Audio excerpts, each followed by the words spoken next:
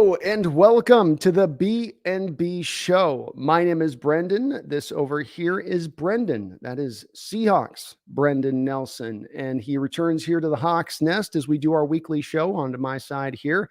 Brendan, how you doing, man? How's life been here in this off season?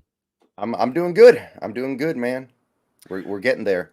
We're getting there. We're getting there. Slowly turning the corner, as they say. You know, the quarter turn. I don't know, whatever I don't watch the Kentucky Derby, but we are definitely getting a little bit closer on into that training camp. And today is a fun day for me and Brendan.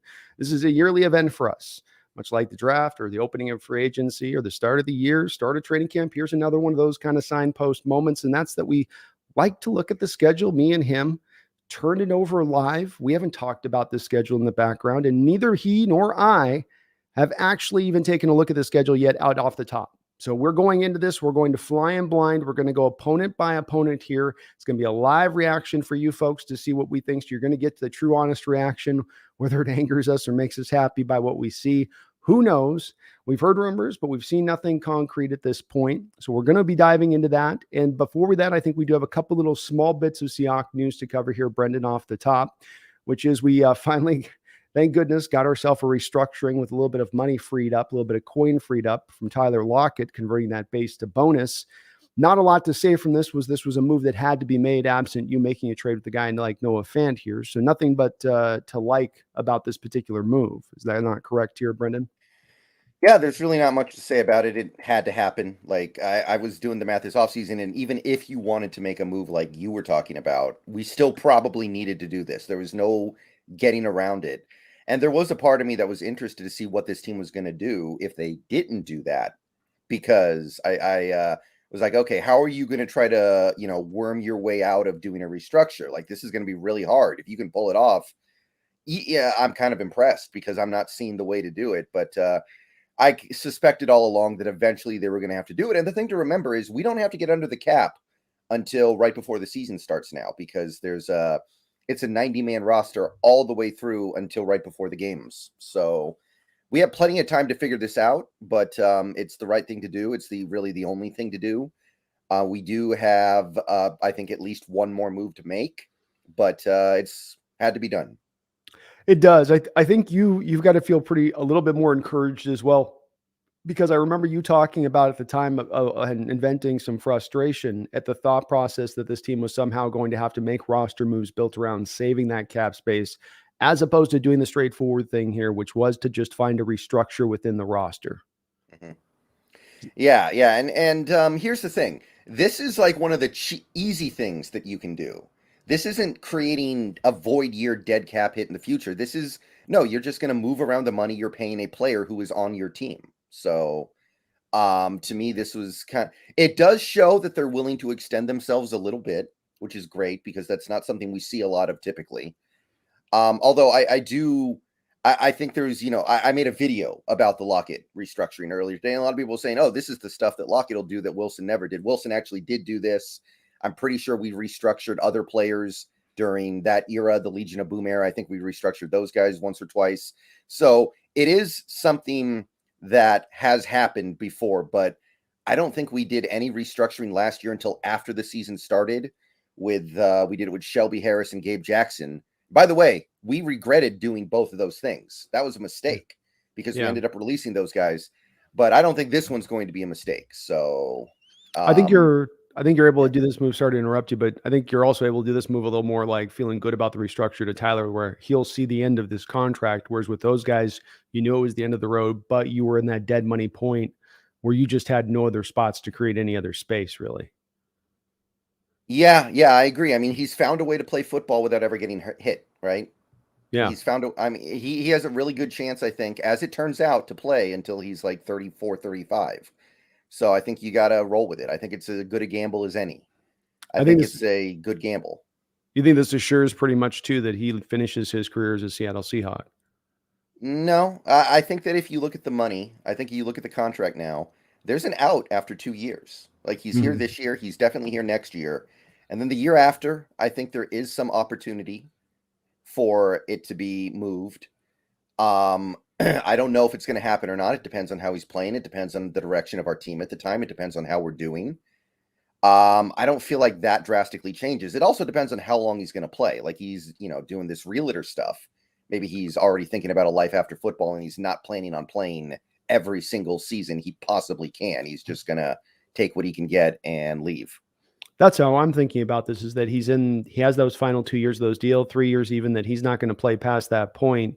He's likely at this point to me to be able to allow to be productive through that time frame because of the fact that he is such a good crafty route runner, number one. He's got the ability to play some inside if you've got to eventually transfer him in there.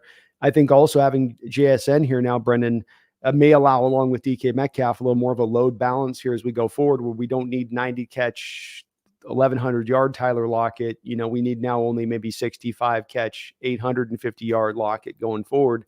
Again, things that might, better preserve him down the line and allow him to play out his career like that.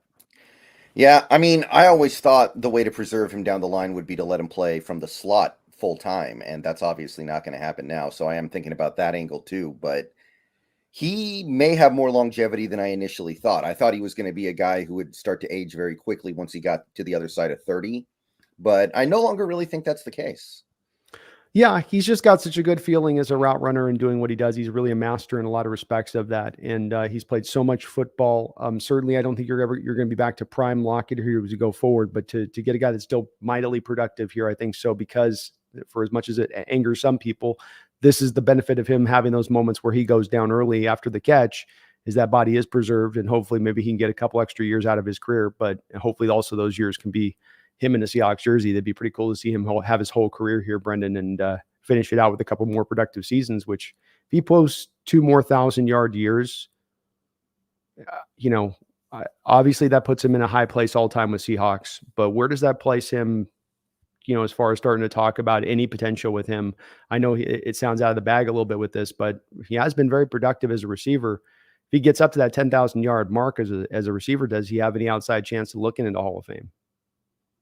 Feels like they've really raised the standard to make the Hall of Fame as a wide receiver. Yeah. So I'm a little skeptical, but a lot of the guys they held out of the Hall of Fame had off the field considerations that I think didn't help. Like Michael Irvin didn't make the Hall of Fame for 2 years. T.O. Randy Moss, I think, was held out for at least a year. Marvin Harrison, I think, got held out. I could be wrong about that, but I think that his Hall of Fame bid came up right around the time the off the field stuff came up. I can't remember for sure. Lockett doesn't have anything like that, so that's not going to get in his way. No. I don't think it's going to happen, but it's at least, I mean, it's at least going to be on the table if he keeps playing. Yeah, certainly if he gets a third year of 1,000 yards, which I think would put him up around 11,000, I believe. If he got up around that area, then you're talking about, maybe so. But that's a conversation for another day, Brendan. We also made a signing on the back of freeing up some of that cap space. This is to avert a little bit of the fears of some of the fan base here as far as getting a legitimate NFL body there on the defensive line. We grabbed Mario Edwards, a journeyman defensive tackle throughout this league. Well, we had obviously met with this guy, so both you and I had kind of priority taking a little bit of a look at him. But what do you think about this move? Is it just hey, he's just a guy? Is this just a jag move, or is this a guy with a little bit of upside to him? I mean, he is a jag. He is. I think that's completely fair to say, but we kind of needed a jag. We kind of needed a jag on that defensive line. And I think he's actually this is kind of a big deal. I think this is kind of important that we did something like this because I think he will play significantly. I think he is going to make an impact on this defense. He might even be the first defensive end off the bench behind Jones and Reed, possibly, because Morris is a rookie and Miles Adams has played like less than 100 snaps in his career. So it wouldn't shock me if Mario is the third guy, your third defensive end effectively.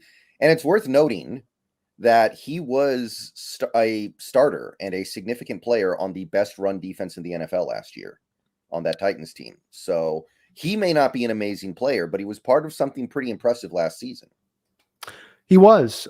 It was interesting looking at some of the statistics on him where he had 11 pressures. He definitely was getting a lot of run as a pass rusher. But the book on him coming out was he was going to be a run defender who might give you a little bit here and there as a pass rusher. Yeah, you look at him last year, and as far as the snap count goes, and he had 112 run defense snaps versus 343 pass rush snaps. So I that's what I've was seeing with him as well, Brendan. But it was interesting to understand that and then see how Tennessee kind of used him at times within that. I think that was more too with just Tennessee was committed to. As I was watching a little bit of film on it today, it seems like they kind of hardlined their rotations. Like the first unit comes in, then the second unit comes in, then the first unit's back in, more than it being about formational or if it's likely a run play or a pass play. They didn't seem to be playing it that way.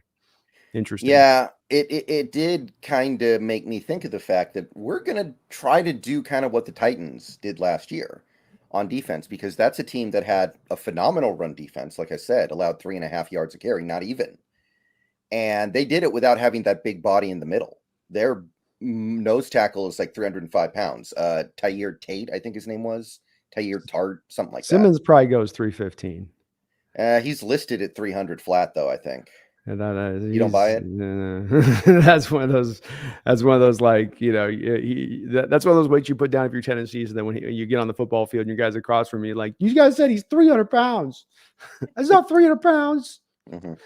Yeah. Their one big body, and I did this analysis as part of a video earlier. Naquan Jones barely plays, so we're also going to try to fix our run defense without getting that big body in the middle necessarily. So. I did note that. I found that to be interesting because there were. Go ahead. No, my bad. No, please go. There were a lot of guys who the Seahawks could have gotten to round out their defensive line here. I actually made a video about this last week.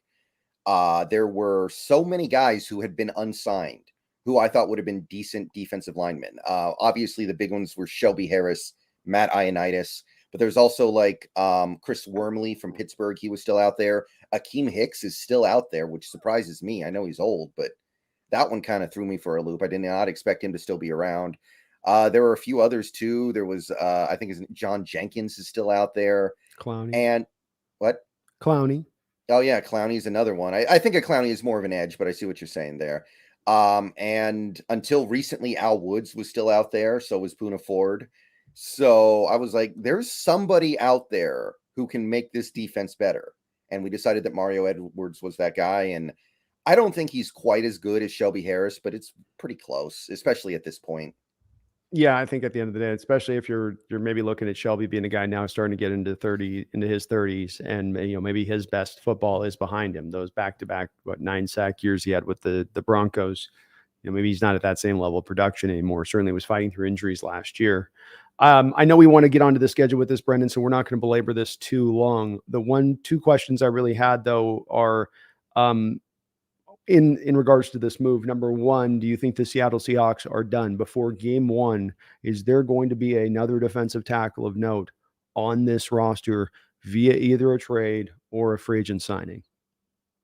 I don't think there's enough money. I think, well, I'm hoping that we're going to extend Nwosu, and that's how we clear up our remaining red cap and get into the black by about $2.5-3 million. But at that point, you can't really do anything else if you want to have wiggle room when the season starts, which I know this team does. Every team does. Every now and then you will see a team like the Rams that won the Super Bowl a couple years ago. I think they started the season with like $400 in cap space, and then madly restructured so they could trade for Von Miller. Yeah. And then had Denver pay most of his salary in exchange for way too much draft capital.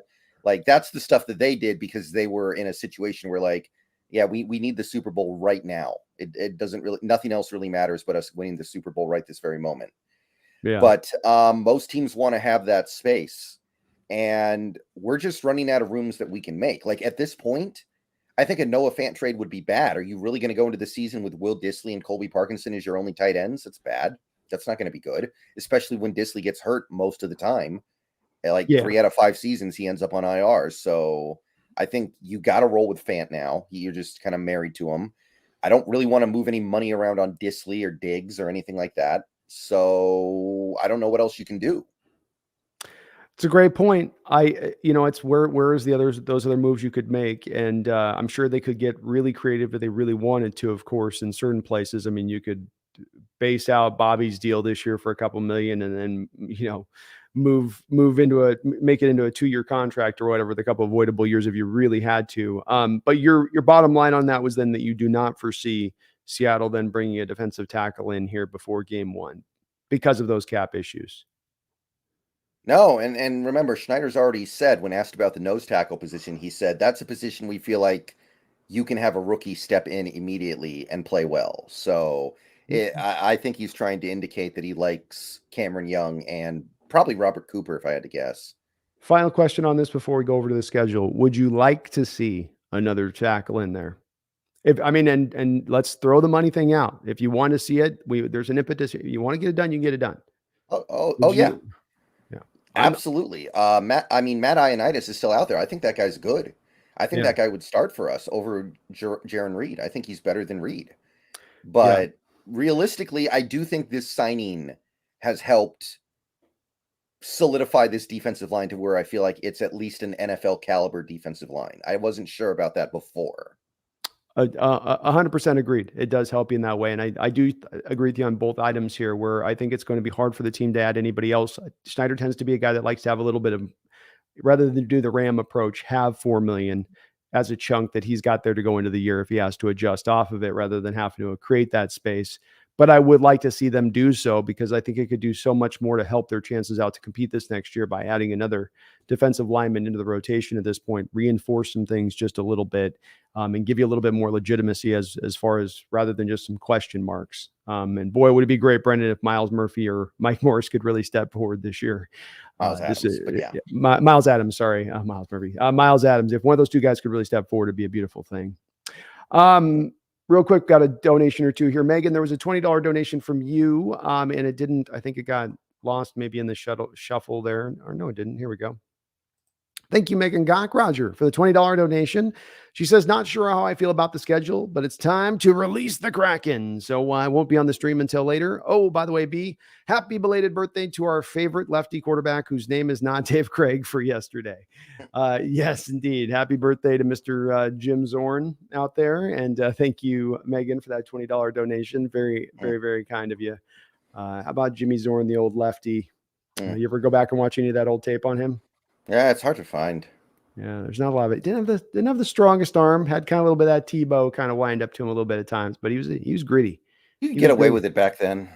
He could. He was mobile back then. He was kind of like a Tarkenton back then when nobody was mobile either. So fun player. Megan, thank you for that $20 donation. I really do appreciate it. Spectre7 with a $5 donation. Thank you very much, Spectre. Says only 120 or so days left. I see 11 wins if the run D holds. Otherwise, 9 wins ceiling if that front 7 can't stop the run. Should be a fun schedule. It's going to be at the forefront of our mind. We're going to break this down here as we go immediately forward now on this Sector 7. Is we're going to be looking at each of these matchups of how can our Hawks hold up at the run with the roster we have right now. We can't anticipate more the cavalry coming in to help out, more reinforcements coming into the ranks. We got to just count on this is what we got up against this particular matchup. So that's the way we're going to have to look at this schedule when me and Brendan are making our predictions, and we'll see where we land. I've had a general feeling about where I think I'll be at as far as the win losses go, but a lot of it depends on how the schedule also is unveiled too, Spectre 7. So that's kind of what this is for, because we've known who we were going to play for months. We just don't know the order. 100%. That's and the order matters. When you play matters. How many 10 a.m. games? How many Thursday night games? When the Thursday night games land? When's the bye week? All of these things will affect your outlook on the team and what they're going to do. But thank you, Spectre 7, for the $5 donation. I appreciate you, man. Garth Knight with the $5 donation. Hey, Garth, it's good to see you in the chat. He says, I've heard Hawk fans need to root against the Saints in interest of the 3rd round pick Seattle got from Denver, as it was initially New Orleans' pick. Is this true? I did not. We need to root against both. We need to root against both in theory, because we get the lower of the 2 picks. Oh. But life is too short to worry about a 3rd round pick. So lower by, I always get this confused because they say lower, higher in drafts, and I never get it right. That means worse, the least valuable, the lesser valuable one. So we would need both teams to be bad. If one team is good, then we get that pick.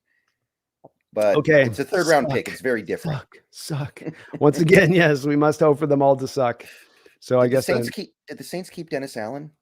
They did. Yeah. Okay, I kind of like them to suck. I got to be honest. If they kept Dennis Allen, I You like ain't my buying the odds. car. You ain't buying car with all those receivers. I mean, I forgot Michael Thomas existed until I looked at a Saints depth chart 3 days ago. So, How I many mean, of these guys that sit out like they've got couples of Olave. year? They Yeah, got Olave. They got, I think Landry's out now, but they do have Olave. But I mean, how often do we get guys sitting out like multiple years and then come back and then they're all good again? yeah. I'm not seeing it. Yeah. So if we're rooting against the Saints, I'll root against the Saints anyway. I don't like the Saints, but I don't know. It's not like last year at all. Last year, the difference between picking in the top 5 and picking at like 29 is huge. So the Yeah. difference between picking at like 65 and picking at 96 it's matters somewhat, but it's certainly not worth sweating about. Yeah. Especially because we still don't know even if that pick is something they're going to end up using. I mean, they might very well just end up trading that pick at the deadline for a player. Hmm. It's could end up just becoming that too. But it'll be fun that we got two teams to root against now this year, not just one. Yeah, But yeah, not as tasty as those first rounders, Brendan. Not quite right. as tasty as the two first and the 2 seconds. Megan, thank you for a $5 donation. Megan, appreciate you. She says, "You know what I'm waiting to hear? Not holding my breath, laughing out loud." Well, he was a very good quarterback. He's right there all time, Megan. He's the not the first, not the second, not quite the third, but the fourth best quarterback all time for our Seattle Seahawks was Jim Zorn. The fourth Yeah, I all guess time. that's probably true. Yeah, Yeah, that's about I right. I think it's well regarded and understood, right, Brent? I mean, there's very little controversy on this one. It's just that's his spot, that's his place, and it's okay. Yeah. He's up there. He's like when they do the shows on the best quarterbacks all time, he's included on the show. He's sitting at the Mhm. seat, you know. Yeah. I mean, Gino's coming for it though. Gino's Gino's coming for it. Gino's coming for Jimmy Zorn, Megan. He's Hmm. making some headway too, setting franchise records. So I mean, Jimmy and I, he might not be invited to that next show. It might be just Gino there with Russ and Matt and Dave Craig, Brendan. Yeah. All right, let's bounce on over here and let's get this started up on the schedule, man. And let's start this off. I'm just going to read off the first one. I'm going to let Brendan kind of lead through a little bit here. Okay, let Meg, me pull it up here. okay, have a pull up. And Megan, thank you for all those donations. Fector7, Garth, appreciate you guys. Very kind of you. Folks, if you do like what you're listening to tonight, do me a favor too, please hit that like button as it does help this channel grow tremendously on top of, again, getting subbed up to Seahawks Brendon Nelson. You ready to roll? Yeah, yeah. All right, first opponent we've got out the gate here, Brendan, is going to be a home opener for your Seattle Seahawks. How about that? And it's against one of our recent rivals here with the LA. We're not tanking. It just looks like that in every way. Los Angeles Rams. So not a bad little matchup there to begin things. What do we gotta be aware of with out the gate on this one? I mean, there's not a heck of a lot left, is there? They don't even have There's Jalen Ramsey anymore. They lost their nose tackle guy, the Greg Gaines and Ashawn Robinson, I think, are both gone. So they've got Aaron yeah, Donald because they can't get rid of him because he's their, NFL royalty. legacy. Yeah. But they don't have him. I Floyd. guess we're gonna get Stafford because this is before Stafford gets hurt, right? We all know he's gonna get hurt, but not That's yet. true. He's got to get his couple of games in so he gets service time where he's like, well, I tried. You guys saw I tried. I went on the field. I tried. So, but Hmm. it does seem like it's a matter of time, doesn't it, Brendan, before the Rams next year are going to shut down Stafford and then they'll just announce his retirement. Feels Yeah. like it's like just a matter of just, because they seem to be in full tank mode. If this isn't tank mode, I don't know what tank mode kind of looks like. And good for them. I'm not knocking them for it. Take it down to the studs. Turn it over that much more quicker. They'll probably be able to bounce back even within next year, the year after, faster, as long as they have the quarterback right. But boys are going to hurt if they end up getting Caleb Williams on the back of this strategy, Brendan. Yeah, yeah. I mean, they're getting a good quarterback almost certainly next year. It's a good class. It's true. Let's True. be Even if real here. it's not even Williams, you're still going to find somebody that's, going to work for you. So Yeah. we're at home. It's electrifying in the home opener there in Seattle. People are stoked. We saw Denver go up against this on the primetime game last year. I don't know if there's a lot to really dive into this one as far as what's going to be really the tough matchup of this. Obviously, McVay has had Carroll's number from an offensive standpoint and way he goes about attacking him. Seattle seems to be making some adjustments over the last couple of years, though, that should at almost the spearhead in their approach be to deal with the said things that McVay has been giving them troubles with, because other teams have copied McVay and how they've attacked this defense going back the last couple of years since McVay walked in the door. But from a talent standpoint, you are going to be vastly superior because, like you said, the Rams have taken so many guys down, especially on that defense, that they're just not going to have the talent to stand up with you. They shouldn't, not anymore, right? They really shouldn't have the talent to keep up with us at all. Like, they've got, after Aaron Donald, who's the second best player in that defense right now? Because I think they lost Leonard Floyd. I could be wrong about that. If not, it's him. No, you're right. No, he's gone. They did. Okay, yeah. So it's like the Husky safety they drafted a couple years ago. Rapp, right? Taylor Rapp. I can't think of anybody else. That sounds right to me. And then everyone else just feels like a guy that was from like a Madden generated draft class. Basically, it's a bunch of guys who aren't really worth talking about all that much. Yeah. And honestly, I'll say this. I think Carroll's done a really good job against the Rams offense over the last, I'd say, 4 years. A lot of the games where they put up points on us in that span have been games where the offense just went our offense was just going 3 and out over and over and over. And eventually the defense broke a little bit. But I thought 2021, our defense did good in both games against the Rams. And then the offense just couldn't get anything going at all. I thought the year before that, I thought the defense played pretty good, not great, but good in all 3 games. Gave us a chance to win all 3 games, and the offense only got it done in 1 of those games. So I feel like he started to kind of crack the code recently. So I'm not too worried about that element of it. So I'm feeling good about this one. I can't think of any reason to not feel good about it as of right now. I do too. I hard not to look at this one season opener. You know, it's going to be one that they're going to, be definitely concentrating on and trying to get the most out of with this. So I hard not to see this as down as a W. The offense, that Allen Robinson's another guy that they lost on that offense this last offseason. They had an okay draft, Brendan. I don't think that they did anything that was insanely crazy, that was like mind blowing, that you go, okay, that's going to get me really worried here. A couple of guys that were okay, but nothing that's going to light the world on fire for them. So I definitely see this as a game that you should win by probably double-digit points playing this at home against this Rams team. I've seen this Rams team is going to have a hard time getting 2 to 3 wins carved out, and if they do, it's because of McVay's ability to play chess against guys that are playing checkers at times. But absent that, I think you have this game pretty well firmly won. 1 o'clock time, they should be able to probably take care of business here. Who's the Rams' backup quarterback, by the way? That's a good question. It's not Baker Mayfield anymore. They lost him. Yeah, no, they did lose him.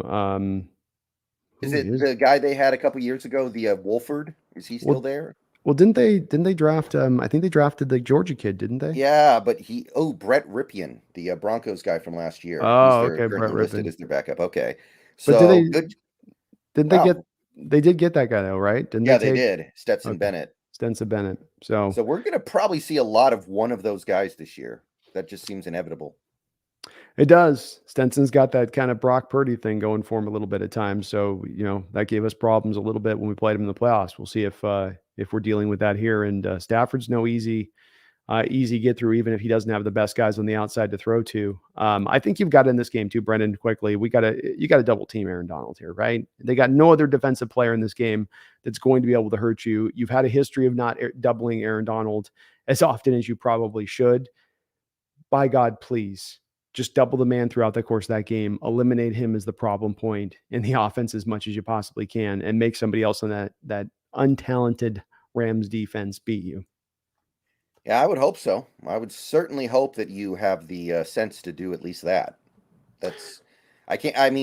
Who else is even in that front 7 anymore? I'm trying to actually, off the top of my head, name another guy on that Rams front 7, and I'm struggling. Even a guy they drafted, Terrell Lewis, out of Alabama a couple of years ago, they released him. He never shook out to being anything good for them. So I'm with you, where I'm like, who is it that they've got? I'm sure I could go look at the roster and a couple of guys. Oh yeah, this guy. But it's very, this is as empty a roster for talent right now. And it's been done purposefully so, as much as any that you're going to find in the NFL this upcoming year. And so we should be able to, I like getting this game week 1, Brendan. I don't like getting those real tough games right out the gate. I like getting a little bit of let's get warmed up, let us get the last of the kinks, especially with the short preseason, schedule. Let's get those kinks kind of worked out in that first game against maybe an opponent where we got some room for error and a chance to kind of try out some more things. Right. All right, let's move on to the second week, because I don't think there's a lot to talk about on this particular matchup. In week 2, the Seattle Seahawks travel on the road, and they are going to go back to a place they went last year in one of the more entertaining games, I think maybe the most entertaining game in all of the season last year, and that was a game against the Detroit Lions. It's going to be our first 10 a.m. start time, which has been something Coach Carroll and company have been able to solve in recent years, Brendan. He's done very well against that, but this is going to be a very tough opponent for our Seattle Seahawks. Talk to me a little bit about this matchup here against the Detroit Lions come week 2. I mean, they're dangerous for sure. They're an interesting team. I thought they had a really good free agency personally. I like their free agency a lot. I did too. Didn't like their draft at all. Ooh, but oh yeah, you didn't. I forgot about that. Yeah, I thought they reached like crazy. I mean, the Hendon Hooker pick was about right. That pick was pretty good. And they did get they got the Brian Branch in like the late second, which I thought was really good. But I didn't really like their other picks that much. So I thought there was a little bit of wasted potential. They left a little bit on the board there by making this decisions they did. But it still should be a pretty loaded offense at the very least. I know they lost one of their receivers, the guy who caught the 4th down that eliminated Green Bay last year. He's Shark. Yeah, Shark went to, I think he might have went to Jacksonville or something. Yeah, he left. He headed out. Yeah. So they did lose a little bit. They lost Jamal Williams to the Saints, but it still should be a pretty potent offense. They kept their offensive coordinator from last year, which was huge. I thought for sure Ben Johnson was getting a head coaching job, didn't manifest. So they have an opportunity here to build on last year's offense. They still have Jared Goff, obviously. They're going to get Jamison Williams on the field this year. He barely played last year. That's a big deal, I think. He was supposed to be, I think, the best receiver in that class, and then he got hurt.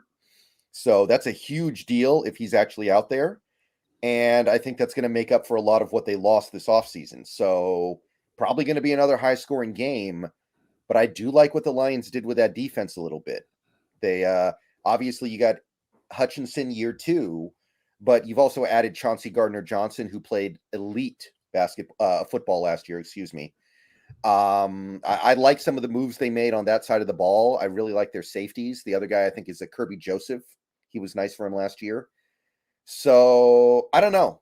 I'm pretty on the fence on this one, man. I'm pretty on the fence. And going into Detroit, I'm feeling like they may very well take care of business in this one. Yeah, I think even last year they were able to we went in that game. We had I think pretty much a fully healthy team at that time. Rashad Penny was still going. And you really were given everything that you could take from that Detroit team as far as they gave you all you could handle. And that was a Detroit team in that game that was down, I believe, if not Amon St. Brown, they were down a couple of their receivers. DeAndre Swift wasn't there in that first game, I believe.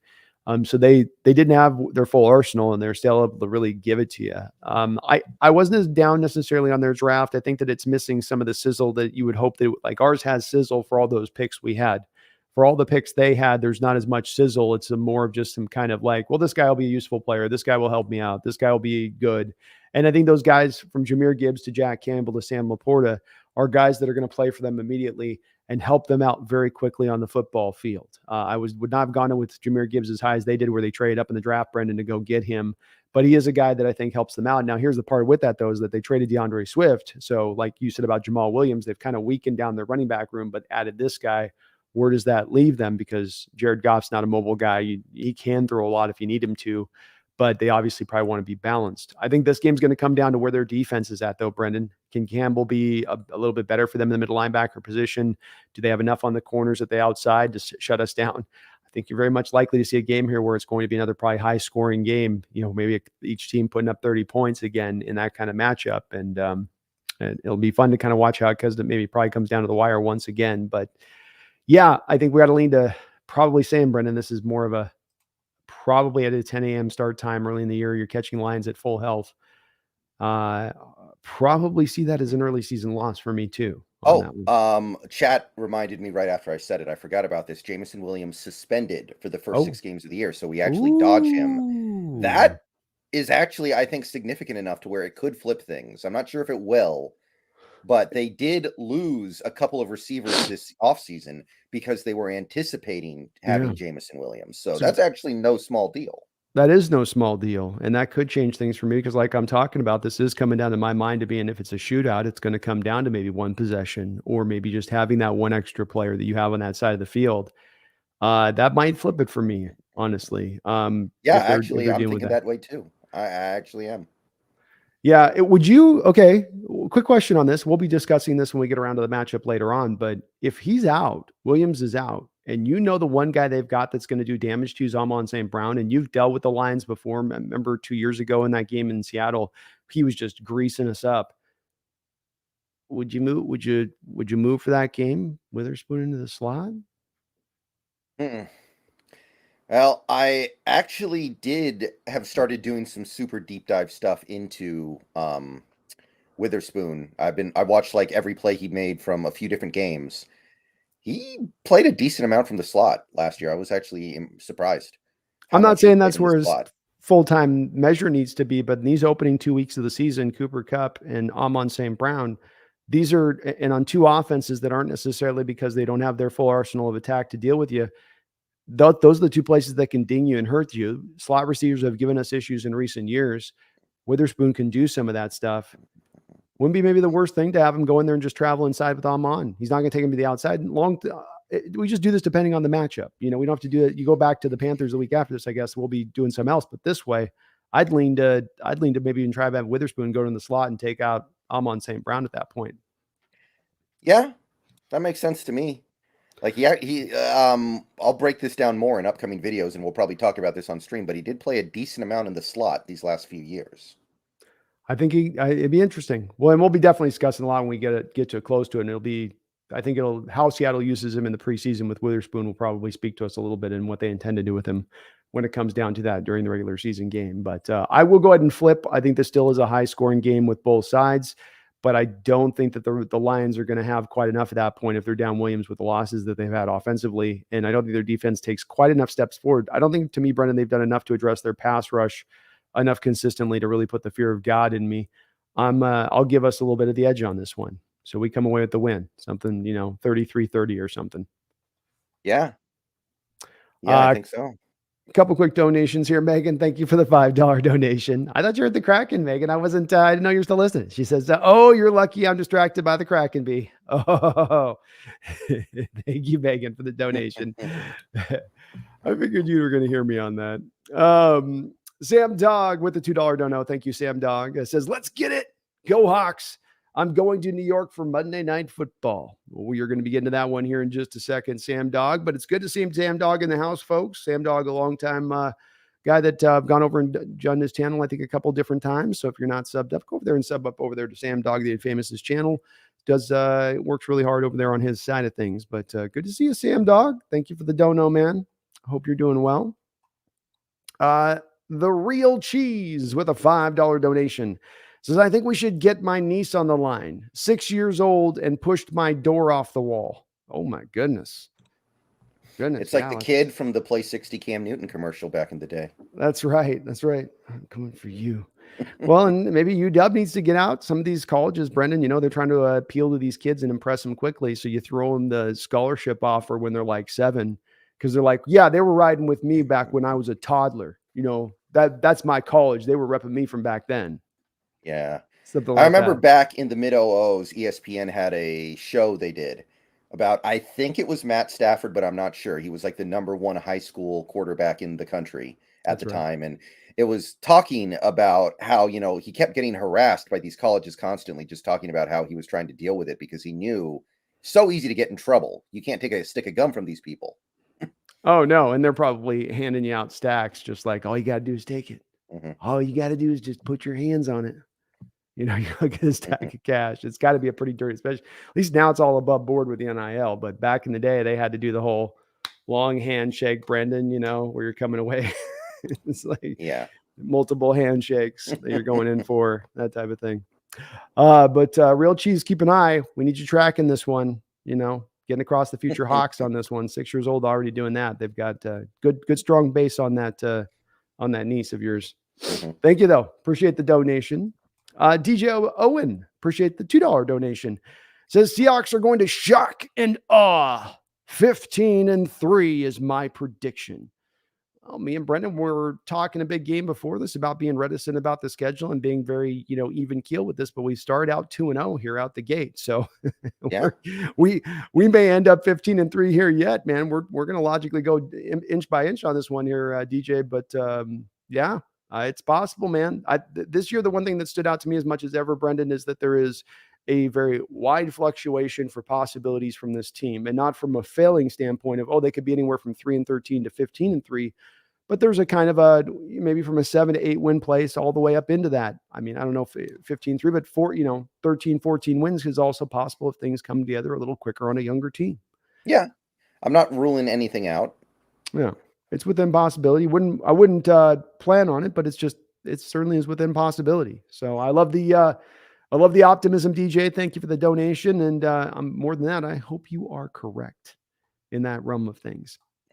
All right, let's move on here to the next opponent we have up on the gate. And this is going to be the Carolina Panthers, led now by Frank Wright as the new head coach. Appreciate you guys on all those donations. The Seattle Seahawks are going to face the Panthers back at home, 1:05 p.m. on September 24th. So we played the Panthers last year, Brendan. Different coach, different time, different place, but they definitely gave it to us at the line of scrimmage. This is an up-and-coming team with its roster in a lot of ways, I think. Would you not agree? Yeah, it is, but they have kind of had to really weaken themselves at other positions in order to secure that Bryce Young pick. Like, I was looking at it, like their receiver situation is pretty ugly. Mm-hmm. And they also let Donta Foreman go, who was kind of the linchpin of them having a good second half of the season. Yeah. So I was looking at it the other day, the Panthers depth chart. They have one of the worst receiver sets in the league. They've got Shark Jr. That's actually where he went. DJ Chark went to Carolina. Terrace Marshall Jr., who hasn't really done much yet. They're just going to cross their fingers and hope this is the year. Adam Thielen, who's getting to the point where he's just a guy. Yeah. And Chenault, who I actually remember from the draft. Laviska Chenault. I think he's already been on like 3 teams in his career, so that's not a good sign. Yeah, they're trying to do like even at the tight end position, Brendan, they're doing it like as a strength and numbers game rather than finding anybody that's like legitimate. They just have even Jonathan Mingo. Yeah. They just have like a lot of guys in there. Yeah. Nobody's really going to put any fear in you. Yeah, they do have a decent offensive line. I think they got a pretty good offensive line, but that is not really an offense that is going to put fear into me. It's not an offense that I think is going to put a lot of positive things around Bryce Young. It's a good thing he knows how to improvise because he is going to have to do some improvisation on this team, I think. But their defense is nice. Their defense, they still got Brian Burns. They did not trade him last year when I'm sure the thought crossed their mind. They still got Horn, I think Joe Horn Jr., who I believe is a top 5 corner in this league right now, maybe even top 3. I think he's right up there with the best of them. JC. Yeah, JC Horn. Okay, so they didn't do the junior thing. I was looking at players. Oh, you said Joe. You said Joe Horn, so you were thinking of the former receiver, I think. Yeah. I do the same thing. Wait till older, brother. Then it's going to be like you're going to be referencing all these older players with the names that are this close to being the new. Yeah, I'm used to I'm used to a lot of juniors. There are a lot of juniors in the NFL. Oh yeah, there are. My favorite is Gary Payton, who named all his kids like Gary Payton Jr., Gary Payton II, Gary Payton II. Like he kept coming up with different ways to name them Gary. That was my favorite. George Foreman too. Every kid that he named was George Foreman. Then he had a girl. It was Georgina Foreman. That's pretty good. But yeah, I don't know. Probably going to be a bit of a challenge for the offense. But I'm not really worried about that Panthers offense yet, especially at home after they've had to travel 3,000 miles. I feel good about it. I feel good about this game too. I think that if there's a game that people start to talk about where the Seattle Seahawks are going to get gouged up the middle in the running game, and that there's just this, as you hear some of the fans talk about this, a sort of powerless nature to stop it because you don't have the talent to do it. Well, here's an opponent that did it to you last year. Here's a spot that's going to be an early test on the schedule to see what the team that's committed to running the football, I would guess. Obviously, with Frank Reich, we don't know how he's going to run the offense, but certainly with Indianapolis, they were mightily committed towards running that football with Jonathan Taylor. I would expect the same here. And so that will be a game that comes down to, in many ways, to if you can stop the run. You couldn't last year. You couldn't control the line of scrimmage last year. Let's see if you can do so again this year. How do you deal with Derek Brown? How do you deal with Brian Burns coming off that edge? That'll also be a big part of how that game goes. The fact that you get to play this at home versus playing on the road gives me just that little bit of extra confidence of optimism in this game. To kind of, I'm starting to shift here a little bit. I'm thinking, man, I walk in this thinking, before I even looked at the schedule, I thought initially we'd be at 9 wins, 10 wins, but I'm going to, I think, find myself here out the gate, Brendon, going 3-0. As I just look at that Carolina roster, I think about the fact you probably have a rookie starting in that game in his third game of his career. I know they're going to tell us that Andy Dalton's going to be the bop, but they didn't take that guy number 1 overall to have him sitting on the bench. You know, That's they're going just to something they say. By the way, last year's Carolina game was a game where our running backs were Travis Homer, Tony Jones Jr., and that's it. That was a game where we were completely one-dimensional. It was all on Geno's shoulders. We had zero running game. And even with how badly we got run all over by Carolina, I think that if we were able to run the ball even a little bit in that game, I wonder if we still win it. Because the moment you make Sam Darnold have to complete some throws to beat you, the odds are in your favor. It's very true. You never made Sam Darnold uncomfortable in that nature where he was really having to get drives done. They always felt like they kind of had things somewhat in control, almost like like a jiu-jitsu match in UFC where you've got a guy that just can wrestle really well and he's got the guy just constantly in control on the ground. That's how they sort of had you last year. But this is what happened to you on the back of the schedule is your running backs became, as we've talked about many times, the decimated, the position got broken down, and you got to a place where you didn't have guys that could be anywhere near the difference makers you had at the position early on. And this is what Seattle's done this offseason to try to correct that. And you certainly would hope by week 3 of this next season, Brendon, that they'd have at least a healthy enough running back that would be better than what they walked into last year that you just talked about as far as your available options. Where do you got this game then? Is this one that comes down to the wire for you, or is this a fairly easy win? I'm feeling just kind of clean and good about it. I think it's good. I think we win. All right, I'm going to go the same way. I'll go with a 7-point victory at home. I like this early schedule so far. This isn't too daunting to start out with, especially having a little bit of that suspension with Jameis Winston, which does hit the Lions right in that where it's a little bit vulnerable, because this is the spot where they've opened up a little bit on their roster with some of the moves they've had to make in other places this off season. All right, so we are 3-0. I should have updated my banner, darn it. I thought I did update my banner, just thing didn't show up. So next schedule we've got here up is that the Seattle Seahawks are going to go Monday night to start out October 10-2. We are going to go to New York to take on an upstart New York Giant team, Brendon. Interesting matchup here. Giants team led now by Brian Daboll, who last year surprised a lot of people by not only getting into the playoffs, but beating a probably overrated Viking team at that point, right? That was a team that everybody saw. Yeah. Their numbers coming up at one point or another here. It's not going to shock anybody. New York, of course, is the stadium has been good to us, Brendon. We've had our share of wins in this stadium, Brendon. We've had a Super Bowl title in this stadium. So Saquon Barkley's back for the Giants.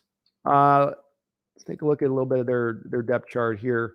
Yeah, go ahead. No, break it down for me. Receivers, they got Sterling Shepard, Wan'Dale Robinson, Jalen Hyatt, Darius Slayton, and I think they might have one other guy of note, but those are their receivers. I like their tight ends, though. They got Darren Waller this year, though. So they've got really bad receivers, so they're going to make up for it a little bit with the tight ends.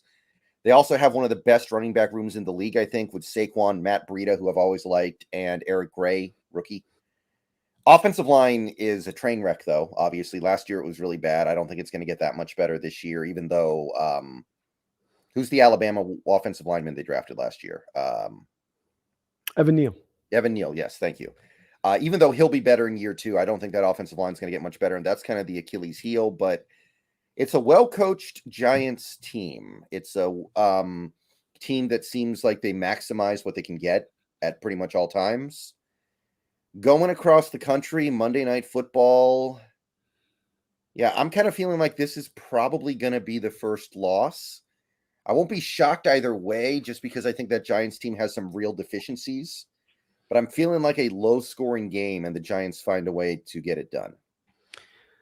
Yeah, I think I find myself leaning in the same direction. This is going to be a little bit even of a tougher test for, I think, our Seattle Seahawks as far as what I was talking about with the Panthers in this game the prior week, where you're dealing with a team that will be committed to running the football, and they're not a team that's going to have to feel forced to pass the ball at any point in time. If you can't stop the run, especially on those inside A-gap type runs, say nothing of the pitch plays and fly sweeps, they will just do it all game long to you. And with having the goods of the guy like Saquon Barkley or Daniel Jones, even that can run that read option stuff and then just be himself kind of a dangerous element with his legs and how they use him. They kind of do a little bit of a pseudo Jalen Hurts thing, or at least that's how they have done that with Daniel Jones in the past. And I am a guy that, though I hate that contract they gave him, Brendan. I think it's kind of silly in so many respects, but you can't discount the fact the guy's not really ever had a great offensive line, and he certainly never had true playmakers to operate on the outside. He's always getting by with a very bare minimum crew. Not that they're great right now, but Paris Campbell, Wan'Dale Robinson coming back second year out of Kentucky in there. Darius Slayton is a guy that should be able to at least get the job done for him. You mentioned Darren Waller. That was a great trade for them. They stole, I thought, Waller from the Raiders in that trade. And then Sterling Shepard, who's been there for a very long time, you also spoke about. Even Matt Breida backing up Saquon's a guy that gives them a speedy guy that's the type of running back that can give our Seahawks defense, or has given our Seahawks defense in recent years, some troubles. So I look at that and I get a little worried about that. You did mention the offensive line that's been bad, and it hasn't been great, but it does have Andrew Thomas is pretty legitimate at left tackle. If Evan Neal can come back off of kind of an injury-plagued first year, solidify down that right tackle spot, they're in a lot better shape. Mark Lewinsky's at least a league average guard for you at right guard, and then they did draft John Michael Schmitz out of Minnesota. So now you got a guy who was pro ready to get in there and start day one for you. That could be an offensive line, like I said, that with Saquon, with Daniel Jones, read option element.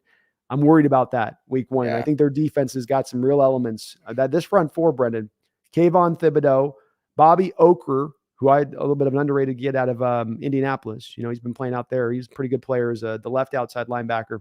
I had a lot of Seahawks fans in my streams during free agencies talking about Okereke. He's a fun player. He stood out on that Colts defense. Not a Colts defense that very many good players, but it was him, Buckner. Obviously, when the middle linebacker's playing, he's another guy.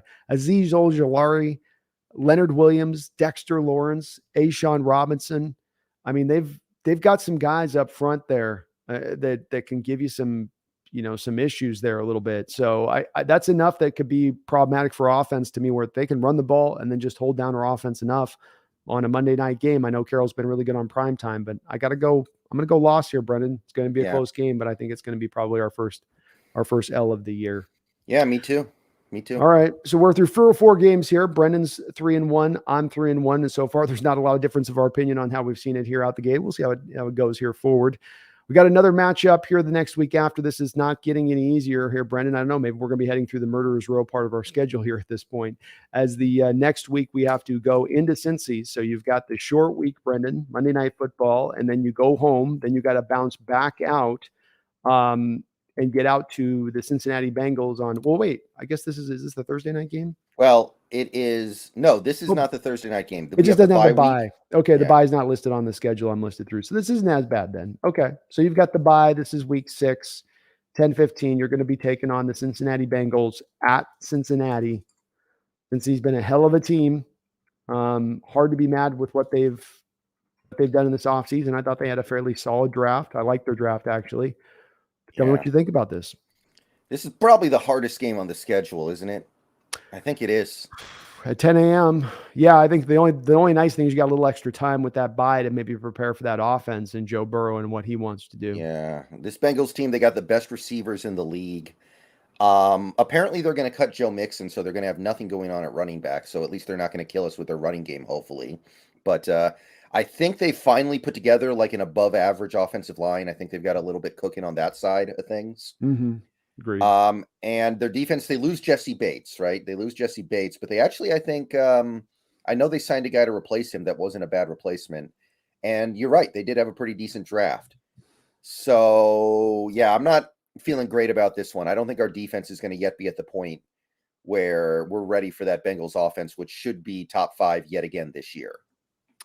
Yeah, this just strikes me as a game you're in the middle of the season, Brendan, coming off a bye, maybe a little like not quite on everything in the way you'll be as you get through the end of this schedule a little bit.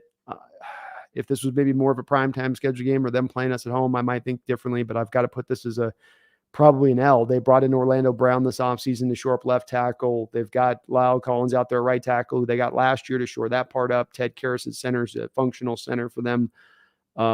Defensively speaking, they've got some real good underrated players kind of across the board. They did lose their real good safety, Jesse Bates.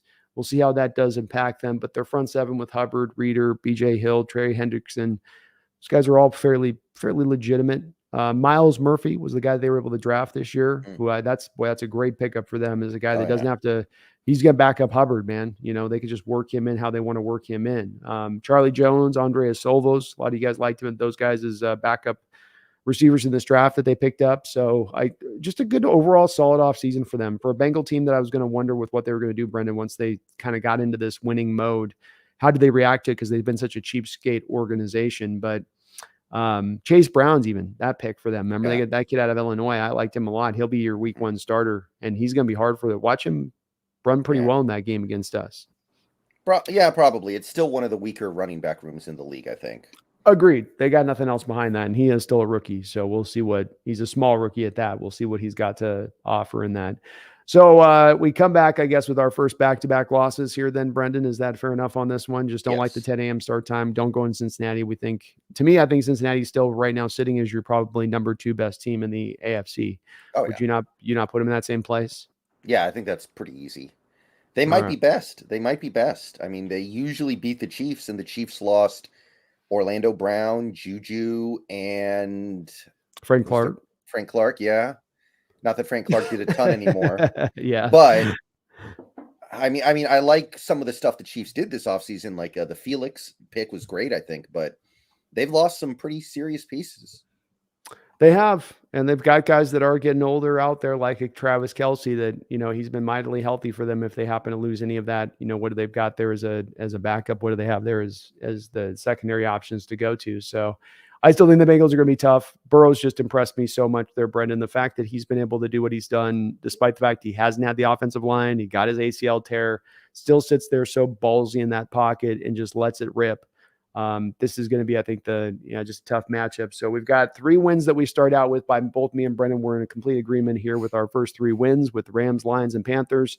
Then we go with 2 straight losses to the Giants and the Bengals, leaving our Seattle Seahawks at 3-2 through the first 5 weeks of the season. And then we get a little reprieve, Brendan, in the schedule, as then the next week we're going to go back home and take on the Arizona Cardinals in week 7. Break down this matchup for me. Well, who are we playing at quarterback? Is it Kyler? Is it Colt? Is it Clayton Tune? Is it David Blow? Like, it could be any of them, I feel like.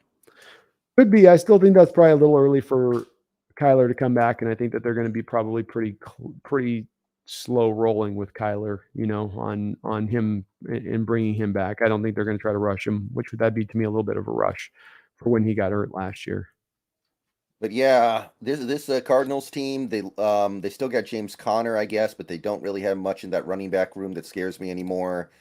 Probably the best thing about their offense might really be their tight ends. I like what they're doing there.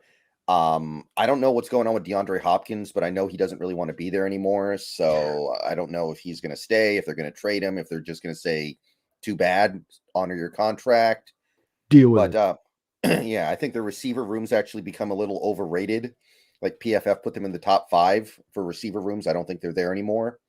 And the defense, the best thing about the Cardinals last year went to the Broncos. Zach Allen may have been their best player last year. In fact, I think he was, and he's gone. Watt might have been their second best player. Yeah, that's a good point too. So you've got, I'm looking at this defense right now. You've still got Budda Baker, who also wants out, by the way. Yeah. And there's not a lot to feel good about other than maybe like a rookie like BJ Ojulari. I like him. Right. Mm-hmm. Yeah, this feels like a rebuild year. I don't think there's a lot to say about this team. There's not a lot to be excited about here. They're going to play out the string. I don't mind what they're doing on their offensive line. I think they're on the right track there. but overall, it's not a very good team. No, it's not. They do have some stuff that's not going to make them, I think, completely a walkthrough. I think they're going to have more talent than the Rams when I really look at this. I thought for a while that they'd be behind the Rams, but the more I look at their roster and where they're at, they're probably a little bit ahead, especially if they get some young guys who step forward like Myjah Sanders or Cameron Thomas, or LJ Collier. They signed in there. But I do like what they're doing on their offensive line. Like you said, Paris Johnson, DJ Humphries, Kelvin Benjamin out there, Will Hernandez. It's a functional crew. They I drafted John. wish Kelvin Benjamin, I mean, he'd only have to gain like 5 more pounds to play on the offensive line, but I don't think he's on the offensive line right now. Oh, he may be up there now. He's had a good couple of off seasons to get a little you bit. Meant thicker. Kelvin Beachum, right? Kelvin Beachum. That's who I meant. Yeah, it's not Kelvin Benjamin. Like I said, you get older, Brendan. All the names they all run together. Yeah. But still with Zach Ertz, they drafted Trey McBride the second round last year. Those are the 2 tight ends you mentioned that could be give you some issues. Maybe they go to the 2 tight end sets. James Conner still there at running back. So it's a tough matchup, but this is one where I think in both the games I'm going to look at with this team, we've got this matchup. We should be 2-0 both with them and the Rams this year.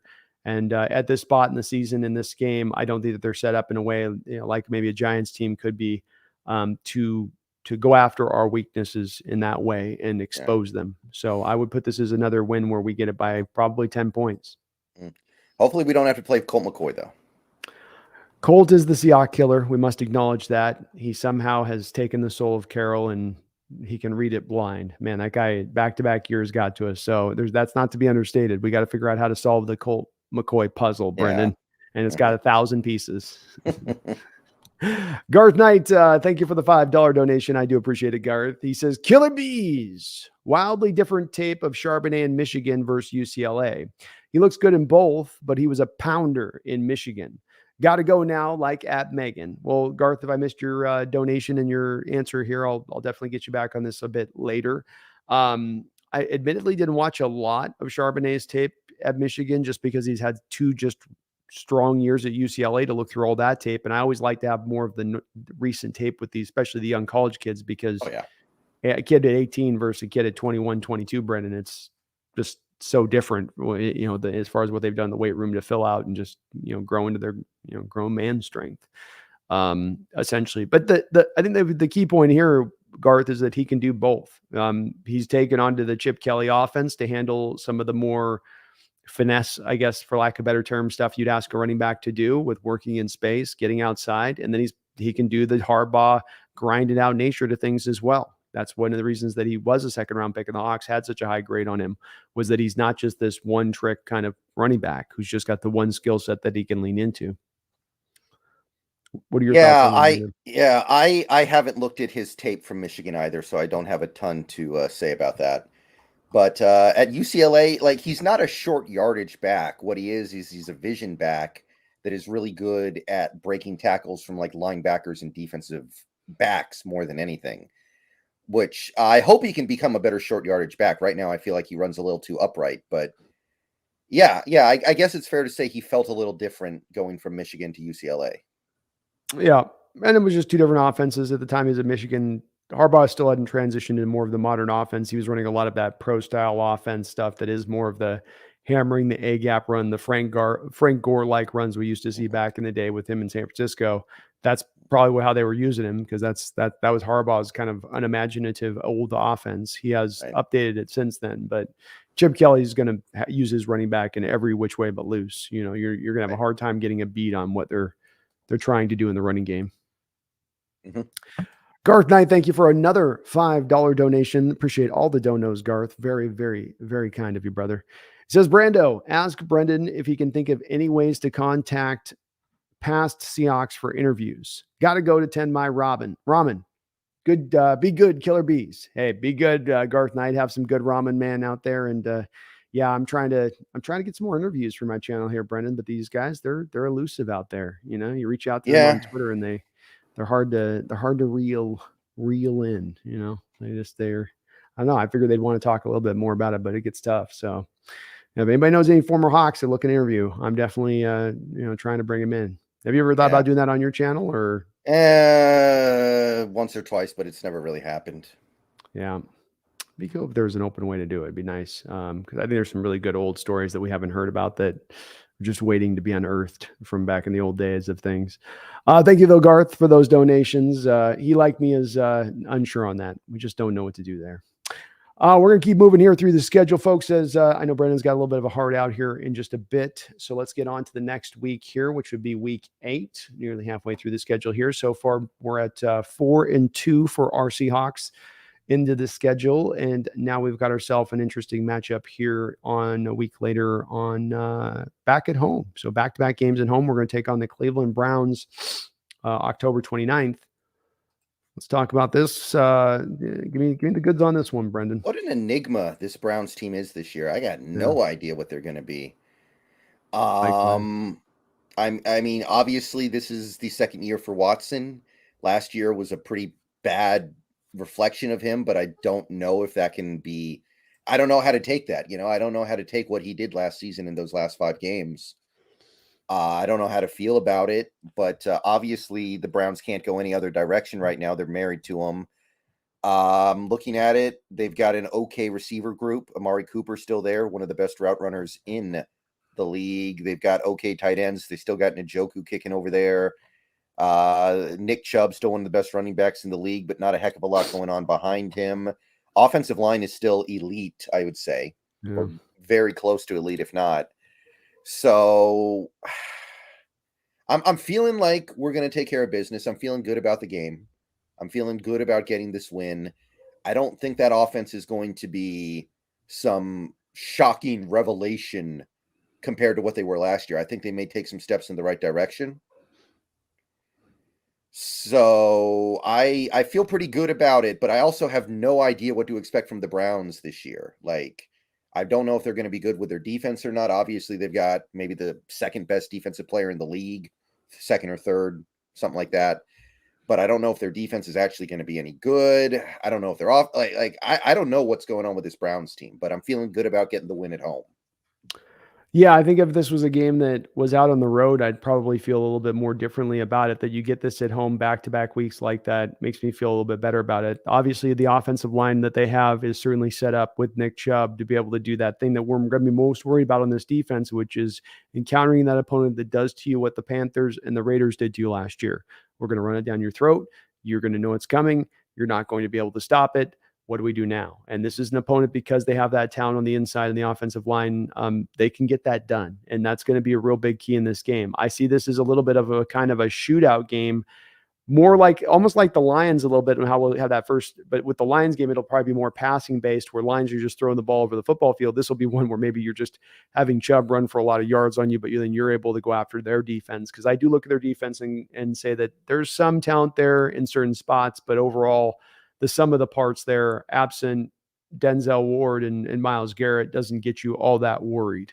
It's the only thing that could maybe be problematic on this matchup is if Greg Newsome, that other corner they drafted highly a couple of years ago, 2 years ago, it steps forward and allows them to do a little bit like what we're trying to do with Witherspoon and Tariq Woolen. And then you've got 2 lockdown guys on that outside with DK, and then becomes JSN better be ready to roll at that point in time. But nothing super scary on the skill positions or defensively about that team. And because you're playing at home, Brendan, because Deshaun Watson just did not look good last year, we can't apply to him what we thought what he was at Tech with the Texans. You can't just go without saying, well, that's now what he'll be in year 2 here with the Browns. Well, maybe not. A lot of these guys take a year out of football, Brendan, and they don't come back in the same way, especially a guy like that who had so much of a tattered history at that point going through that. I agree. All right, so we got Brendan. I know it's not fun, folks, but we have not disagreed as of this yet to this point. We've got us at what are we at here? We're 5-2, if I'm not mistaken, Brendan. Right. All right, so we're 5-2 at this point. We've got up next the Seahawks traveling. Is this a Thursday night game here, Brendan? No, this is still a Sunday game. Yeah, Sunday. Still a Sunday game. So the Seahawks are going to travel out to Baltimore to take on a very, very difficult Ravens team with Lamar Jackson now back into the fold week 9. Whew. Yeah, kind of interesting here. I mean, the Ravens, they did a lot to try to fix their receiver problem, but I don't know how good of a job they did. I still think they have a below average receiver group. Not in love with their running backs either. It feels like the running back is almost secondary a little bit in Baltimore because of the system they have. They'll always get good production out of their running backs. got great tight ends, still got a great offensive line. All those teams over in that AFC North really understand offensive line, it feels like. But I'm going to say that this is the game where the Seahawks prove they're a team to be taken seriously this year. I'm going to say this is like the game where we probably go in as underdogs by at least a few points.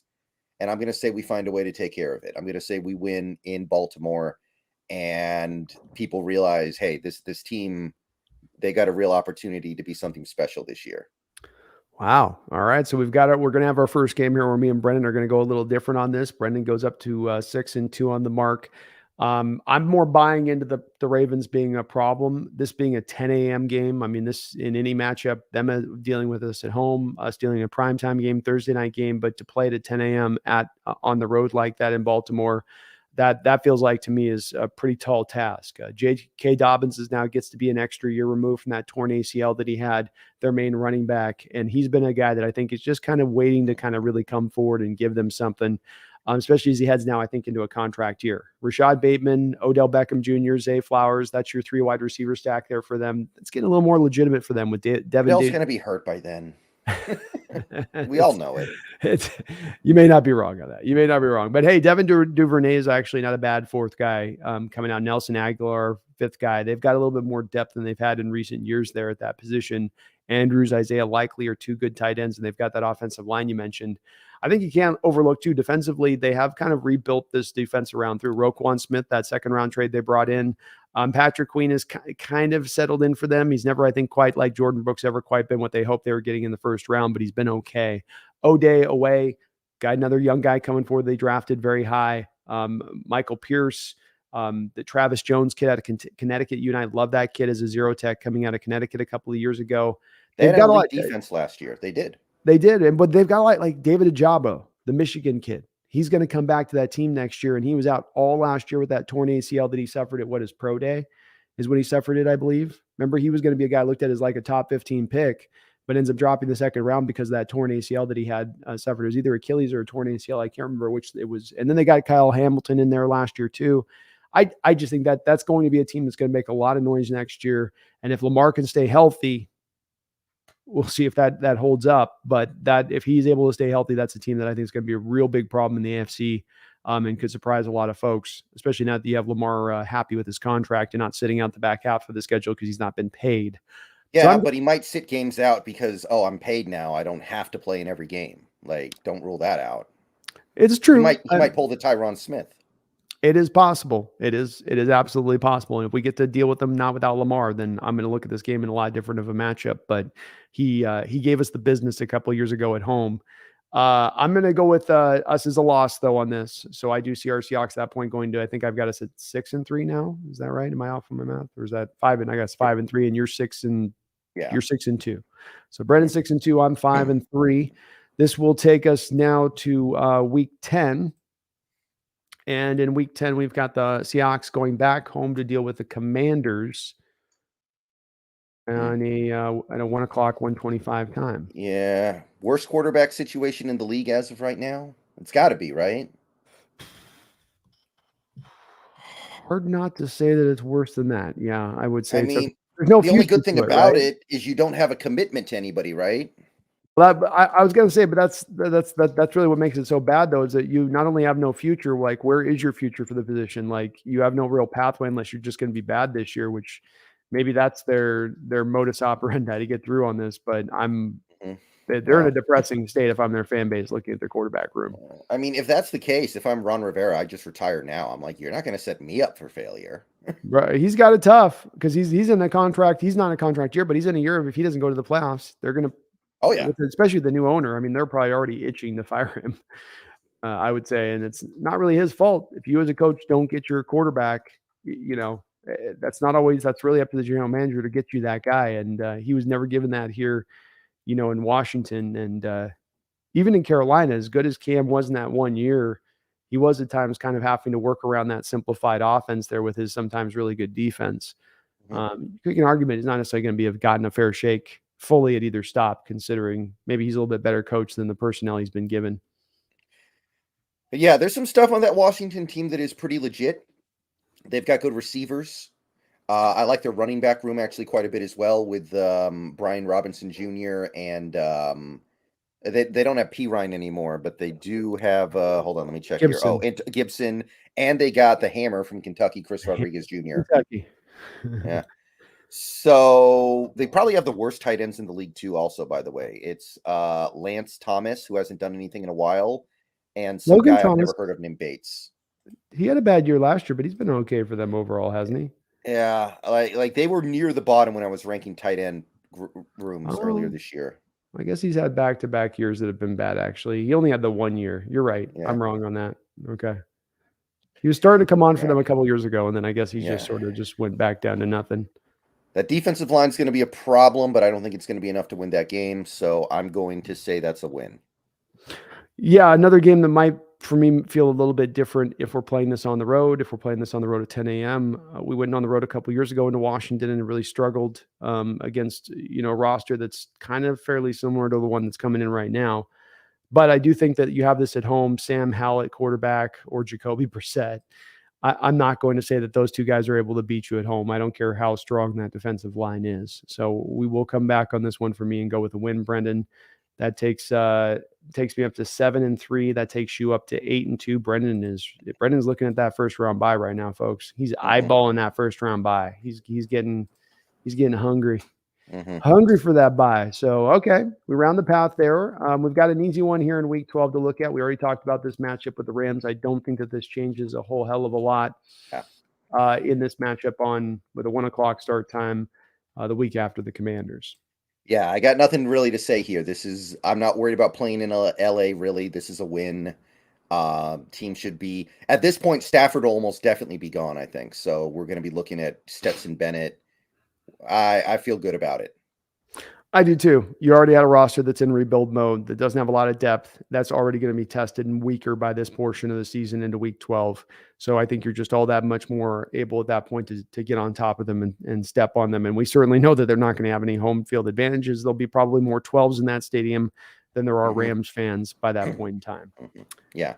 All right. So that takes you to 8-2. Yeah. And I am, wait a second. Is that right? 9-2. You're 9-2, and I'm 8-3. All right, we come back up now, and we've got, it's time for the dreaded rivalry. It's time for the dreaded rivalry game here. We got the 49ers coming into town just a little bit before Thanksgiving on 11/23 here, November 23rd, week 13.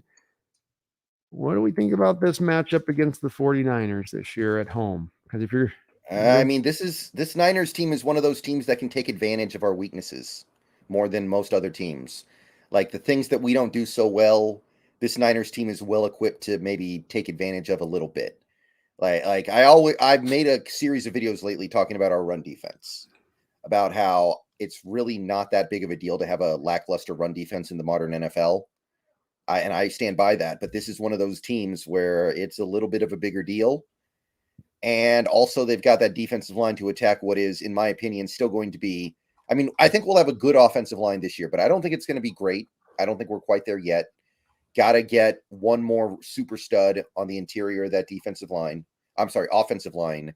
And that's something they can also take advantage of because of how good their defensive line is. So even though we're at home, even though it's on the short week, it's a Thanksgiving game, and I'd love to say we find a way to win this one.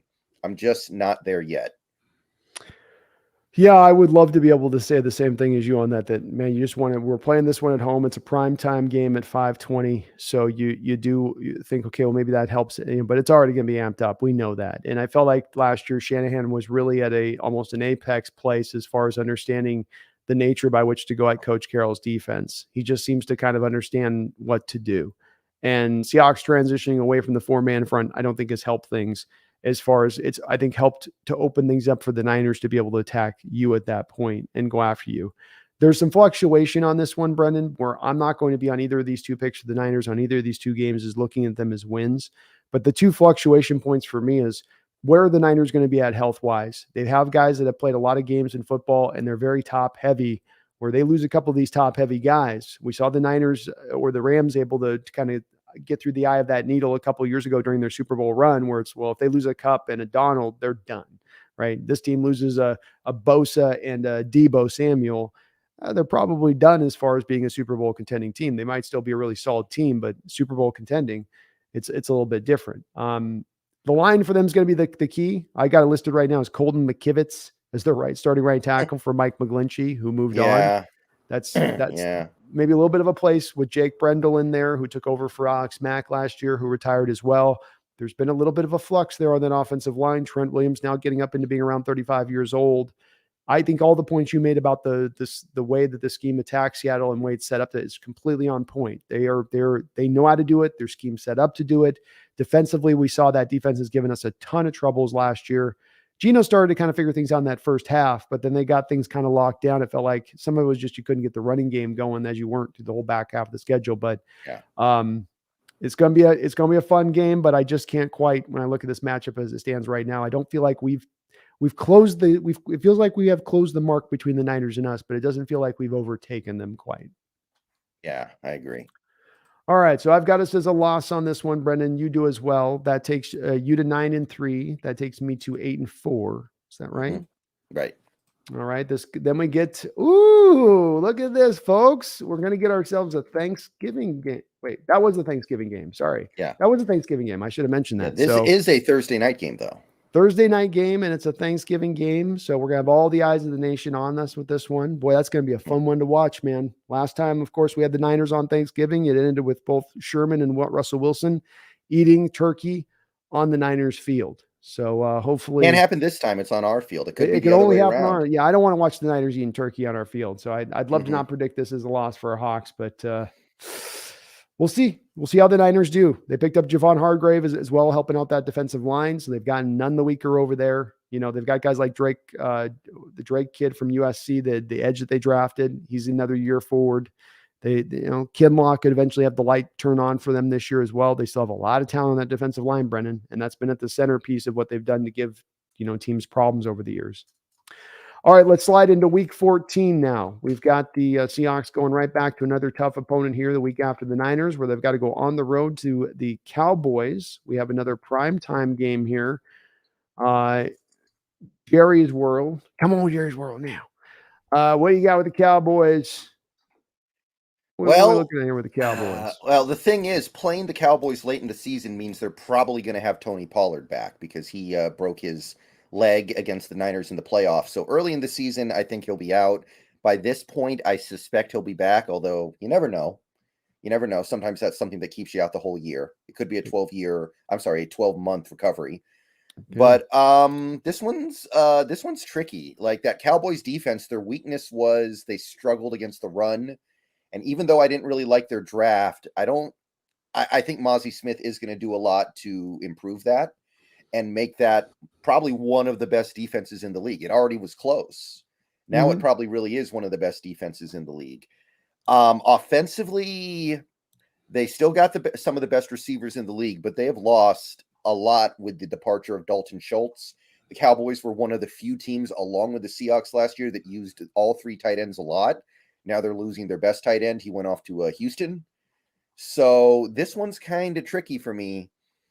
I kind of feel like Dak has just regressed so far, though. I just don't know how much he's going to be able to take advantage. At this point in the season, our defense should be clicking. I'm going to say we roll into Dallas and get the win. Ooh, Brendan being very optimistic with the schedule, and I love it, Brendan. I think Mozzie does help that defensive line out a lot to give him a guy in the middle that's just, you know what you're getting with him. You weren't going to get a lot as far as the pass rush, but you knew what you were going to get him as a run defender, and that's something that Cowboy defense, I think, did need. Does depend a little bit on their health. Guys like Stephon Gilmore matched up with Trayvon Diggs on the other side. Can they get their two corners with that kind of lockdown thingish going to with the defensive line? I think it all kind of works together for them, that line and that pass rush with those corners. I think offensive line as well. They still have Tyron Smith there, which is funny. That guy's like 1 trillion years old. But Zach Martin's also starting to get up there a little bit. Where's that line at? Is that really going to be much of a strength for them coming into that game to the place where they're able to take advantage of our weakness in the way to run on us? I'm not sure they will be able to. That line seems like it's been a little bit more shakier in recent years. As soon as Zach Frederick retired for them, it seems like from that moment on, Tyron Smith's not been able to stay healthy, and they moved around that Tyler Smith kid a little bit on that line last year. You got this as a win, okay?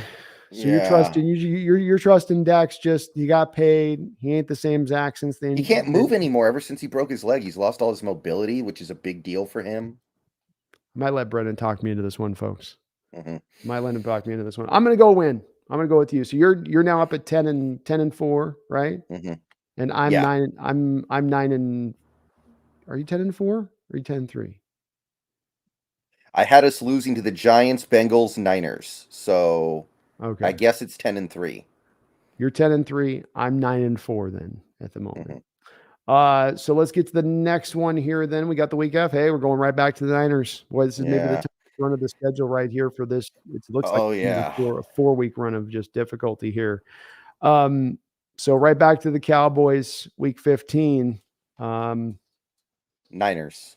Sorry, Niners. We do have a little bit of an extra time here, it looks like, because I'm seeing 11:30 to 12:10. So is this a Thursday night game? No, the 2 Thursday night games are the San Fran game and then the Cowboys game. We don't have any other primetime Oh, I games see what they after did. So that. they just did back-to-back Thursday night games on that. Interesting. That's strange. Okay. Well, that works. So we got a little bit more time to prepare for it. Any more luck in our preparations here, Brendan? Or you can be like me and just. I'm not feeling it. Yeah. No. Yeah. I don't think it changes that much going on the road.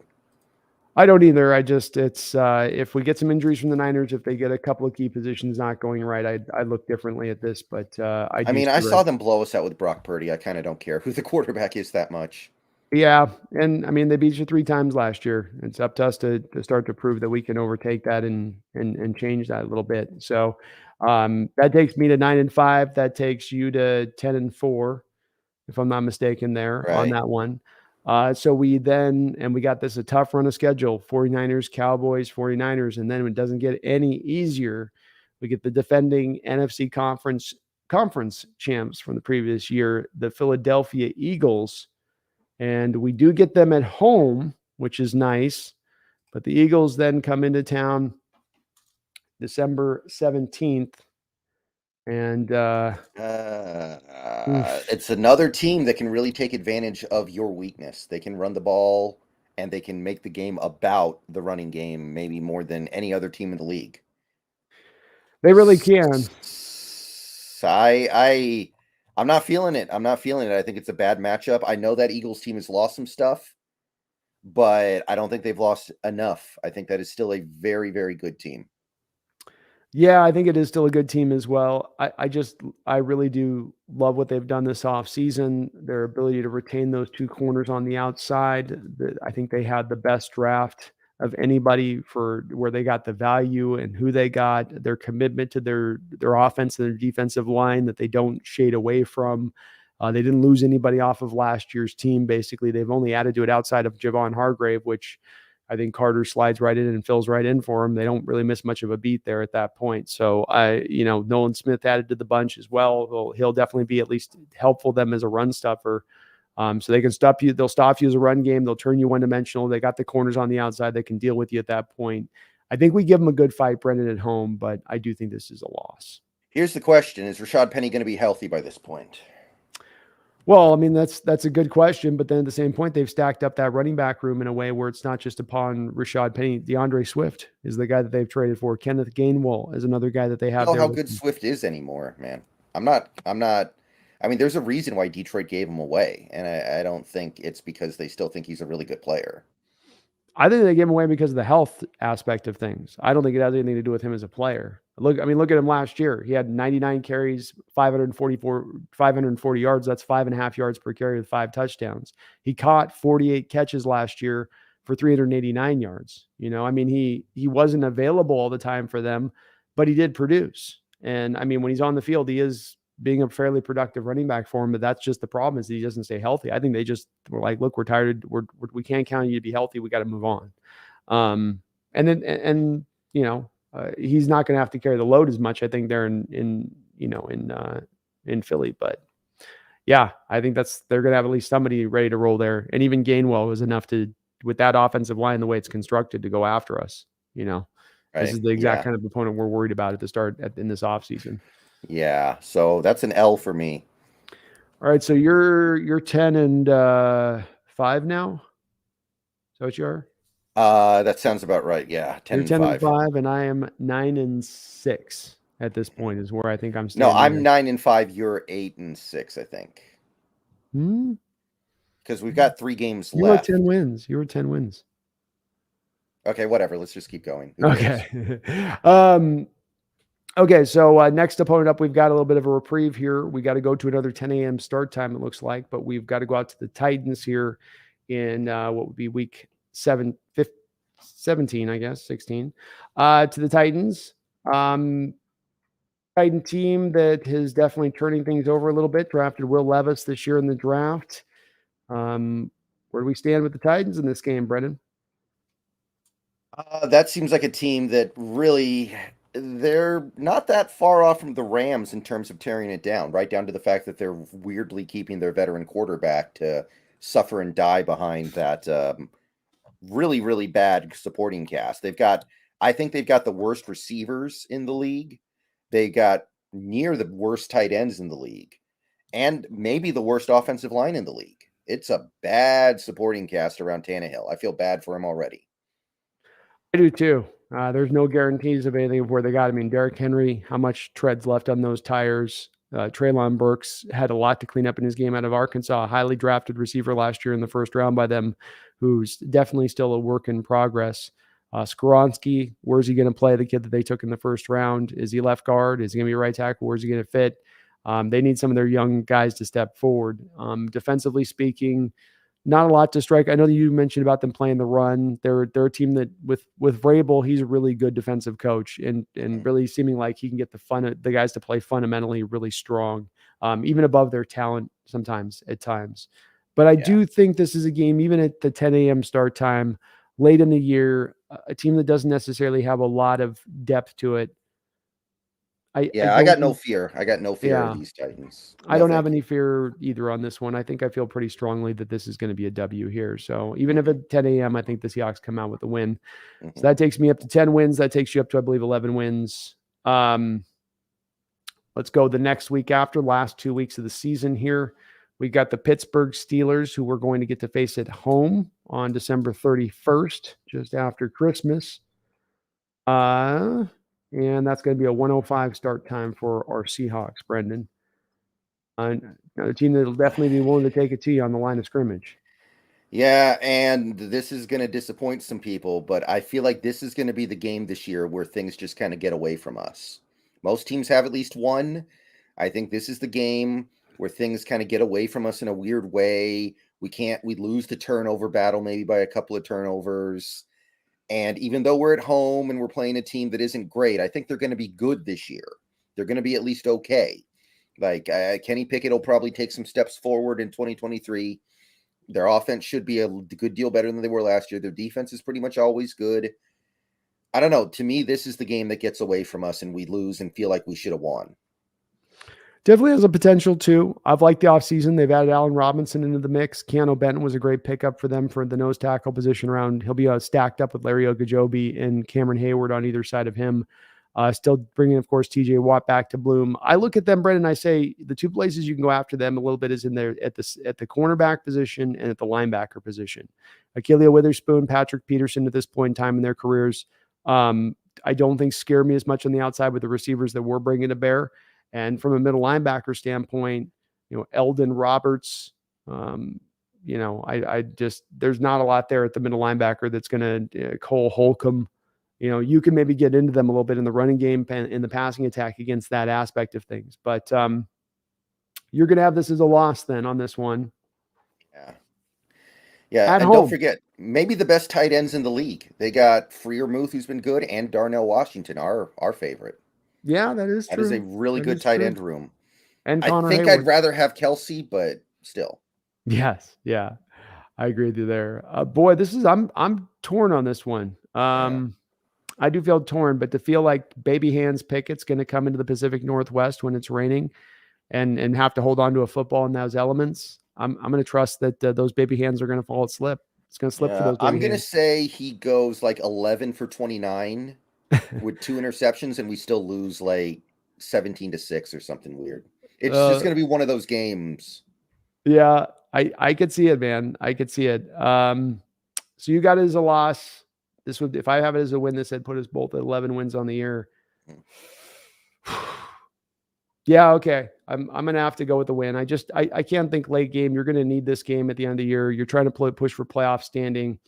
They got to come all the way across the country late season. Pick it. If this was on the road in Pittsburgh, I'd give it to Pittsburgh. A lot of these games, I'm looking at this a little bit more optimistically, Brendan, in the schedule because of the fact that you're catching some of these teams where it's right on the line, and you're getting them at home. Where if you give the home team a lot of times that sort of 3-point edge when it's all said and done, sort of they're better by a field goal, kind of view of things. All right, let's go to the last game of the season here, Week 18. We're both at 11 wins by this point, Brendan, by the way, I believe in our outlook here. So we're into on January 7th, Cardinals. We're going into Arizona, a place that we've had some pretty good success recently. And as well, a lot of 12s like Rams show up out there in Arizona. We'll probably take over the stadium here. So I think we'll both be in a win place here. We both have broken down this roster as far as the Cardinals go. It doesn't change much here from where they are. They do get Kyler back by this point, so maybe they're a little more dangerous because he's back into the flow, though if it's Colt McCoy that first game, they're maybe less dangerous in the second game. But there's no home field advantage here for them, Brendan. They're in a flux. They're turning things around and stuff. I think in a lot of ways by this point, Brendan, they might be in kind of a tank mode. Like, let's just kick it out, right? Let's just let you go. And I think we're winning. Got no fear. So we've got you and I end up landing at it by my rough estimation here by 12 wins is where we go with it. We both have us losing to the Niners and the Eagles, and the fluctuation is in a couple of other spots. You had the Rams winning, right? You had that as a win for the Rams game? No, we're going to sweep the Rams. Or Ravens, sorry, Ravens. Yeah, I think we're going to beat the Ravens and lose to the Steelers. That's where I flipped on you. But other than that, we ended up with the same place. Same place. So 12 wins. Depends on where the Niners end up themselves about where that turns us out as far as a playoff contender. I haven't taken a look at the 49ers schedule as of yet. But I got to say, Brendan, the thing that I like about this schedule, I know you have to leave here in just a second as we got a hard out here, but I like how the schedule's set up overall. There's 4 10 a.m. start times that I don't like, but the schedule's pretty well balanced out. There's no places where you're really kind of crippled out as far as them stacking you in a real tough place of move here and go there. There's that Bengals point a little bit where you've got to flip over and come back on a short week a little bit, which I don't like, and is probably going to lead to a loss there. I mean, Niners, Cowboys, Niners, Eagles. That's the washing machine right there. It's definitely the tough place in the schedule. I'll give you that. I do like, though, that, for instance, the Niner game there, you get a little bit of extra time to work up and deal with that game. The Eagles game is at home. After the Eagles heads out, especially here's the place this could set up with, Brendan, where if that Steeler team isn't good next year, if they still show themselves to be kind of further away, and you're looking at the back of that schedule with Titans, Steelers, Cardinals, you could be finishing it up with kind of 3 opponents that sets yourself up into the stage of, especially if there's nothing to gain by, or there is something to gain of either having some de facto buys there at the back of that schedule, or being able to clip out those 3 wins at the end to get yourself to a place of challenging for that buy if you're that good of a team at that point. So I do like how that's put up. I like the fact that it's eased up at the start, where you might get a Rams team, you get a Lions team their game too, but it's between the Rams and the Panthers. So there is a little bit of a, it isn't just one after another. You're always, to me, going to feel like you're after tough parts of the schedule, but absent those 4 games, wouldn't you say that it's pretty fair for the most part overall? Yeah, I think so. I mean, like the Browns are an enigma. The Panthers feel like a little bit of an enigma maybe, but it's not bad. I think our strength of schedule is, strictly speaking in terms of numbers, is like 5-1-6. So it's right around the middle point. Yeah. And given the fact that we made the playoffs last year, you can't say anything bad about that. You can indeed. So I think it's all things being equal, it could have been much worse. It ain't the best or easiest of easy schedules, but it certainly is set up to give you some initial early success to get that ball rolling, Brendan. And it's got places throughout where if you start to scuttle a little bit, you can pull yourself back up on the back of going up against an opponent that maybe not as tough. Certainly helps, Brendan, having those 2 games against the Cardinals and the Rams in the division this year spread into that schedule to give you a little bit of that reprieve, from time to time on this. So I don't know. I'm in a better, Brendan. I was at like 10 wins. To get to 12 wins after looking at the final schedule feels pretty good that we come out at the other end of that where they did good by us, at least on that part of it. That's encouraging. Okay. Kronos, thank you for the $5 donation. And Brendan, if you are hard out, I'm just going to get through the donos here, but if you've got to head out, I understand on that. So no worries there. Kronos, thank you for the $5 donation. He says, we play 2 division rivals and the Cowboys in a 12-day stretch. Such a good schedule. Yeah, it's going to be a little bit tough on that. Yeah, that's brutal. That is brutal. That is the hard part of the schedule. Hopefully you're right about things being soft in the last 3 games. That's very possible. Yeah, I think that there's no doubt about it, Kronos, that you're not going to do your work here at this point in the schedule. You indeed, if you're the Seahawks, in many ways can come into this point going, look, if we come out of this with 1 win, we'll feel good about it. And even if we don't come out with any wins through these 3-game spans, as long as we're doing the right work in the other places of the schedule, we'll still be fine at the end of the day. We may not be the number 1 bye, but we can still be a team that very much is in the playoff and has a pretty advantageous matchup in that first round. So just having those 4 games there, though that is kind of a tough run and it is squished together a little bit there. The rest of the schedule is in a place where I think it is kind of manageable a little bit. But yeah, that part is no doubt about that. That's 12. We have to play 3 games. We have 3 games in 12 days. Is that right, Brendan? Well, it's Thursday night. Well, it's Sunday, Thursday. So yes. Oh my goodness. Yeah, that is going to be tough. That is going to be tough. Mm-hmm. All right. I got to cut on out of here. So thank you, everybody. All that right. was fun. Yep. But you cool finishing up solo? Yeah, I'll just finish it up solo here. So Brendan's got a heart out. Brendan, thank you for jumping on in here, folks. Do get over to Seahawks Brendon Nelson's channel, please, and sub up to him. We'll be back over on his channel next week. I don't know what we're going to cover yet, but we'll be putting our minds together on that one. But thank you, brother, for coming over here and doing this. Yeah, come watch me on Twitch in like an hour. We're doing the new Zelda. I'm going to pick it up now. Come check out Zelda with him on Twitch in an hour from now. We'll do over there. All right. So thank you. Thanks, man. See you later. Hey, go Hawks, brother. Go Hawks. And we'll just kind of finish up with just a couple. I know I might be a little bit behind here on the donations, folks. So we'll get a couple more of those here into the realm. Yeah, I'm always a little bit behind on that. Please do hit that like button if you could for me. Would really appreciate it. Daniel Bailey, thank you for the $2 donation. He says Swift and Penny will be injured by week 16. Still a loss, though. Well, they do have Gainwell still in the reservoir at that point that they can call upon. I do think that the Eagles in this matchup and a very important part of this is that they've got to have their running game going. If their running game is not going, I think that does inhibit that offense. It's all about running game goes. You come up and have to deal with the running game. Now we can take the top off of the defense with the receivers on the outside. If you can neutralize that first element, you can take some steps to neutralizing that offense. And with a lot of these teams, if they have certain parts that you catch them that they're not fully rolling all the way, full steam at that point in the schedule, a couple of these opponents at just the right time in that way could end up making the schedule a whole lot easier. A lot like, for instance, catching those Lions in week 2 when they're not going to have Jameson Winston and when Jameson Williams, and that they didn't necessarily, stack the receiver core up real heartily this offseason. And so maybe that opens that up a little bit to, depressing down their offense a little bit, that you can take advantage of that. We saw this last year where you caught opponents at certain times in the right places, Daniel, and you were able to really, take advantage, not fully take advantage of it. I think you're better positioned to do it this year with a more talented team, guys getting more into their second year now. But if we get something like that schedule breaking out in that same way this year, then I would expect us to better take advantage of it for sure. Thank you, though, for the $2 donation. And I'll tell you one thing with Daniel is that if those 2 guys do stay healthy through week 16, that will be the first time either of those 2 guys have been able to stay healthy through week 16 in their career. It seems like every single year, both of those guys have been just injured since they've walked into the door into the NFL. Appreciate you, Daniel. Thank you for the donation. Chad Hart, thank you for the $5 donation. He says, I called that Thanksgiving game last year. Remember, Brandon, go Hawks. I think I do remember you mentioning something about that. That's having me go far, far back on that one, Chad, but I love seeing the Thanksgiving game on the schedule. That just gets me so very excited. It's just Thanksgiving games are fun. You're going to have the eyes of the nation upon your team, which is a very rare, even if having primetime games, you don't always get those kind of same number of people really looking at watching your team, taking notice of things.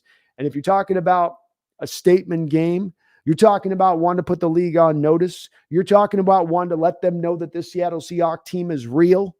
Well, if you want to take the Niners down on Thanksgiving, you want to take the Niners down on Thanksgiving at home in front of the nation at 9 while they're all fattened up and half drunk, that's the game to do it right there. That's the game to do it right there. You might be well to put on everybody on notice in that NFC at that point. Like, we're coming. We're not coming next year. We're not coming 2 years down the line. We're coming right now. It's going to be fun. It's going to be fun to see where we're at and if we can push that matchup in that way. If we are ready at that point to make that ascent, if those young guys can get onto their rise that fast to hit that ascent. And that's really the true key to this next upcoming season for me, and watching this team grow and to see how fast they can get there. One thing is for sure, Coach Carroll knows how to coach a young roster. He knows how to get the most out of a young roster. You saw this last year with all of those starters. What we have, six rookies starting last year. You saw it with his success going back to college at USC. He knows how to get the most out of young guys. But that is your key to your year this year. That is the key to your year becoming an elite year, and not merely a good year, not merely just a playoff season, is the young guys taking a step forward faster than anybody else is really anticipating. But thank you, Chad, and go Hawks, man. Appreciate you. Got those taken care of there. Got all that done there. SL Hazard, Kyler is recovering from an ACL tear. Why risk your franchise quarterback on a losing season? How about to build value? You know, if they've got him at the end of the year and they're not really on board with trying to make it work with him long term, and they're looking to try to move him, let's have him get out on the field and look like he plays well. And if he plays well for a little bit of those snaps, maybe we can get some value out of him, and then we can move him in a deal. And then move on ourselves, as we have 2 first-round picks in next year's draft to go get our then future quarterback. Maybe a possibility in the way that they're looking at it there. And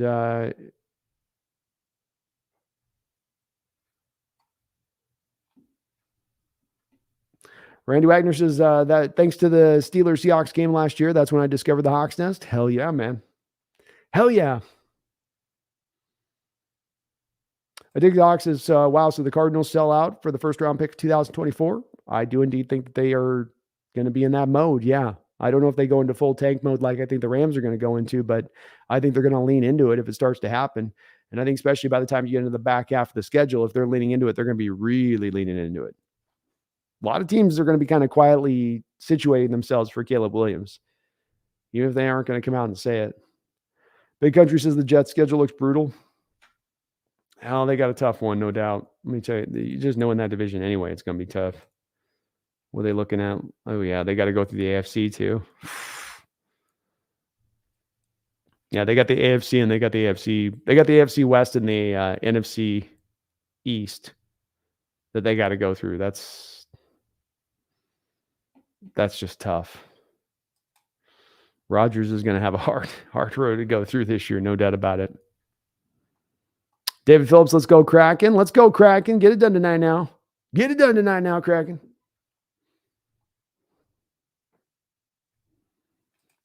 Landon Coltas says, do you think there's any chance for a Super Bowl run? Yeah, there's absolutely always going to be a chance for a Super Bowl run when you have the kind of talent the Seahawks have. I am a little bit reticent to believe that they're going to be quite ready to make that run next year. It's a maturation process, and one that just takes a little bit of time for everything to sync up correctly. And so when you talk about most of your roster being made up, to me, Landon, of first and second year players, it's hard to make that kind of Super Bowl run in that manner. I will say there's a little bit of room for optimism here, though, because of the aforementioned reasons I just gave. In the respect of Coach Carroll has shown throughout the course of his career, not merely as a one-off, but over the course of his career, going from his USC days to here in Seattle, that when he has a young roster, he knows how to get those guys ready to go. And that in some ways, it's the younger guys that respond best to him, that get most motivated by him and in what he does with them. It's almost like once you're here for a few years, you just start to tune him out a little bit in that respect of things. It would also take the NFC having a little bit of a, collapse to a degree. Like the NFC's got to get a little wide open, like your front runners, Eagles, Niners. They got to fall back a little bit to you, fall back in line to where you're at. But if those things aligned up, I think that's what allows you to get to the Super Bowl run as much as anything. Then Landon, is that you're not in the AFC. It's not a murderer's row of stacked opponents. It's a couple of opponents. And if something happens to those two opponents, let's say injury strikes them both. For instance, the Eagles are a team that lost the Super Bowl last year. Those teams that lose the Super Bowl the next year tend to have a little bit of a tougher time to get going and getting, back to turn to right, at least historically speaking. So if that does occur, that opens that up to happen. But things would have to go a little bit purely right for us in that respect of things.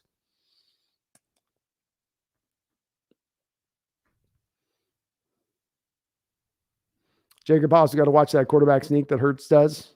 Jacob, we just got to keep him out of 3rd and 1s. No 3rd and 1s and no 4th and 1s. They're close to the first down market. Just give it to him. Spuds Max says Bumpkin is bored by the schedule. She is very bored. I don't know. I thought she'd be more excited about it, but she's just sitting there just sleeping now. I know what's up.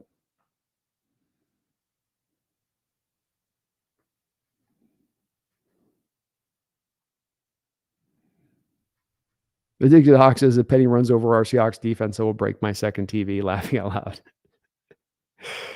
loud. SL Hazard says stranger things have happened. If the Eagles or Niners have bad luck and our rookies are playing like vets, we can slide right in as NFC favorites. 100%. It's, as you say, stranger things have happened. This is not some pie in the sky throwing a Hail Mary kind of like, well, if 15 things work in the right way of our favor, then this thing can happen. Just a couple of things kind of working in our favor, and this thing can happen. And so it's much more opened up to this year than it was last year, than it's been in recent years for this to occur.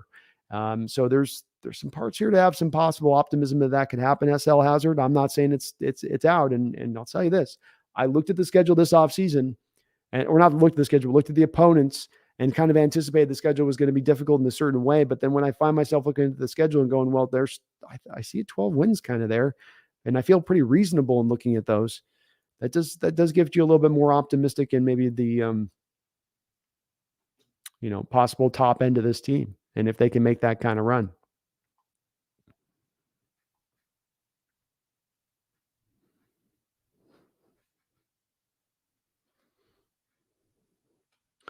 Landon says, I'd say 12 wins going to the championship, but doubt we make the Super Bowl. Yeah, I mean, I think you get to the championship, and that's probably maybe the end of the line, but that'd be a great season for a team that's basically in the second year of a rebuild if they get to that spot, and certainly get you into a place where the year after you're going, okay, this is not only a Super Bowl contending team, but one of the Super Bowl, favorites to get out there at that point.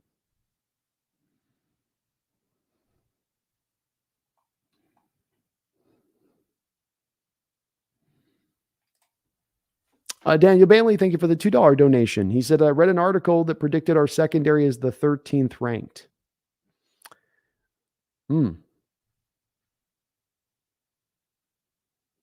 Yeah, secondary is the 13th ranked secondary. Boy, I can't see there being 12 secondaries better than ours in the NFL. I mean, even last year, our issue was really stopping the run, not stopping the pass. Yeah, we're better than that. Even if Jamal Adams isn't back and healthy, then you still have Julian Love in there as the backup at that point. We're absolutely top 10, and I'd say we've got to be at least in the top 6 neighborhood of things. But I'm guessing the article, Daniel's not giving us a lot of credit for Weatherspoon being able to play and ready to go next year.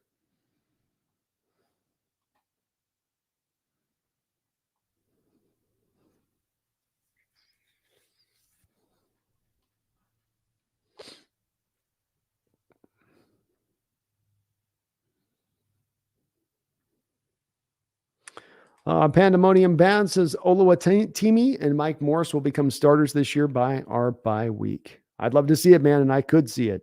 Pandemonium. I've done a couple videos on those two guys. The last couple of videos dropped on the channel, and very impressive going back and watching these guys on tape a second time. Did it in the draft process, looked them through pretty thoroughly, but going back through and really studying in and locking in on them, it continues to get me excited about both. Just reinforced that feeling of optimism in both of these guys and their future here with the team. I think they're going to be helpful members of this team with even some upside beyond that. Great picks in the 5th round.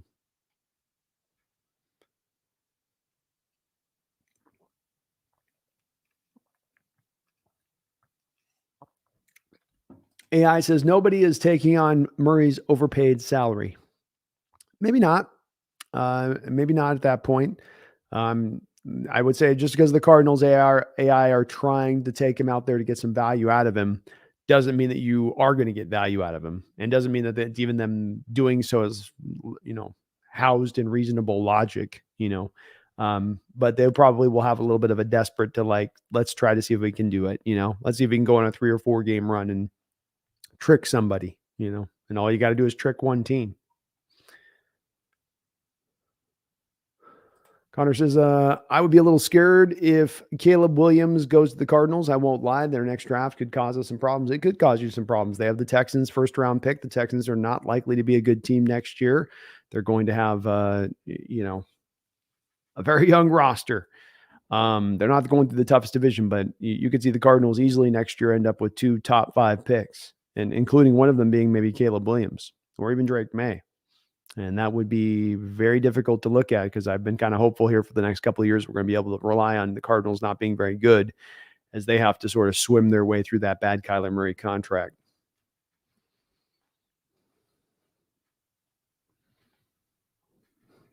Randy says, injuries are tough. Sometimes I get injured getting out of bed in the morning. Isn't that the truth? Isn't that the truth? I was only sleeping last night. Why does my back hurt? Alexander says, I'm thinking 12-5, but I keep leaning towards 11-6. I find myself in that same neighborhood at this point, my man.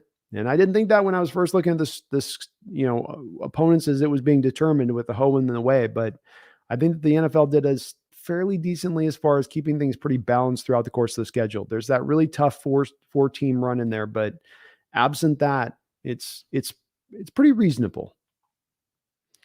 Shaq's got us going 13-4. Like it. Addicted Ox is Brandon Caleb Williams. Come on. Penix, baby. Just teasing. SL Hazard, I'm predicting the gap between the good teams and the bad ones will be ridiculous next year. A lot of teams will have 10+ wins. I can see that for sure, SL. Part of that driven by some of those teams looking at those quarterbacks in advance. Part of it just being that there's some rosters that just aren't ready on football. Be it like a Houston roster, or even Washington Commanders could end up in that spot a little bit with where they're at as a team. So, I could see there being a little bit less of the parity next year, a little bit of the haves and the have-nots really being more the lay of the land. D-Boy, everyone don't forget to hit that like button. It will make you a better human. It will. It'll make your day better, make you a better human. Okay? It'll earn you bonus points that you can cash in at any time for absolutely nothing. Pandemonium Band, this year is our Super Bowl window beginning year. Kinda. I'd say in the second year of a rebuild, Pandemonium Band, it's not really like your window's open. You might kick it open a little bit early, but you're not technically in that window of your aging. Your guys are getting older here now. You're starting to it would be a little early if you pulled it off. It'd be a little bit of the equivalent of 2012, where you have the Seahawks in that first round there with the Falcons after they'd beaten the Washington Redskins at that time, and they took that Falcon team right to the brink. And if that team had gotten to the Super Bowl that year, I would say that's like, if you get to this year, it'd be a little bit of the equivalent, I think. Camden McLaurin says, if Geno regresses to a league average quarterback, how confident do you feel that the other 52 players will lift the team to win the division, the National Conference Championship? I think it still is very possible, even if he does regress. The reason for me comes from the fact that he's going to have even a better offense this year, as long as you're not decimated by injuries. But also, I am a big believer recently in a kind of a Camden developing theory here that I've been working along with, which is that teams more than ever now are being driven at times by the collection of the talent they have, especially on offense. Around their quarterback. The going theory seems to be in the way that we pay money to quarterbacks and the way that teams drive towards making quarterbacks the holy grail of their outlook to building a team, that we overlook the building the team part of it up. And if you have a team you have a quarterback who's got a great supporting cast, there is less reliant on him, both in the level of what he needs to do from a productivity standpoint, and also less is what relied up from him as far as a talent standpoint. Jalen Hurts is an indicator of this. Hurts is not a guy that can make every NFL throw consistently. He's not a guy who's going to throw it through 15-mile-an-hour winds and put it on a dot on a spot.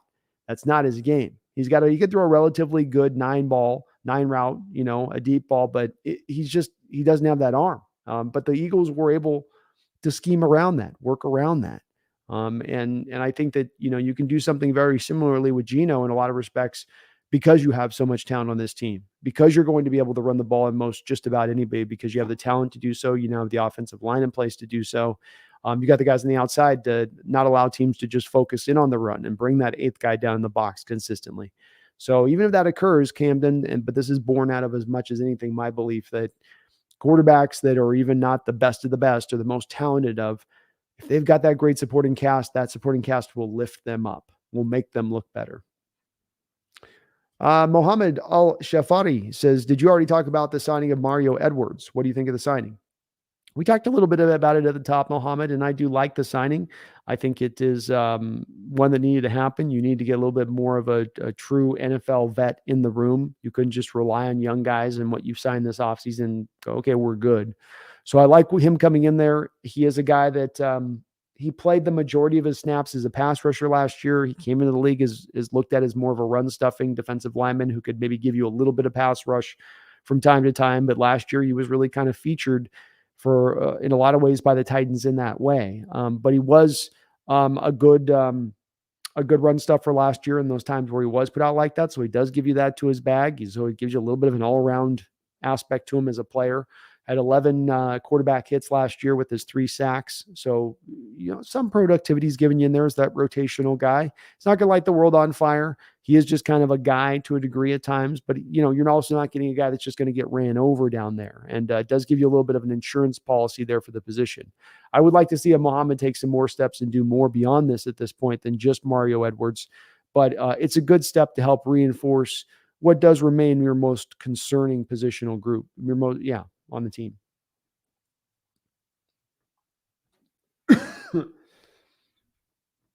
AI says the Eagles have no running backs by mid-season. They very well may be. They might be signing guys off the street, man. They might be just signing them off the street. Garth Knight, thank you for the $5 donation. I do appreciate you, Garth. He says, Brando, addicted to Hawks, wants to rid you of your left-handed quarterback phobia by drafting Michael Penix. Will this work? I don't know. They say sometimes it's ye that hates their own, And indeed, I myself as a left-handed man find myself being prejudicial towards fellow left-handers. I don't trust the fact they're going to age as long as you righties. I just don't trust them as quarterbacks. I shouldn't hate my own, but indeed I do. I don't know why. Maybe it's because I know how lefties think. And I know that our brain doesn't lend itself well to playing the quarterback position. Too much right hemisphere thinking, Barth. You need to stay on the left side of the hemisphere, which is where the righties are if you're going to play quarterback. You get too much on that other side, you're a little too much creativity at that point. Too much creativity on that right side. But thank you, Garth. Appreciate you. I dig Hawk says, Brandon, do I really have to watch Maze Smith play against us in the Cowboys game? Man in Seattle has a heart attack. Film at 11. Yeah, we're going to have to watch that. It's going to be, you're going to watch him just be immovable down there, and our A-gap runs are going to go nowhere. We better be all on board all the time and to Hawks at that point with getting to the outside, because there ain't going to be anywhere to go up through the middle of that defense with that guy in there. He's going to be tough. But indeed, that's what you're going to have to watch, man. Spectre 7, thank you for another $5 donation. I do appreciate it. He says, I think we win the division having a top 5 secondary, making up for a possible lack of run defense. Niners are due for a regression due to the quarterback issue. I appreciate the donation. I certainly could see both with the Eagles and the Niners, though I'm not predicting a fall from grace on these teams or that they're going to be bad this year. But there's certainly some openings that you can look at on all those teams as far as this could go wrong, that could go wrong, and then your season can kind of get a little bit turned in the wrong direction. The quarterback's situation in the Niners is very interesting with where it stands. And they've definitely got themselves some guys, but are they going to have themselves the guy to get it done? And Brock Purdy may come back and be just ready to go 100% day one after offseason surgery. I tend to believe that it's going to probably take him another year to get over this. I know football is a little different than baseball, but the Tommy John surgery in baseball is not one you just sort of bounce back quick from. Lance is yet to prove himself, and you've got the Niner fans right now talking themselves into Sam Darnold being the answer. That definitely could upend them. I think their offensive line could be something that ends up upending them in the respect of it. It's not as strong as it's been in recent years. Trent Williams is getting older, and if they want that running game to work there in San Francisco, you need the offensive lineman to get that allow that to happen. We've seen that here in Seattle. Just merely having the commitment to the running game alone is not in itself enough. You need to have the talent up front to move guys off the ball in order to get that done. So that is a spot that remains one I look at with the Niners being the offensive line, the quarterback position, things that can end up really, really holding them back. Say nothing of being a little bit top heavy. George Kittle, Deebo Samuel, Christian McCaffrey, Joey Bosa, Fred Warner. What if you lose two of those guys? What if two of those guys go down? And a lot of those guys have played a lot of football in recent years, haven't they? A lot of those guys have played a lot of football extra beyond the season, beyond that extra 17th game. Now they've been playing in the playoffs and playing a lot of playoff football in addition to that over the past 3 and 4 years. Well, we'll see on that one, Spectre 7, but it's definitely a possibility. Absolutely a possibility it goes down that way. Sean Hines asked, did Olu play with Charbonnet at Michigan? He didn't. Oluwatimi actually was in Virginia first, and then he transferred to Michigan. So he transferred to Michigan after Charbonnet had moved on to UCLA. SL Hazard says, I don't think Geno will regress the next year. Actually, we might be the first team to have 1,000-yard receivers. Offense will be top to 3 to 5 in the league. I agree. I don't see Geno regressing. I don't. And Spectre 7, I agree with you. I see a top 5 secondary as well, especially if Jamal Adams can stay healthy, because then you're able to move Julian Love through the secondary where you want to utilize him, be it maybe in the slot. Maybe you want to move him back to strong safety and then move Jamal up into kind of a pseudo de facto linebacker position at that point. So it gives you more flexibility in how you use the secondary if Jamal can stay upright. But I do love what you've done on the outside. And I think part of taking the Devin Witherspoon pick was the hope and acknowledgement by the Seahawks in, we're going to get a guy that's going ready day one. We're getting a guy that's going to step in there and he's going to be tough to deal with right from the jump. There isn't this, we'll wait on him for a year or two to get to where he's going to get. They asked John Schneider about Jalen Carter today. I think he was asked by, it was on a national show. He was being asked about him, and he wasn't going to give you anything. But I think the key phrase he had said at that time was that he was a really good natural talent, which I know I'm reading way too deep into his sentiments on this, but I think there would be a general feeling if you were to press down on Schneider, let's just take the off the field stuff with Carter for a second, about the returns and when you were going to get them from Carter fully as a player, maybe being beyond this year. Conversely, looking at Witherspoon, I think that if you pressed him on that one, he'd say, I would expect us to get more of our returns from him in this year, that he is pro ready, ready to go, ready to step in. Is he going to be a star from the jump? Maybe not. But is he going to be a better cornerback than what you got out of that production last year or over the last few years from that position? Absolutely 100%. So I love your prediction there, Spectre 7. Love it. Charles D says the Hawks should have traded up to get Young. May never get another opportunity like that again. You very well may not, Charles. And we will look back on this time. And we may be looking back on this time and saying, that was a draft where you were so close. You had the draft capital to do so. That was the one to go get your quarterback, because you're never going to be in that position to do so again at that point. I understand this sentiment, Charles. I do. And I think it's not wrong at all. I don't. As I was talking about on an above comment up there, though, I lean a little bit into believing that there is many pathways to becoming a Super Bowl winner. And getting a great quarterback and having a guy like a Burrow or a Mahomes or a Josh Allen type certainly can make it easier to get there. But I think there's other pathways too, by building a really great team. And if you put that right team around a quarterback who may not be the most talented of the talented and who may have a couple deficiencies you have to work around, is still doable, and you can go win a championship around that as long as you build out the right team around that player. And I think the Seahawks are taking those steps to do that now.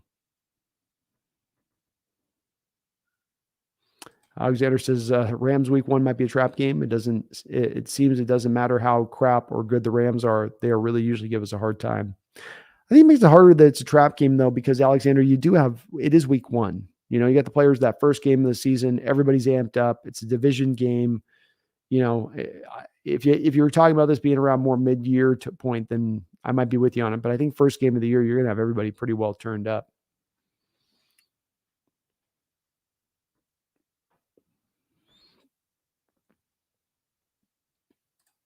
Felipe White, so much love for the BNB show. Absolutely, Felipe. We feel that love every time we go live. I know Brendon does, whether he's on my channel or over on his channel.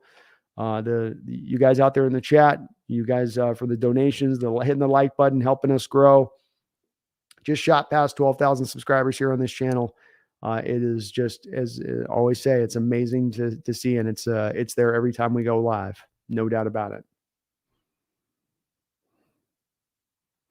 Corey Olson, thank you for the $5 donation. I do appreciate it, Corey. He says, hey, Brandon, so I seen a power ranking with the Lions 6, Ravens 7, and Giants 11, and us outside of the top 10 at 12. I think that's silly. Your thoughts? Yeah, I would not be putting the Giants over the top of us at this point. I think if I was to go through the rosters of who I think is probably better than us right now on paper, I would put the Niners, Eagles. I put the Chiefs. I would put the Bengals. I would put the Ravens. Probably put the Bills at 6.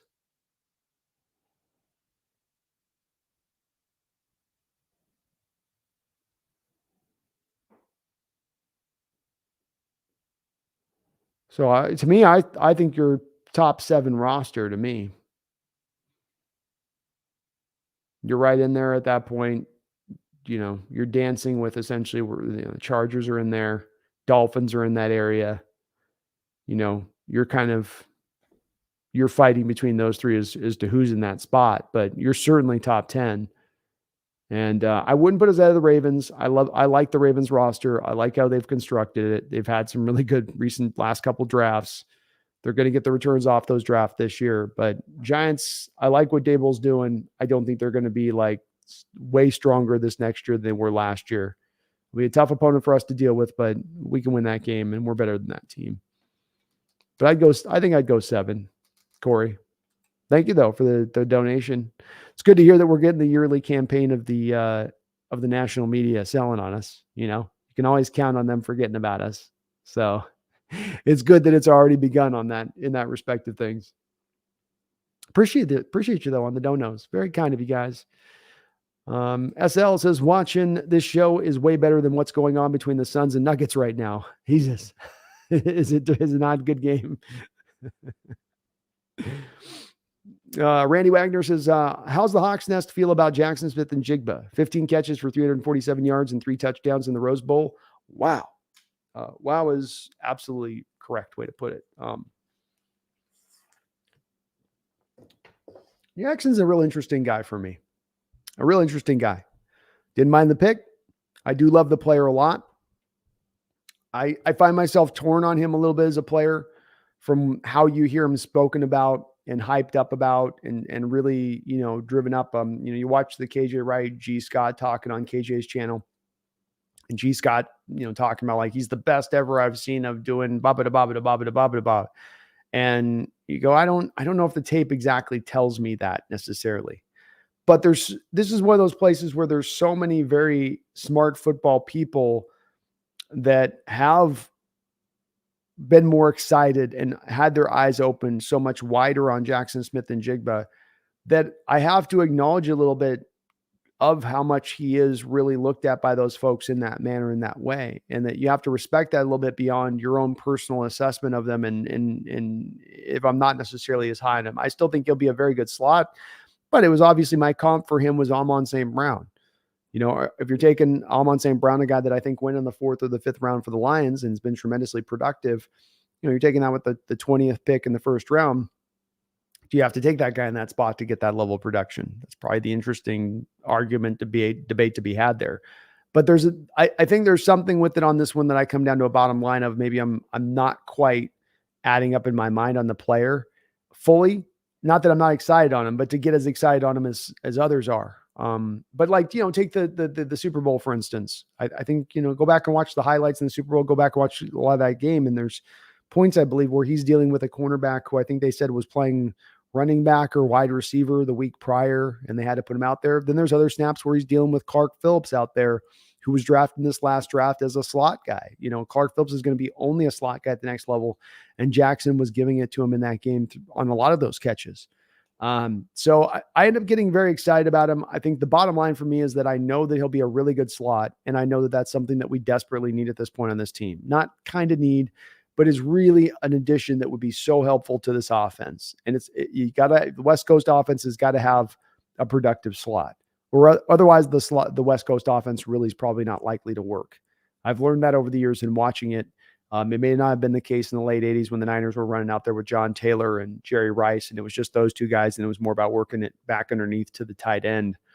But as the game has progressed and 3 wide receiver sets have become more of a mainstay, it's become more of an important position. He's going to move chains. He's going to get you first downs. He's going to keep drives alive. And that's going to be mightily helpful to this team. Megan Gock-Roger with another $10 donation. Megan, thank you for all your donations tonight. I do appreciate it. She says, B, I saw the power rankings, can't remember where, which had us at 12.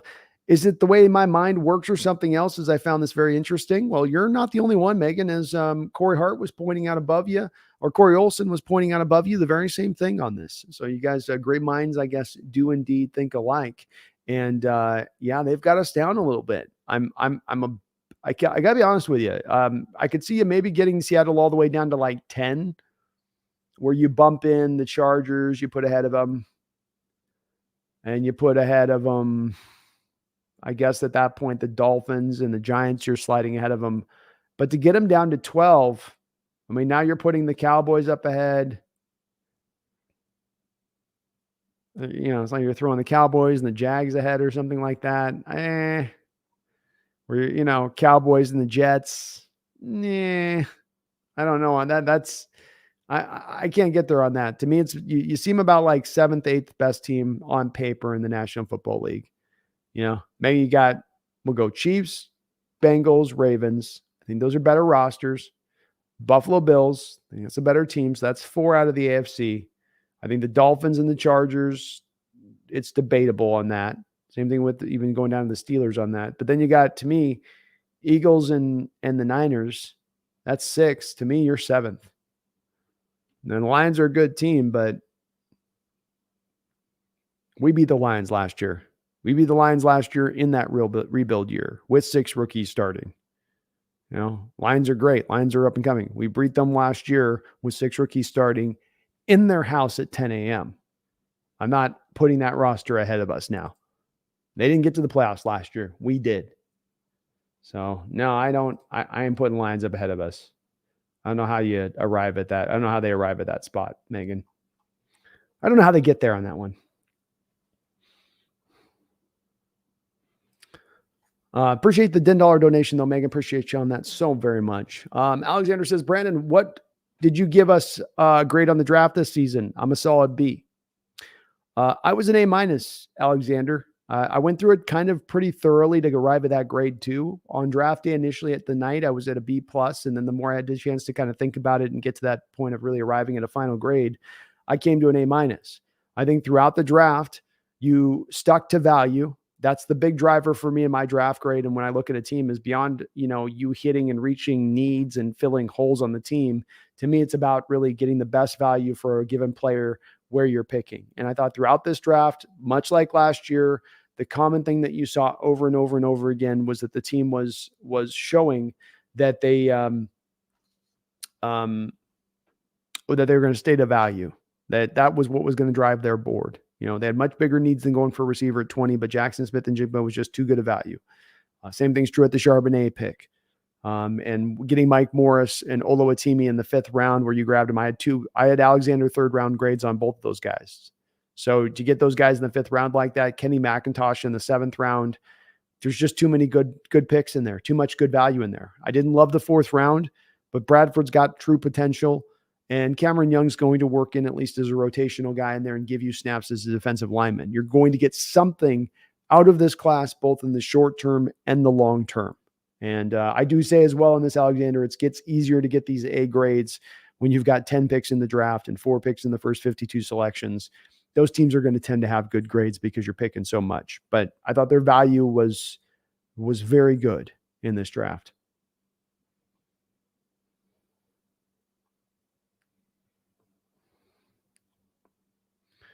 Well, Dog says Hawks are going on a run. Top 3 record in the NFC, 100%. Let's go, Walt. Let's go.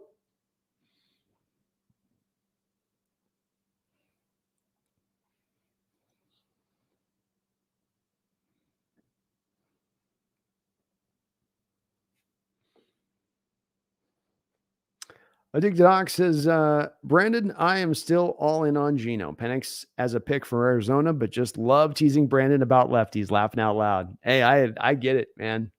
We're easy targets, Addicted to Hawks, We only make up like 6% of the population.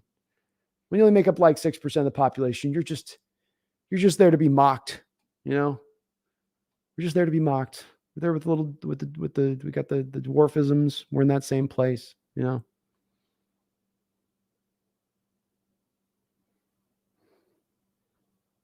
And I see what you did here, Addicted Hawks. Left people are in their right minds. There you go.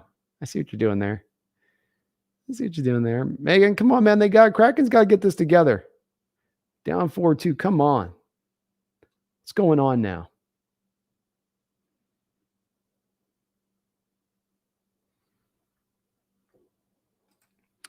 Connor says Schneider said on the Rich Eisen show that the Anderson and Witherspoon were the defensive players they were targeting at 5. The way he was talking made it sound like we would have taken Anderson over Spoon. I got the same thing from him, Connor. Very well, very good insight on your part and well seen. I saw the same thing myself. So I think Anderson would have been number 1. I think very well we could say that, I don't think we very well could say. I think we can absolutely say, Connor, Witherspoon was their number 2 defensive player on the board and very likely to be probably in the top 3, if not top 4 of just their overall players on their board as far as the value that they had on them, their overall ranking, so to speak.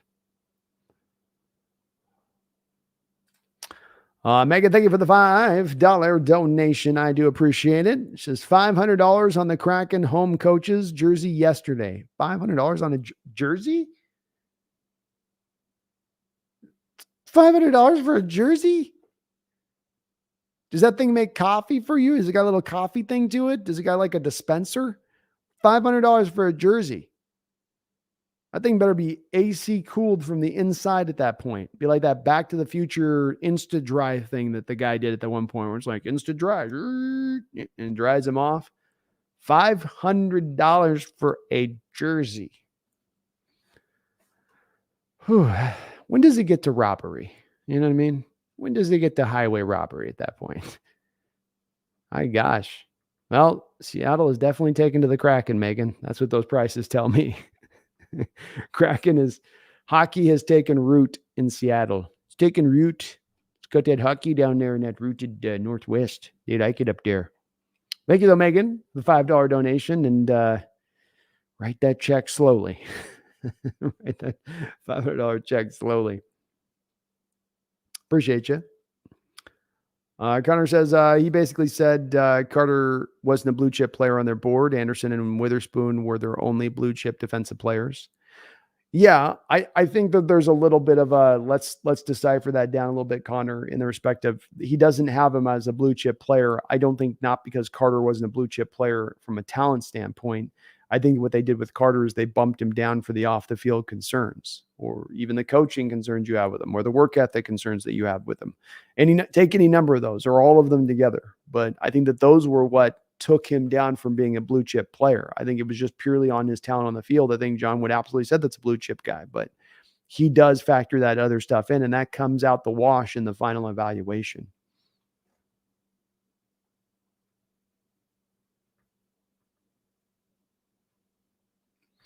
Paul Third says, did I miss something? They just went to the championship with a rookie, Mr. Irrelevant, but they have a problem at a position. Shaking my head, I will never get over how, but they have a problem at a position. Shaking my head, I will never get over how overvalued the quarterback position is.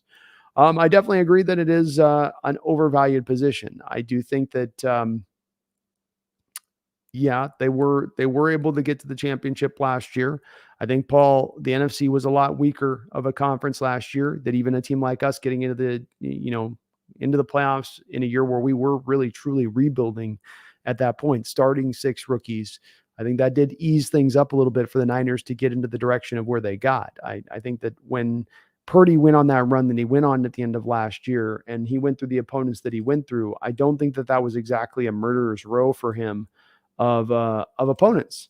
In fact, let's go through if I can here. Let me bring it up.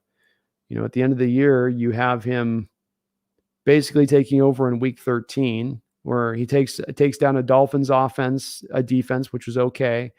Goes after Tampa Bay, okay. Seattle, not a great defense. Washington, not the greatest defense. Raiders, not a great team. And then he goes after the Cardinals. The Miami and Tampa Bay game's pretty impressive there, but okay. On that one for me, I'm kind of like, he did good against an okay part of the schedule that was going to work out well for them. That was also right after they'd gotten McCaffrey. And that stuff, those guys are still going to be really tough for anybody to deal with, no matter who the quarterback is. But I also don't think that they're necessarily secured at the quarterback position. It's that old moniker, Paul, where it's like, if you have two quarterbacks, you don't have one quarterback. And I feel like that is very true. If you got three quarterbacks, you don't have one quarterback. And I do agree with you, man. I'm leading at the forefront of this and saying that I think that the quarterback position is an overvalued one in this day and age. It's gone way too far in this direction of things. But I also think that the Niners do have some potential issues there at that quarterback position that could end up holding them back as a team, in ways that I don't know that I have in the same outlook to the Seattle team with Geno, and not even looking at Geno as some amazing player, just some questions, I guess.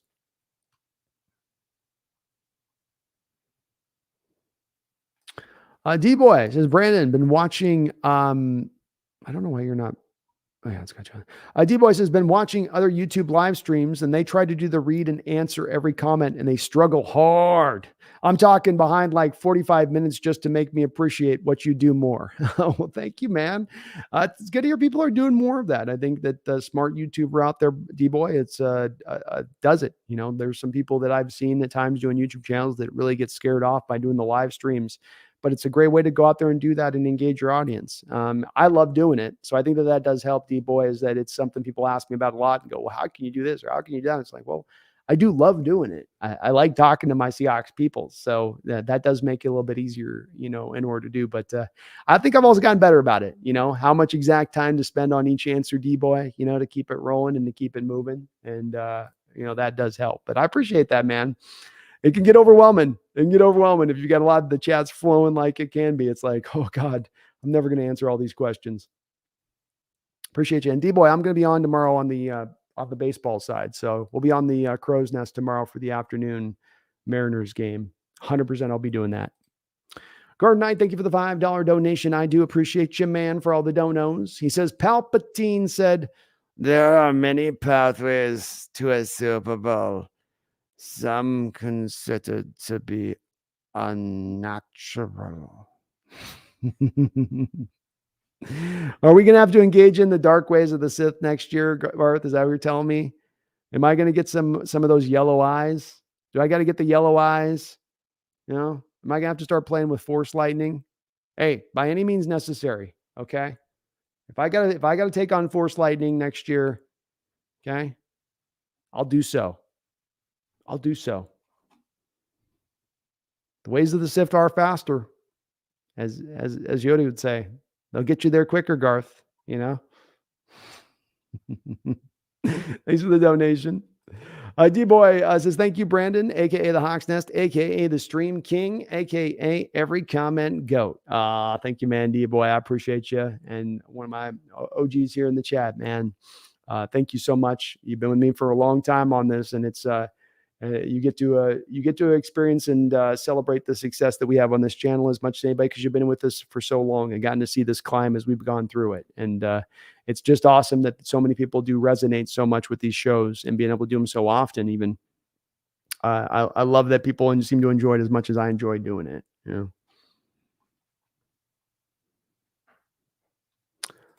Sat Rat 77 says, does Witherspoon start right or left? So you're going to have Tariq Woolen stay to his side of the field, which would be technically, if you're on the offense, the left side of the field, which would mean that Witherspoon would be playing on the right side, which Witherspoon predominantly played on the right side anyway back at Illinois. So he just slides into that right starting cornerback position.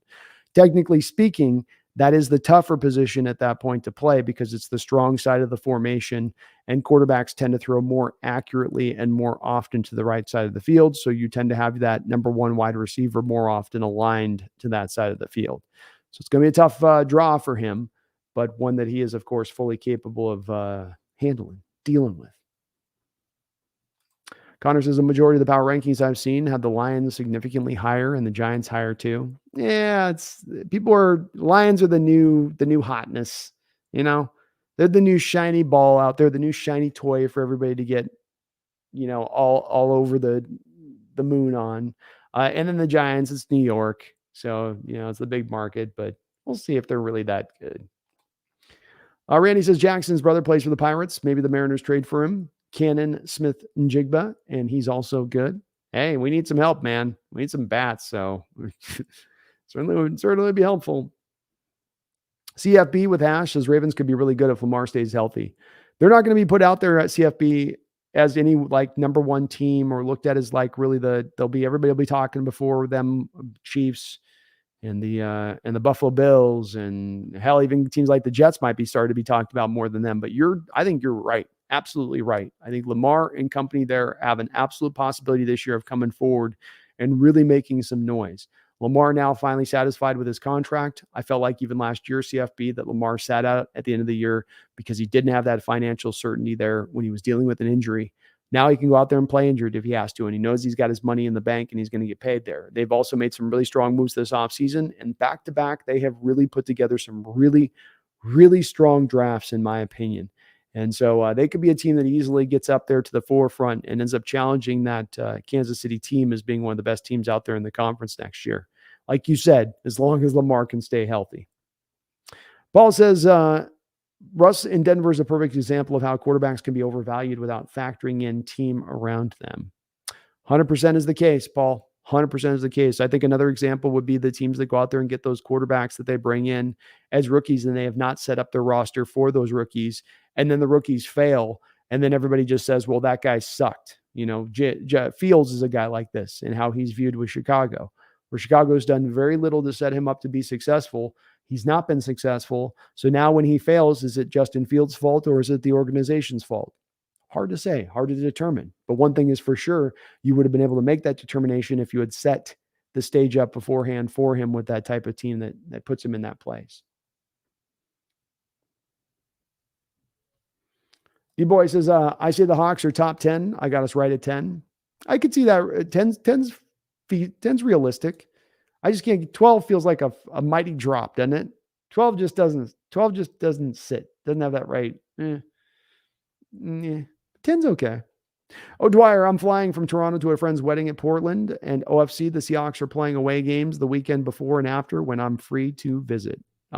Shoot. Timing sucks sometimes, man. SL Hazard Power Rankings makers have an East Coast bias. Look at NFL map. We're in the corner far away and they disregard us. They do. We're so used to this, and I've dealt with it for 3 decades as a Seahawks fan and kind of monitoring it, being aware of it, just how much we are forgotten about up here in the Pacific Northwest with those East Coast folks. They think in a lot of ways they're on their own kind of continent. I dig the Hawk says, Brandon, you forgot Pumpkins in the top 10. Oh, she's absolutely in the top 10. Look at that face. Look at that. She's going to do something cute. Look at that cute face. How can she not be in the top 10? Yeah, you're in the top 10, aren't you? Are you number 9? 9? Oh, am I making it itch? Yeah. She says, yeah, you're making it itch. PFF has us ranked 7th best team in the NFC. In the NFC? Eagles, 49ers, Cowboys, Lions, Giants, Vikings? There's no way in God's green earth that the Vikings are better than us. PFF is on some crack right now.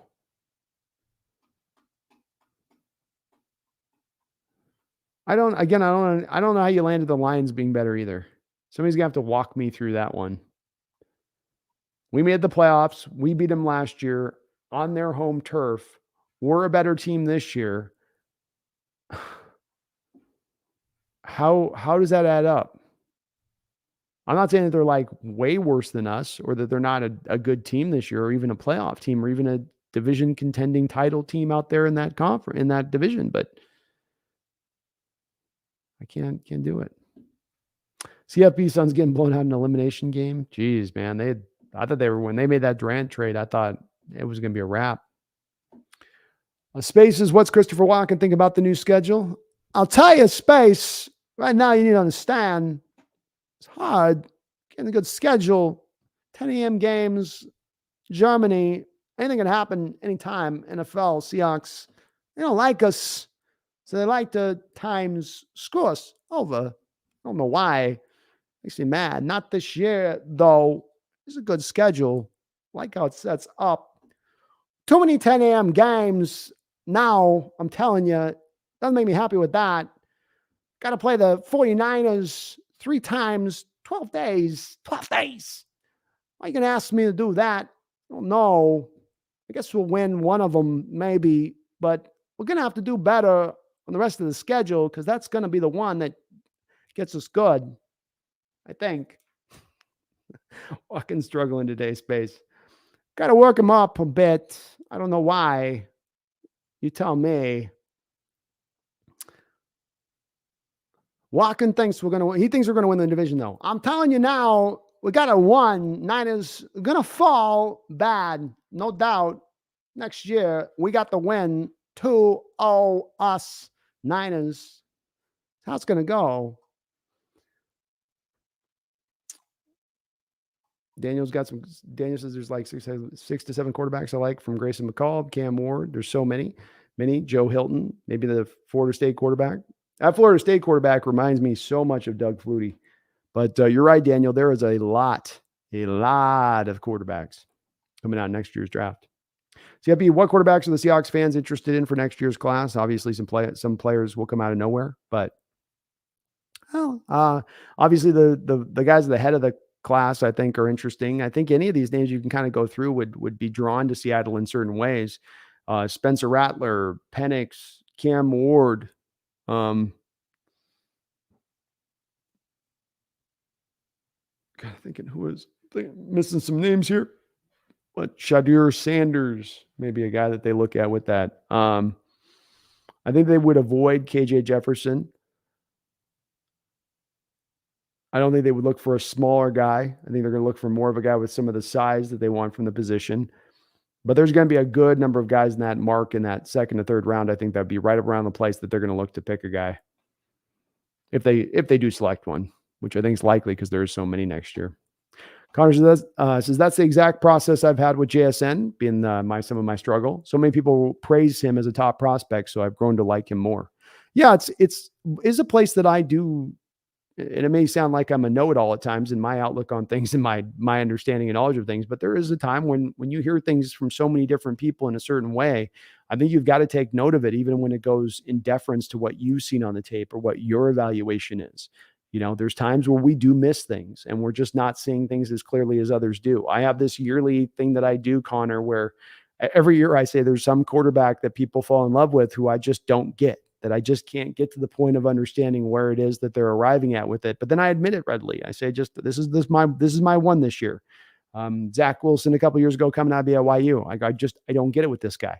People are referencing him like he's Aaron Rodgers, and I just don't see it. So I'm not that way with Jackson. I know he's a good player, but some people talk about him like this is a legitimate star, number 1 type receiver into the future. And I hope he is. I would love to see that he is. I don't know if the tape told me that exactly. But you're right. You hear that from so many who are so much over the moon on him that you go, okay, I've got to take that into account. Randy Wagner says Hawks Nest, fantastic reason. Thank you. Appreciate you, man. Thank you. Hazard says instead of drafting a quarterback, let's get one of these discarded young quarterbacks and toss a 5th round pick at their team that has them. I would be okay with doing that SL. I mean, that's getting good value at that point if you're able to pull it out. And I do think that some of these quarterbacks go to their first destination and, they're just put in a bad situation. They're in a lot of ways set up to fail. Justin Fields has been kind of like this up until this point. I think that Geno Smith in his first stop with New York was kind of set up for that to occur.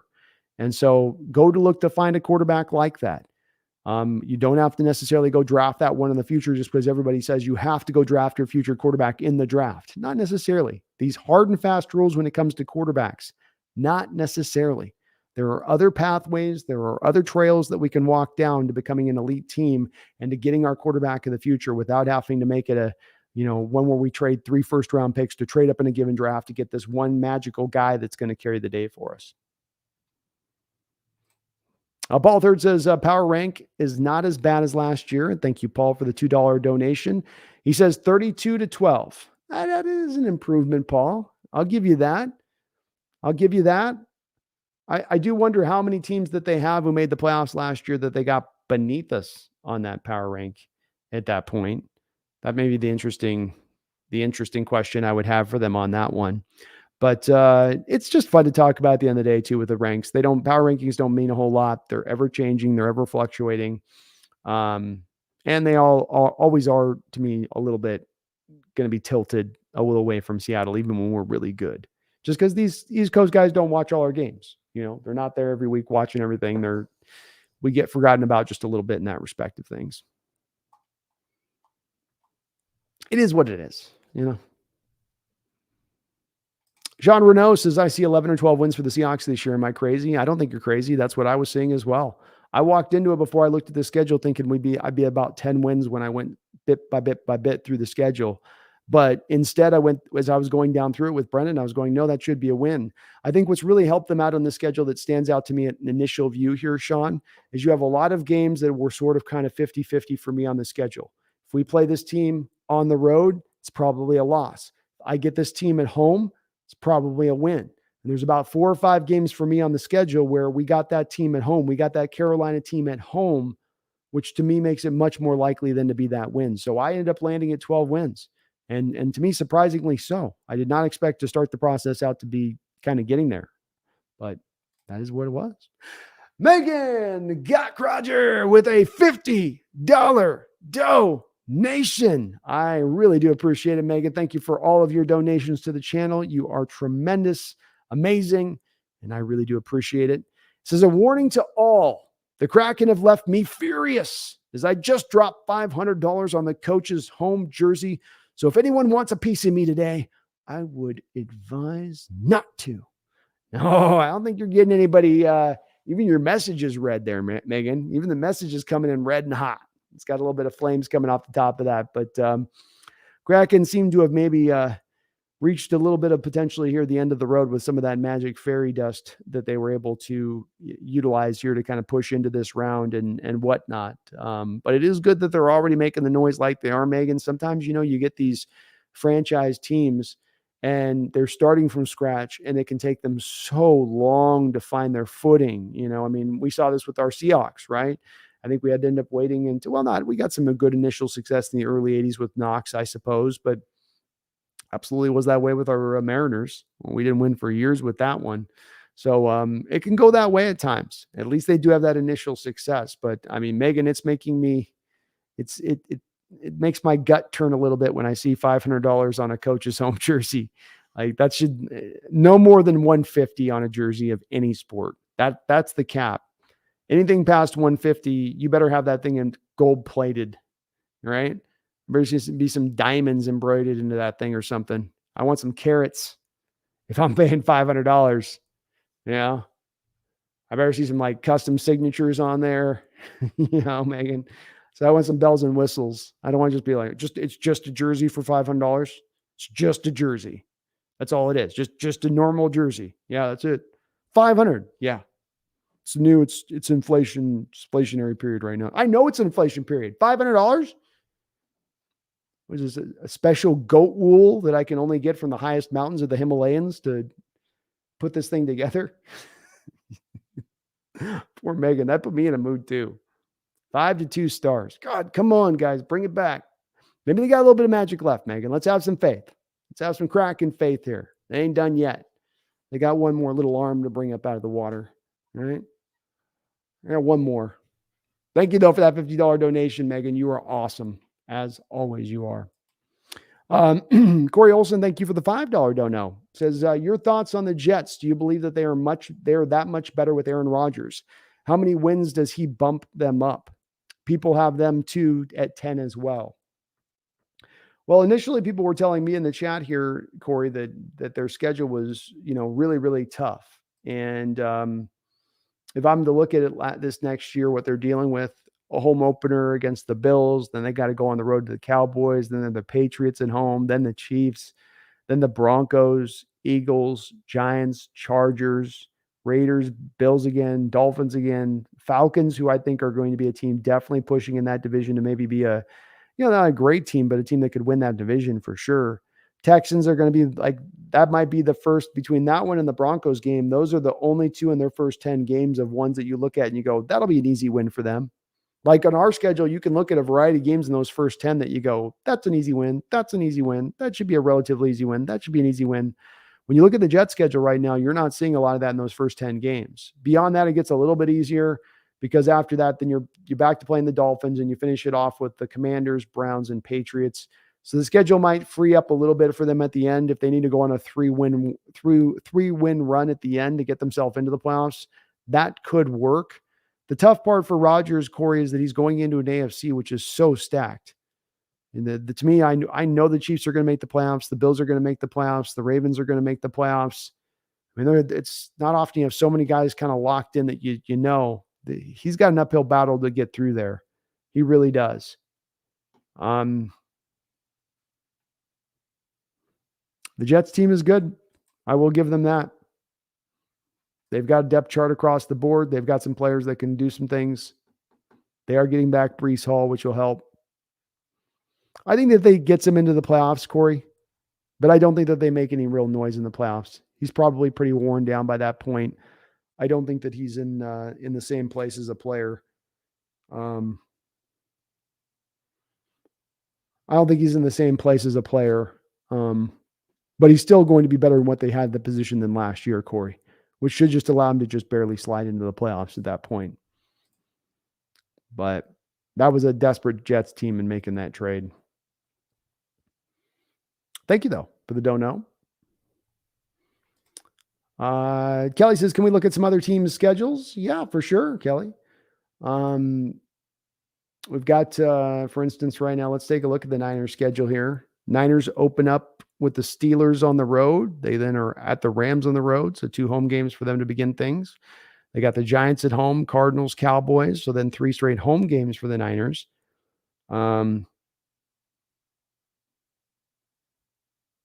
They do have their share. So they've got 3, 4. Like us, they've got 4 10 a.m. games.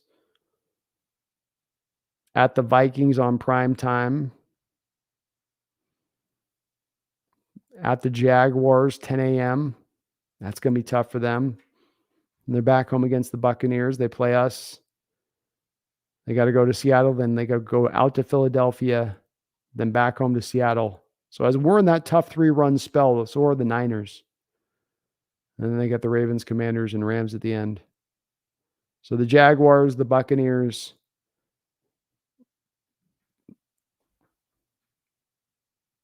and the Vikings are the 2 opponents, Kelly, that are the different ones there. It's fairly tough. It's definitely no easier than our schedule on the Niner one. Let's look at the Eagles. So the Eagles are at home against the Patriots to start, at home or on the road for the Patriots to start, at home against the Vikings next week, on the road against the Buccaneers, home against the Commanders, on the road against the Rams, at home at the Jets, Dolphins, Commanders. So they're going through essentially the AFC North or AFC East. Sorry. So they got to take on the Bills. That's going to be tough. That's going to be something that could impact the Eagles as far as their first round bye if they're pushing for it this year. Because they did have a little bit of an easier schedule last year, is that they do have to take on that AFC East. And they are going through the AFC West, which is going to be tough for the, of course, Cardinals in the Rams game. But that means they got to take on us and the Niners. They get the Giants twice at the end of the year in 3 games, twice in 3 games at the end of the year.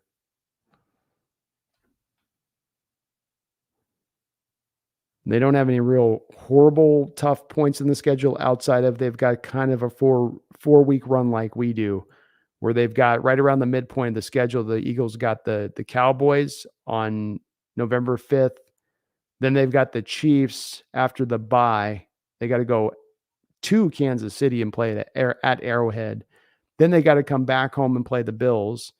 Then they're going to play the Niners after the Bills at home. Then they got to go back out on the road to the Cowboys, and then they got to go back out on the road to play the Hawks. So we'll be catching the Eagles at that point on the heels of a really tough like 6-game stretch there for them. And that being us as the 6th opponent. And then they got the Giants after us after that week. So we're going to catch the Eagles at kind of the right time there on that. But let me know if there's one you want me to look at specifically, Kelly. Megan with a $2 donation. Thank you, Megan. She says the 5-2 Stars final. That pixie dust sounds like it's ran out a little bit. Just a little bit. Thank you, though, Megan. Appreciate the updates there. Gosh, dang it. Come on, Kraken. Come on. Crack those. Alan says, Purdy beginner's luck, in my opinion. Very well could be. We'll see what happens too, Alan, that once you have teams that aren't just suddenly surprised by this kid, actually have some tape on them and see if they can force him to play away from his strengths, force him into the things that he doesn't do necessarily well. And the more tape you get out on you, the more the teams adjust to you. And there's always going to come that point where they're going to take those strengths away from you. Can you now adjust to their adjustment? Barth Knight, Kelly says, I did add a B to it, didn't I, Kelly? I'm going to tell you something about it, Kelly, now. My Cowboys are going to take your Seahawks down this year. Don't you worry about that. You sleep well at night knowing that's an L for you. Okay, don't you put a W out on that schedule now. That's an L's on your schedule. Not because you're all losers. One's not a loser losing to my Cowboys now. That's just a reality of life in the NFL. Okay? That's just how it is in Jerry's world. When you come into Jerry's world, you're going to lose. Maybe it's just that we're Texas. Maybe it's 100,000 people looking down upon you. D-Boy says that Brandon, with Lamar Jackson being his own agent and getting that big contract by himself, do you think more players are going to start doing the same? Is this going to affect the NFL in a good or a bad way? I don't think that it affects things one way or another on this one, D-Boy. I think that there's going to be more of a lane of players being more open to negotiating their own contracts. That certainly has been a little bit more of an uptick in recent years, but I don't think it's going to sort of sweep the nation of players and become common standard. I think a lot of players really don't want to go through this kind of process. And let's face it, for Lamar, D-Boy, this was not an easy road for him. He just not just suddenly got paid. He had to do a lot of betting on himself, a lot of probably tight points where he's like, is this going to be the injury that's going to knock me off to where I'm not going to be paid in the way I want to be paid? And so, he had to kind of get himself guided through that treacherous landscape in order to get to this contract. And they made it hard on him, did the Ravens, D-Boy. They made him wait as long as they possibly could there without him moving on and going somewhere else. So no, I don't think it'll be more common now as we go forward. There will be those guys like Lamar that want to do it, but there's a lot of pain that comes with having to do it. Megan says, with the $2 donation, says $500 is Aussie custom. Oh, okay.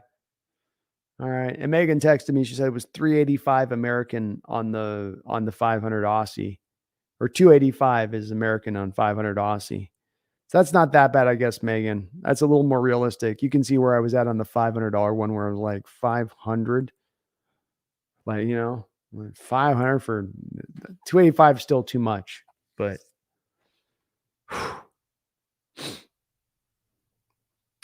Kelly, I can't wait for the throwbacks either. They should be releasing that now, Kelly. Like, why are you guys waiting? You're leaving Seahawks, you're leaving money on the table. Get it out there. Come on. Garth Knight with another $5 donation. Thank you, Garth, for all your donations on the channel. He says, Brando, at Addicted to Hawks might be bluffing, but I believe in this Michael Kent Penix kid. If the Hawks draft him, I won't be disappointed. No, I like him too. I joke around about the left-handed thing, Garth, but I'm not anti-lefties really at the end of the day when it comes to the quarterback position. It's just, they look a little awkward to me. And I just, in a lot of ways, it's hating one's own self. Why do we have to look so awkward when we throw things? Why do you righties got to look like like you've been throwing balls coming out of the womb? And us lefties, it looks like we're just, it just looks awkward. It's like when Tebow throws the ball, like all of us lefties all have like a little bit of that Tebow kind of throwing style to us for some reason, just where it doesn't look like it's not free and easy. Bennings, though, I will say it does look free and easy with that kid when he lets it rip, because that ball jumps out of his hand with some tremendous velocity. And he's not like Will Levis, where you're really feeling him intensely have to just ramp himself up to get that ball out in that way. He can just comes right out of his hand with a fluid delivery.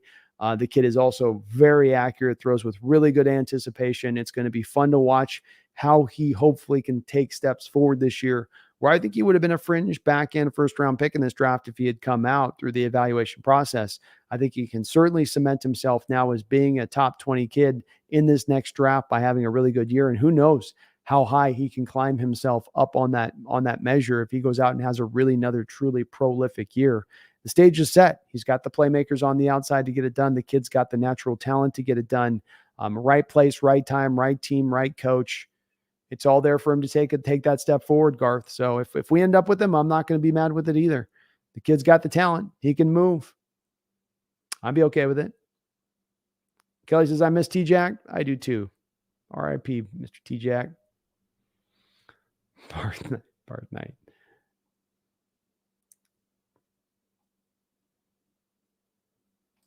John Holland with a $5 donation. Thank you, John. I do appreciate it. Says, when it comes to the draft, I've learned to trust in Carroll and Schneider. They hit on draft picks more than most teams, especially in the late rounds. They certainly have done some of their best work, to your point on that, John, and thank you for that $5 donation. They have done their best work in the later rounds. And we've got a pretty good track record in 10 years of finding some pretty good talent out in that space of the draft. I think for them, what they've had to do through these last few years, John, is it's in a transition in their philosophy is not necessarily to do anything different in the back half of the draft. It's been their change in how they look at the front of the draft. It's been their change in their view of simply collecting as many picks as possible, more now on trusting the value of their boards and just taking the best possible player at times over the nature of what you saw for a while there, where it was a little bit more about just let's keep moving back. Let's just keep accumulating picks. Let's just get more swings, more bites at the apple. That's what's more important. But the two things that I think have changed over the last 2 years, John, which has brought about now, I think, some of the greatest success that we've ever seen in Seahawks history in these past two drafts, has been their trusting of value, not reaching for need, but just trusting the value of their board. Number one, that's at the forefront. And then the not moving back just for the sake of moving back. That if there's not the trade to be had where they're not getting the true value back in return, that they stand pat, they take the best player they have on the board, and then that's going to met out the best draft for them at the end of the day when it's all said and done. So I'm likewise with you, this, John. They shook me a little bit when we're talking about from 2016 to 2019 and that trust, where I started to go, okay, these guys lost that magical, they lost that magical touch that we saw that they had when they first walked in the door. Have they lost their way? Are they not operating from the same process as they once did? And I think that indeed that is the case. I've pointed to it many different times, but it's one of the greatest truths of this offseason that we can walk away from is that John Schneider has spoken about multiple times that the success over these last two drafts is going to come from them going back to a philosophy standpoint, trusting the value of their board first and foremost, and never reaching for need. And that's why you have so many good picks, so many picks that are of such great value over these last two drafts that have comprised what have we been at? Like 19 total picks, 19 total selections over that time. And you're going to end up with probably about 16 to 17 of those guys being really strong contributors in some way or another. So well said, John. Very well said. And thank you for that donation. Tariq, I met Devin today and said, we're stuck together now. Love our Tariq. Oh, thank you for mentioning that, Kelly. There was a really great moment there on Seahawks.com. I'm going to try to see if I can get it posted to the channel on a short where you're seeing Devin Witherspoon meeting up with Tariq Woolen for the first time, and they dab it up and they're kind of talking a little bit about where they're training. And then like one of the other staff members comes over and he's got to pull Devin Witherspoon away for some reason or another. And Tariq's like, it's okay. It's all good. We're stuck together now. It was a cool little moment of Tariq saying that. And these guys have the possibility of really making something special between the two of them. You have the talent between these two guys to be lockdown corners on the outside, to be able to not only be lockdown corners, but guys that are able to get a lot of interceptions, because quarterbacks are not going to be able to run from you. They're not going to be able to go to the other side of the field, because what's over there at the other side of the field is another guy that's just as likely to intercept the football. That's going to give these guys their opportunities to go out there and really shine, to look really good. And if they can put it together in that way, Seahawks might have something dynamically here that we've never had in our entire history. It gets me excited too.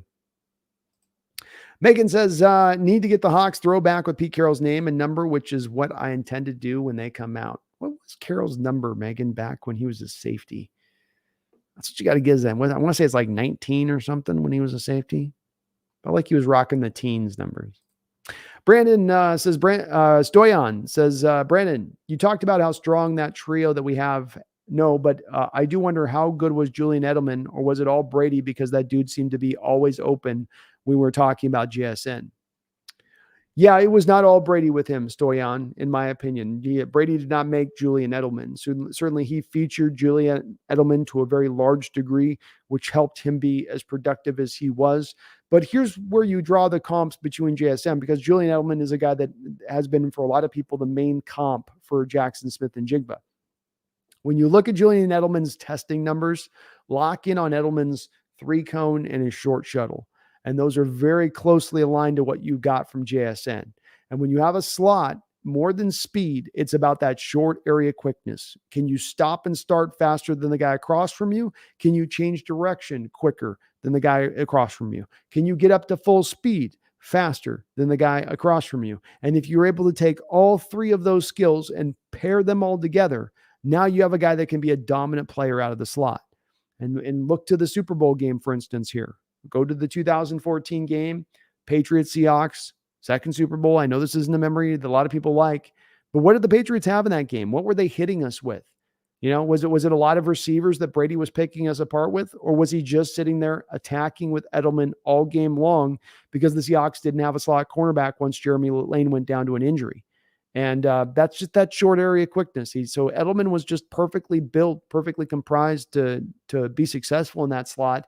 And he had the optimum quarterback, who's maybe one of the best slot featured quarterbacks that we've had here in the NFL over the last 30 years. So it was two of those things paired together really well. But Edelman indeed has a skill set very close to what Jackson is. And indeed, Jackson, I think, is going to take off and be successful because we have that baseline of success from a player that was built very similarly to him.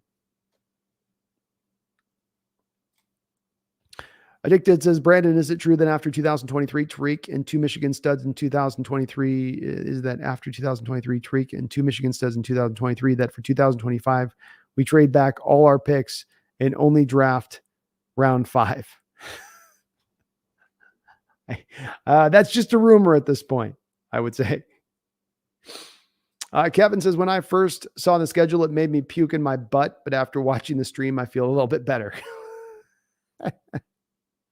You never want to puke into your butt.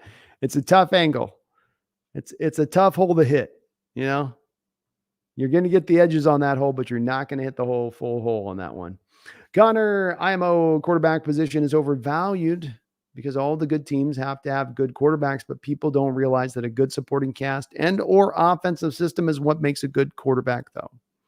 Well said, man. I can't add any more than that, Connor. I agree.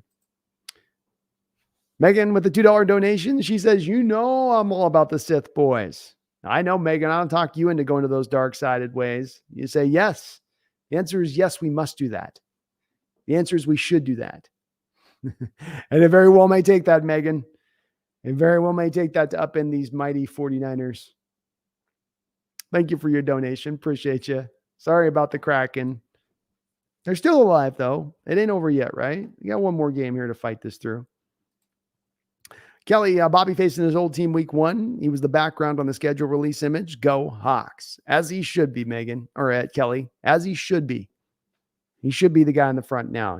This should be almost kind of a celebration of Bobby this year. I have a sneaking suspicion it might very well just be his final year in the NFL. And if that is the case, let's send Bobby outright. Let's send him out with the Super Bowl title, in fact.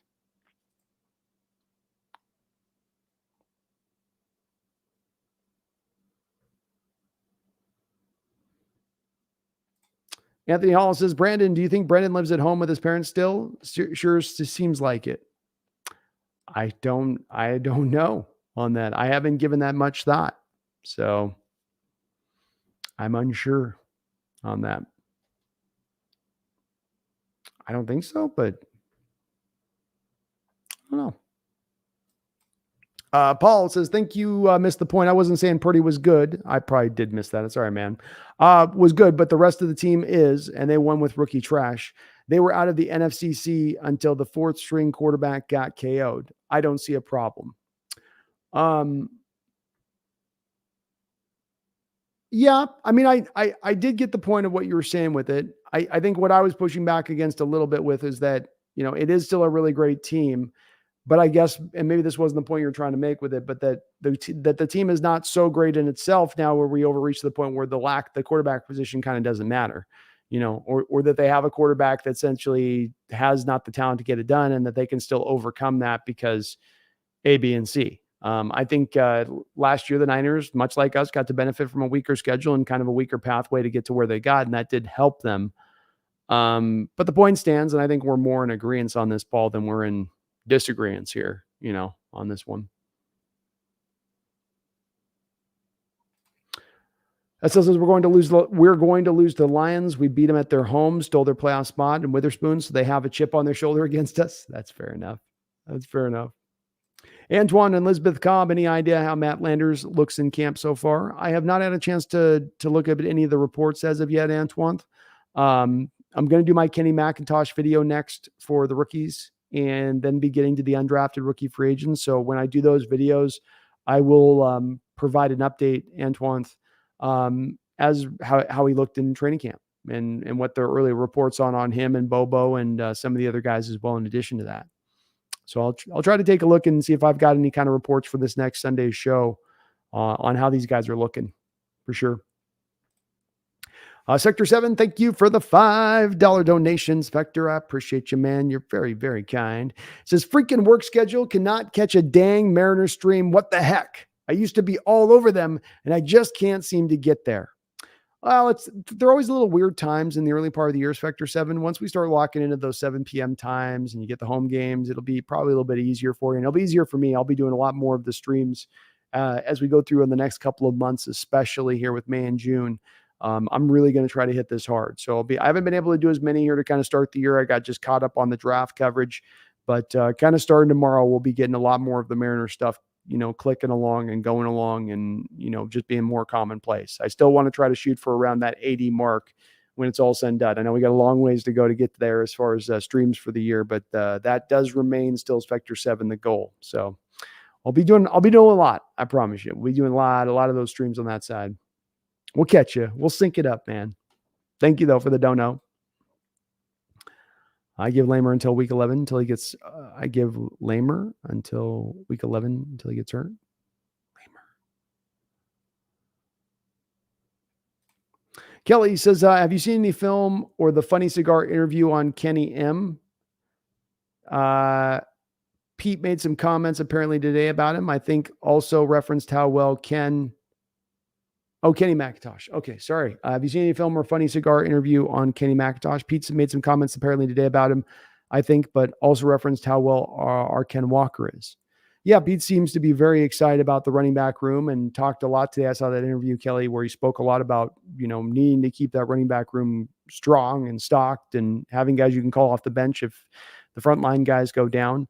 I'm going to be doing my next, now that I got the Mike Morris video out, my next one, Kelly's going to be McIntosh and doing more of the deep dive on him for his video. So I'll be kind of getting a little bit more into him and unpacking a little bit more of that with him, but I haven't had a chance to do a lot of exploratory stuff so far. It's just been kind of like a blur where the draft went through and got the videos done with the draft. And then each day just trying to get these other videos kicked out from Oluwatimi to Mike Morris. And it's got me kind of, tunnel visioned a little bit on just getting those done first. And then I can kind of get back out to paying attention to some of the other stuff out and about a bit.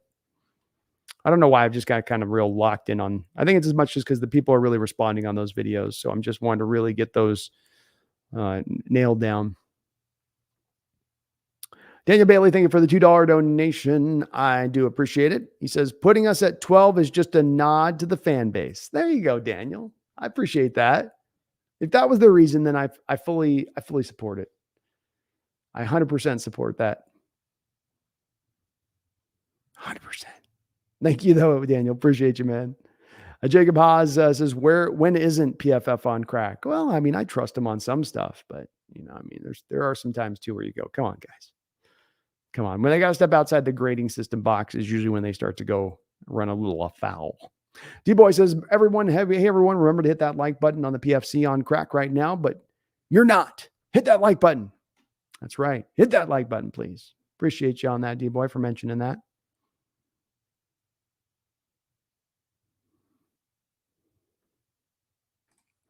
Daniel W. says, please check out Riley Reed, quarterback for Duke. He would be our Matt Hasselbeck 2.0. 20 years old, runs a 4.540, can make all the throws with nice touch.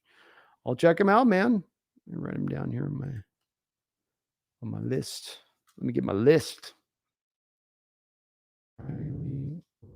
Riley Reed out here, huh? He's on my list, Daniel. I will certainly check him out. I have a feeling I'm going to be getting through a lot of quarterbacks this year again. D-Boy says, saying the Vikings are better than us is very, very disrespectful.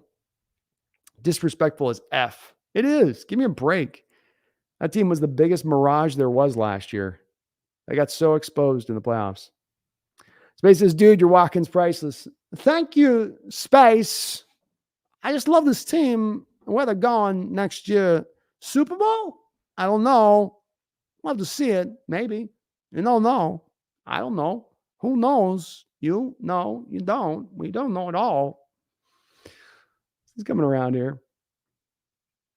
Spuds Bag says, I may try it again now that I'm an old man. A lot of stuff I disliked as a kid I like now.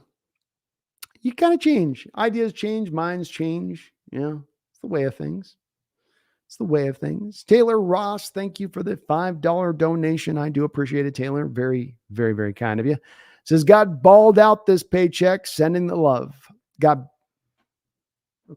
balled out this paycheck, sending the love. What's your thoughts on our record? Walking.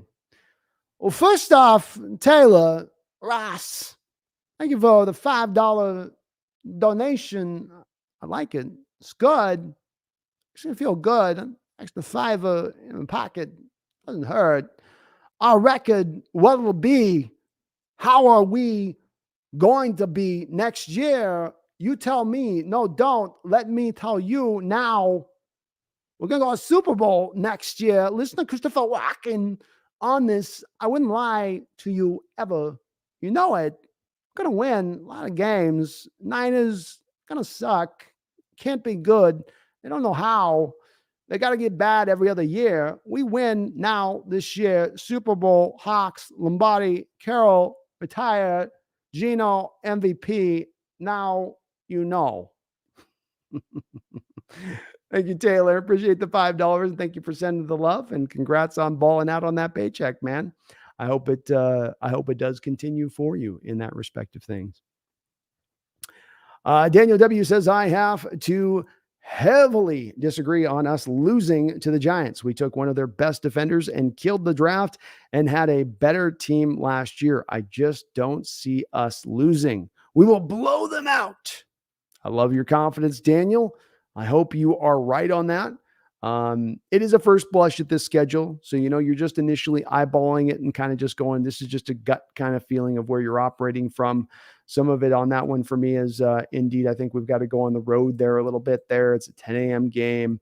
I can't remember if I had us as that as a win or a loss on that one. Let me go back and look at the schedule here. So, I did have as the win first. I guess you're on a primetime game there on the road. But I could certainly see us beating them, Daniel. No doubt about it. You certainly could beat that team. So I've liked their offseason, but I could see it going that way.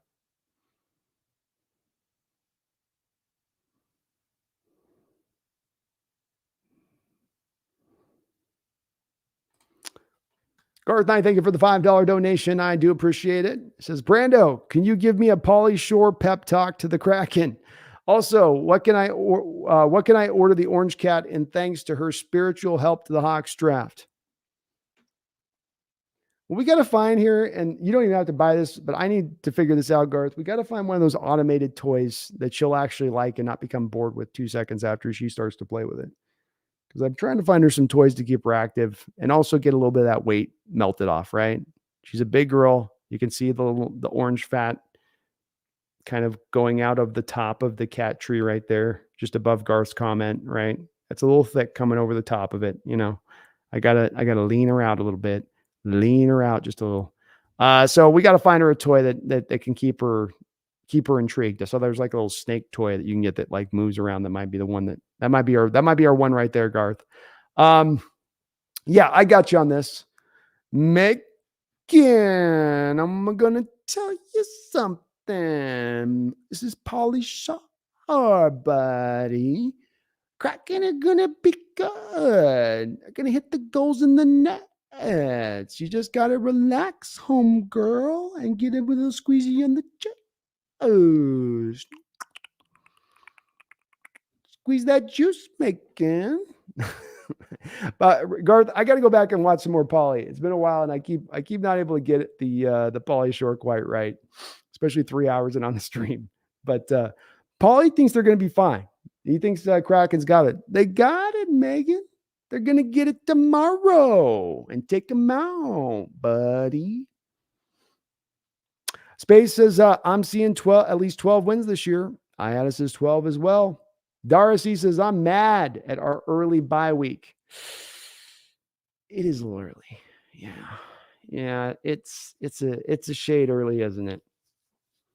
You kind of look at that and go, gosh, just a little bit later in the season. But I guess maybe hopefully the good news here, Dara, is that we get to then get on a nice magical run on the back of it. And we don't have a bye week come up that stops our momentum. That if we start and keep a momentum going all the way through, that we can just stay in that pocket, stay in that rhythm, stay in that mold, and keep at it. Keep at it. Jacob Haas says, what's your thought process in us losing to the Giants? Because they didn't really get any better from last year. They didn't get any better from last year.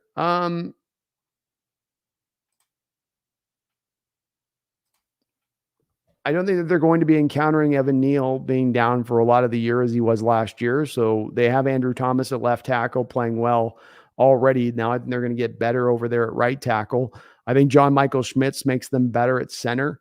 So 3/5 of their offensive line is kind of freaky to me right out the gate. And the other two guys, Ben Brendanson and Mike Lewinsky, are at least good enough to get the job done on the interior aside from that. So I think with Saquon Barkley there and Daniel Jones in his run element, we had this team at home last year, right, folks? We had this Giants team at home in 2022, right? At home. And if I'm not mistaken, you did beat them 27-13, but that game was a little bit closer than that final score kind of ended up fully indicating to me at the end of the day. I think you also last year didn't have the Evan Neal in that game. They were down a couple of offensive players. They've also added Darren Waller, Jacob. So when I look at Darren Waller and them able to pull him away from the Raiders for almost nothing, I think that's going to be a sensational addition to them.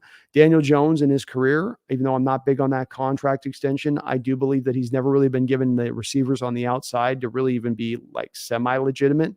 Now they've started to kind of get those receivers in there with Paris Campbell, Wan'Dale Robinson, with Sterling Shepard, Darius Slayton, Darren Waller in there. Nobody's going to set the world on fire in that group, but they had just a league worst group for years over there on that side of things. It's at least marginally better. When it comes to their defense, I like a lot of what they're doing on that side of it as well. Their front seven, Bobby Oker from the Colts that they brought in. I like that player. I like that addition to their defense. Azeez Ojulari, who I believe was out of the game that we played them in last year, comes back for them. He had a really good rookie year in his first season. Their front four is good. Kayvon Thibodeau, Leonard Williams, Dexter Lawrence, who just got his big deal. And they signed Ashawn Robinson. So they got the beef that they can throw at you up front. Adoree Jackson and Deontay Banks, the kid they drafted out of Maryland, gives them maybe a pretty good tandem of cornerbacks there. And Xavier McKinney, Jason Pinnock are just okay. They're whatever. But I think they've got enough defensively there to give you some problems. And I think offensively, they can attack you with their strengths at some of your weaknesses there. So I think it's a close game. I wasn't, and let's not take these like predictions necessarily to the bank at this point. It's we're May 11th. You know, things are subject to change. That's for sure.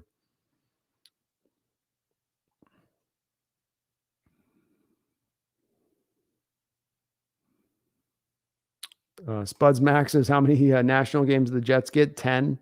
I don't think you get more than 5. So I'm sure they got 5. The NFL schedule makers were going to give them that for 100%. Let's count it up here. 1, 2, 3, 4.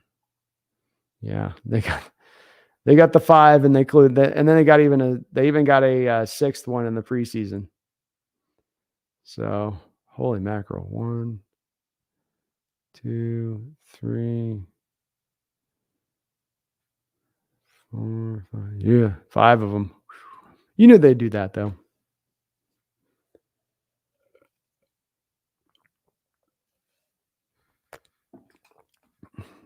The doc says, Brandon, special goat wool reminds me of the fond days in North Dakota. Bad joke.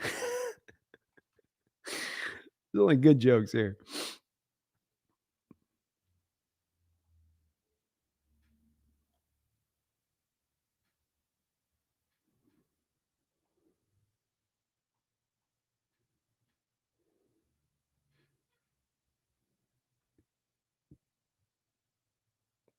Daniel Bailey says, golden Himalayan goat wool is what the Seahawks throwback jerseys will be made out of this year. That's right.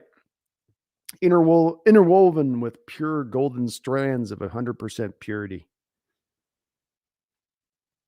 Connor says, I think the Jets offense improves, but I actually think their defense could decline a little, even with the addition of players like McDonald. I feel like the Jets defense outperformed their talent in 2022. Yeah, maybe. I mean, they got some good edges there. They got Mosley there. The corners on the outside. I don't know. Maybe. They're doing a pretty good job on building up that roster there, defensively speaking. That's possible.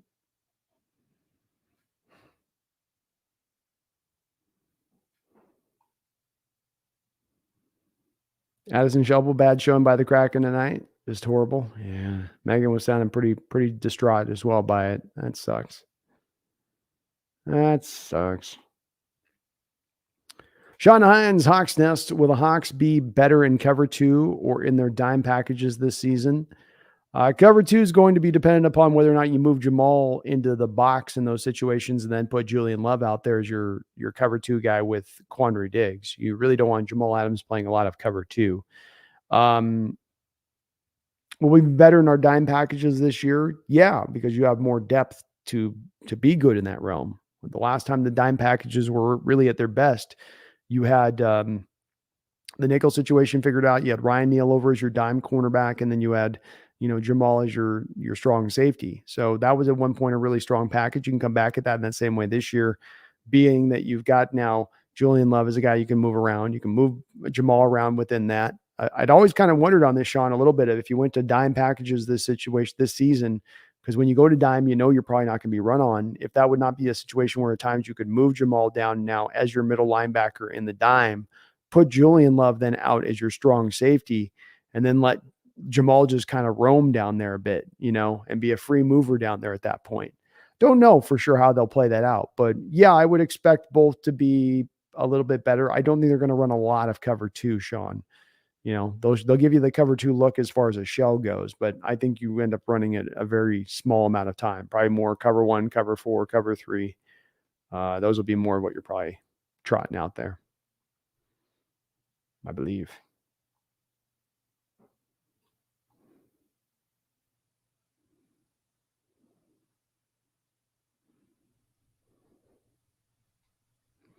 Addison Shelby says, when you have a left-handed quarterback, the right tackle becomes more valuable than the left tackle. Indeed, it does. Abraham Lucas would be our blindside protector.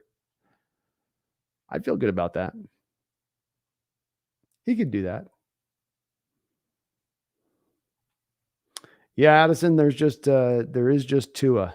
Tua is your only lefty right now. We're such a small part of the population, though. Thank you, Garth, for the $5 donation. Appreciate you. He says, Brando, ask Megan if she's willing to sell her jersey in a Hawks Nest auction. I will start the bidding at $35.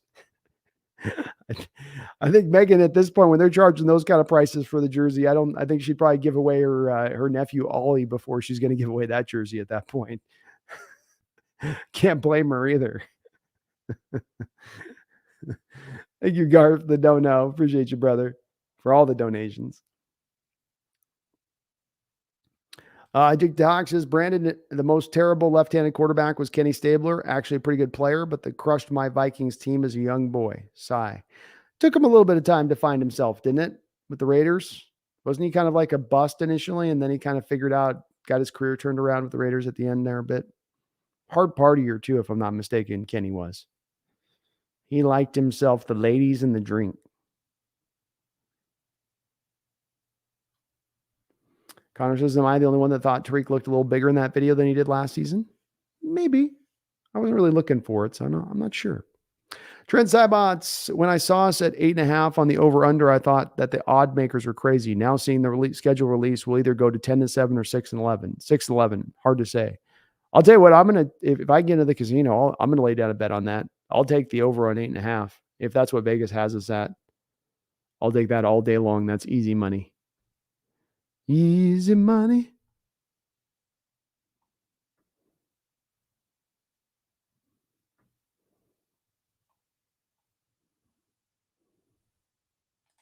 Dara C says Edelman should have been taken out of the game for a concussion. Yeah, Cam got him. The fact, Dara, he was even able to keep his feet on that play, much less stay in the game. But boy, that game looks a lot different if Edelman has to come out there due to that hit at that point due to a concussion. But he toughed it out. He took one from Cam Chancellor right to the chops, shook it off.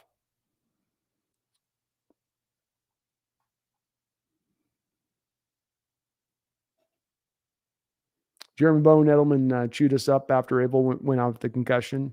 He did. And don't forget, too, it was the Jeremy Lane injury. Remember, Jeremy, he had the interception on that first drive, and then he's returning it back. Edelman actually was the guy that caused the injury when he tackled Jeremy Lane. And not only did he tackle him, but he took out the guy that was going to be covering him through the rest of the game. And Seattle made that weird choice where they inactivated Marcus Burley in the game, their only other slot corner. So they had to then trot out an outside corner into the slot for the rest of that game, and that lost you the game.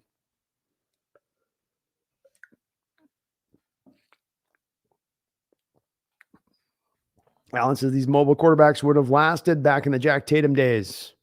It's crazy how much the league has changed. Oh, it has definitely changed a lot. No, he would not have. No, none of them would have. None of them. As in Shelby says, no, Brendan doesn't live with his parents. His parents actually live with him. Yeah, I was going to say maybe that's more of what it seemed like to me with that, and I'm going to probably be, quite honestly, eventually doing the same thing. I mean, I'm probably eventually going to have my dad and my mom, or one of the two of them, or both, or whatever, which, I give Brendan props. That's what he's doing, because you should take care of your parents in that manner.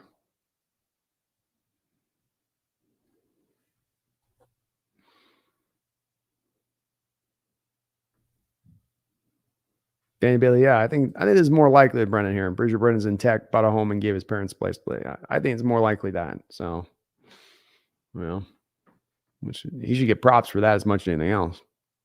Joka says JS had 900 yards, maybe in there. I've got him at about like 750 on the year, but he's going to get a lot of touches, a lot of catches, a lot of opportunities down in there. That's for sure. A lot of chances.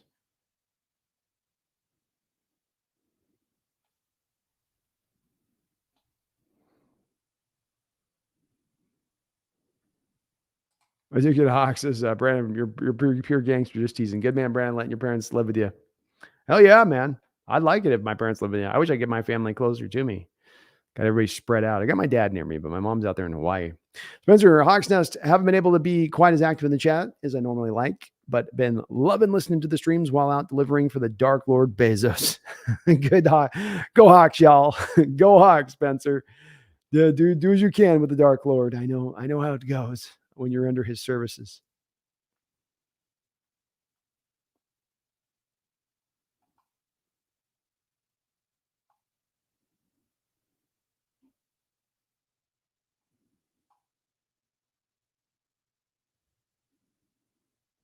Spencer says, I'm sure you guys already talked about it, but do we expect Mario Edwards to make the roster? Am I missing anything important, or is he basically an elderly Mike Morris? Laughing my ass off. Yeah, I think the elderly Mike Morris is kind of right. Mike Morris minus 3 inches. 29 years old, so there's still a little bit of something there in the tank. He's right at the end of his prime. Good try hard, high effort kind of player who's really good against the run and gives you a little bit as a pass rusher. He's going to be an edge roster guy. He'll be a rotational guy. I think he probably does make the roster, Spencer, because the two guys he's got to go up against are Mike Morris and Miles Adams, and he's got a little bit more of a pedigree than either of those two guys. But if either of those two guys do take steps forward, then he has a chance of not even making the roster at that point. It is good insurance, though, for us, for those young guys not developing.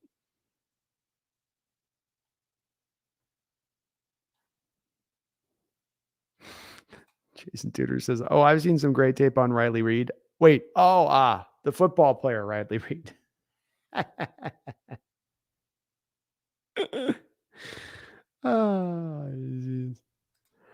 Sector 7, thank you for the $2 donation. I do appreciate you, bro. He says, yo, be careful looking at that quarterback. Reed sucks bad. I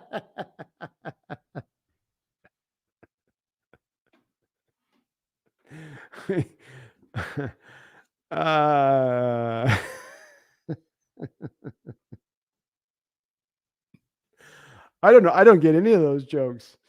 I don't understand any of what those jokes mean. I mean, who these Reed people that you speak of? Oh, Lordy. Thank you, Spectre 7, for the donation. Joka, whatever happened to the John Ross guy that got injured and fell off a cliff? I just don't think he ever really developed as a player. Probably there's some questions there with work ethic and how much you really love the sport and wanted to get better. But he's had a couple of opportunities with that speed and just never been able to take hold and set best. I did get a Hawks. Says Brandon, saving the Cameron Young the best for last, right? Go Hawks, laughing out loud. Yeah, I'm going to be getting to Cameron Young eventually in my Hawks draft breakdown videos. It's going to be probably about a 3.5 minute video. And I'm going to say the Seahawks drafted Cameron Young with their second, 4th round pick. He's a player. He's a defensive tackle. Please hit the like button. Please subscribe. Go Hawks. That's going to be the video, basically. That's the short version of what's going to be a short version video on Mr. Young. Jason Tudor says the best toy to keep a cat young is a kitten. Yeah, the thing is the problem. I got another cat here, and the problem is, Jason, is that these two cats, as it is already, don't get along. One of them's elderly, so they just fight. And this orange one's so possessive. If I have another cat, she's just going to spend half the time bullying it to try to keep it away from me. I don't know though. We'll see. Maybe in the future. But I already got 2 cats. I can't go to 3 cats. I'm already in danger zone as a single man with 2 cats. That is definitely into that area of being the equivalent of the single cat lady. You get into that territory, and that's you got to be very aware.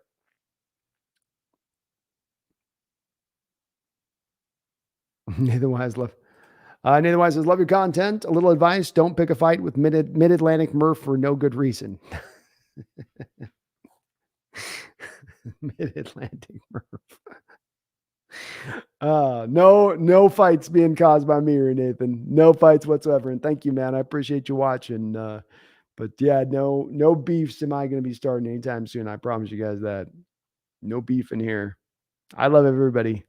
I'm a kumbaya guy myself. Garth Knight says, perfect, Brando. I got to work on him, though, Garth. I don't have a strong poly right now, man. My poly's a little weak. My poly's just not bringing it like I'd like, Brandon, 99.9% walking. Forgot the cowboy. Just cowbell. Just kidding. Sometimes I forget where it is. I love it so much. Kelly says, finally, we get to go to Jerry's World. God, feels like the first time since the playoff loss, although we may have replayed them the year after or so and lost. That sounds right to me, Kelly. I do believe you are correct on that. But maybe we go back and get to expel some of those old demons from that playoff loss where you waited to let Russ cook until far too late into the game as you just tried to run into a brick wall. Nathan Wise says, Mark Lewinsky, come on, bro. Keep respect for this ex-Seahawks. Hey, man, he's carved himself out a pretty good little career. It's not been bad. He's going to play like 10 years in this league when it's all said and done, it seems like. Connor says, Evan Neal was great when he did play last year. I definitely expect him to make jumps and become a top offensive tackle, but I think it takes another season to see big improvements. Yeah, I don't think necessarily he gets to his prime this next year, but I think he is going to give them better play than what they had last year. And I do think John Michael Schmitz is going to be pretty ready from day one to hit the ground and give them improvement over what they had last year from the center position. So if they get 2 improvements on that line from where they were last year, does that take them a little bit of a step forward offensively with a few more extra playmakers on the outside for Daniel Jones to throw to? We'll see. We'll see. Megan says, sorry, 12s. I'm just disappointed by the Kraken today. So sorry I'm not better company. No worries, Megan. That means you care. It means you're a passionate fan. It's how it is when you have your team loses, you know?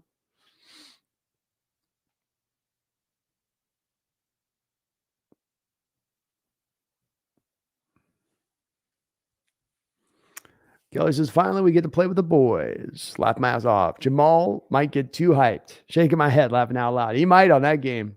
That's his show out game right there.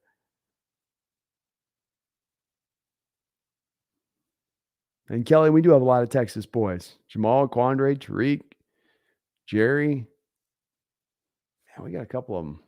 Even JSN, Jackson Smith and Jigba's a Texas kid. Joka Seahawks should make a couple more D-line moves to get it at least to an average. There's a question I asked Brendon, and we both felt the same way on this one, Joka, and it's just how you feel about it as well, where we said, hey, do we think the Seahawks are going to make more moves in the defensive line? Probably not likely, not with the cap space that they have remaining and available. Should they make a move on the defensive line? Yeah, they probably should. So I would like to see it. I don't know, though, if that means they're actually going to do it. Sean Hines, Hawks Nest, do you think of Dylan Moses? He's on my list to check out, Sean. I know the Hawks did sign him. I'm definitely behind from Matt Landers to Jake Bobo to Dylan Moses and getting back into Jonah Tavai. I've got a lot of the undrafted rookie free agents and other people that we picked up to look into, but my mind's been kind of 24/7 on just getting the draft videos kicked out. Once I get those done, then I'm going to have more of an ability to kind of look at some of this other stuff, but I've just been kind of running out of hours in the day a little bit. Spencer Smith says Akeem Hicks or bust. Bro's an absolute unit. He played good for Tampa Bay last year, Spencer. He's old as hell, but he's played in this scheme throughout his career. He's a pure fit in that regards of things. And if you're just needing to rotate out and become, Spencer, the Al Woods guy of this team where he plays 20 snaps a game, why not? Why not? I think Alex Brandon, come on, John Michael Schmitz against Cameron Young in the trenches. Matchup of the year. Sigh. Yeah. I think JMS might have the better of him on that one.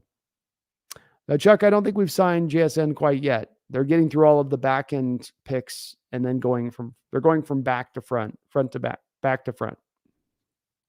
At least as far as the order goes. There's the order. D-Boy says, I'm sorry, Jets, but a washed-up quarterback, A-Rod, that's following Brett Favre every footstep and will not make you a playoff team. It might not, D-Boy. I wouldn't be shocked either way. I could see it going both directions. Joka, Shelby Harris would be a great option. If they could pluck him, let's just reinforce the ranks, just fill it out a little bit more. It doesn't need star power. Let's just get a little bit more legitimacy in there, in my opinion of things. Daniel, thank you for another $5 donation. You guys were tremendous again tonight on all of the donations. I really do appreciate it. Says, not just the power rankings. Vegas had us as the 13th in odds of winning a Super Bowl.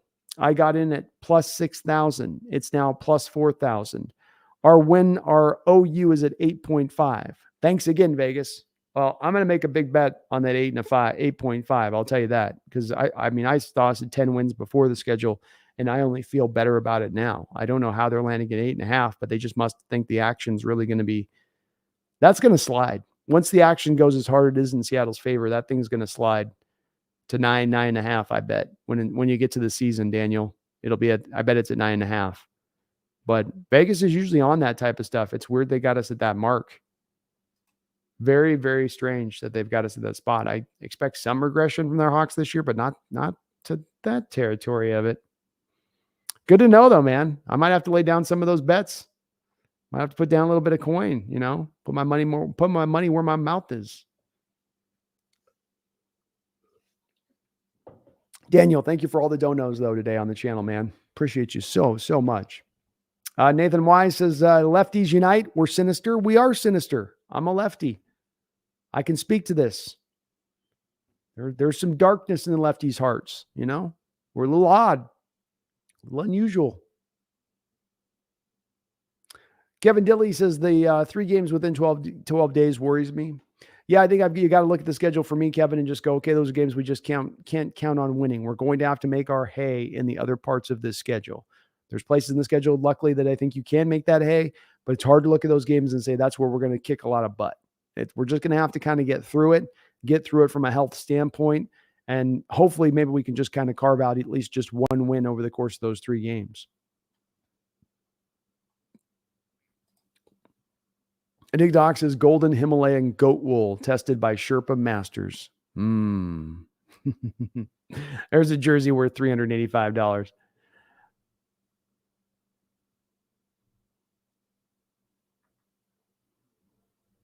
Overnight, Kevin Durant had a complete meltdown tonight. That sucks.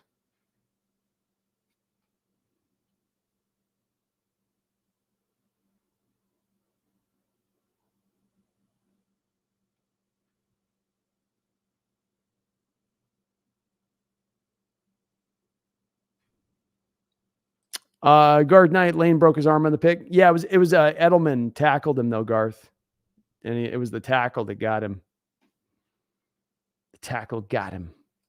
The ZXQYQYB. Thank you for the $5 donation, ZX. I do appreciate that. Very, very, very kind of you guys. You guys are unbelievable as far as the support goes on this channel. It says 13-4, 12-5. And one of the Bengals, 49ers, and Eagles game flexed. That cornerback in the Super Bowl that sucked was Simon. Thank you. I was trying to think of the name and I couldn't do it. That was Thorold Simon. That's right. The kid out of LSU that was really a pure outside corner that you had to kick inside in that game the second that Jeremy Lane went down. And that was really where the defense just, on top of Averill going down, as somebody else mentioned with the concussion in that game, that's where it all just kind of went downhill and you just didn't have a way to stop it, especially with where your secondary was so beat up. You had Cam coming into that game with a torn, I believe it was a PCL or not a torn. It was torn. He had a torn ligament in his knee somewhere. And then you had, of course, Sherman with his injury and Earl Thomas with his injury. Just one too many. ZX, I landed at 12-5 as well. We did the schedule breakdown. That was where I felt pretty confident. This is where it all kind of washes out into. So I think 12-5 feels pretty good. Feels about right. Megan says, my mom lived with me for 18 months, did my head in, and now she has her own did my head in, and now she has her place up the road and still see her most days. And well, you know what happened with my dad, so I'm not saying it again. I do indeed on that. And yeah, it could be a challenge when you got him living with you. At some point, I'm going to have my dad living with me, and he is a live wire, folks. He's definitely eventually I get my dad here on the channel. He is an absolute, the guy should have been a comedian, a stand-up comedian back in the day. Just absolutely hilarious. But someday I might. I'd love to have my family living with me. I wouldn't mind that at all. Victor Hawks, The Blind Side Protector, sounds like a Sherlock Holmes book. Kind of does. Or a spy novel. One of the two. Addison Shelby, the Dark Lord Bezos might very well end up owning our team. It's true. In fact, if you're laying down bets, I don't think anybody'd be dumb not to lay down a bet on him doing it. Dig to the Hawks says, Brandon had Biletnikoff and Branch as receivers, I think. Oh, that'd be Kenny Stabler? Yes. That's right. Can't remember ages ago. No, that's correct. It was Branch and Biletnikoff were his two go-to guys. And then they had Dave Casper, was I believe the tight end. That's correct. The ZX, thank you for the double donation, man. Two drops. Appreciate the $2 donation on top of the other dono. Says if Bezos buys the Hawks, do we get free prime? Only Seahawks content creators get free Prime at that point. Everybody else, you got to pay up. But just us, yes. We should. If you're a Seahawks fan, you get instant Prime. So might as well get something out of it at that point. Throw us a bone, Jeff. Throw us a freaking bone. These Prime prices are getting out of control. $14 a month for free shipping. Appreciate you, DX, man. Very kind of you.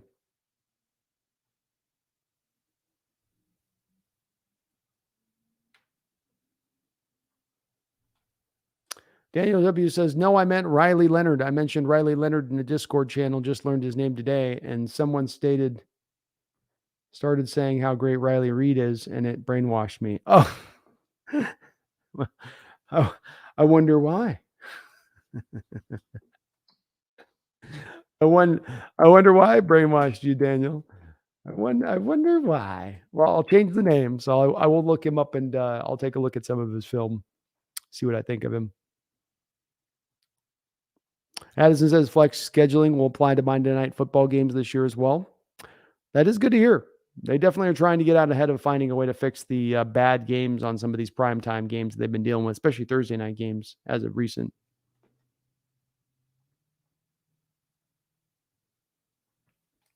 Megan says, 3 cats, and I call you crazy cat dude for the rest of your life at the Hawks Nest. I know the line, Megan, and I know how not to cross it. I'm going to stay over here on this side of the line. I don't care how cute I see the kittens out there that I want. I don't care even that I think maybe a kitten might help out this one over here with her bullying ways. But I can't cross that line. You don't come back from that, Megan. Then it becomes 4 cats and 5 cats, and we all know where that goes. Your house starts smelling like cat urine. You never leave the place. Jaeger Rodol, did we go over the schedule already? Indeed, we did go over the schedule, Jaeger. Me and Brendan did a bit-by-bit breakdown at the top of the show, and we ended up coming out to 12 wins on the year. So I feel pretty good about the schedule. Pretty good.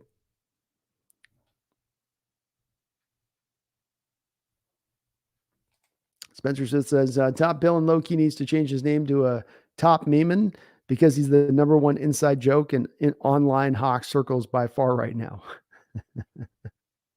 It definitely was weird to watch that boil down this week. I was like, whoa.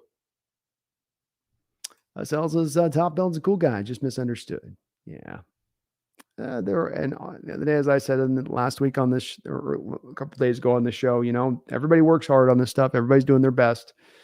Sometimes feelings get rankled.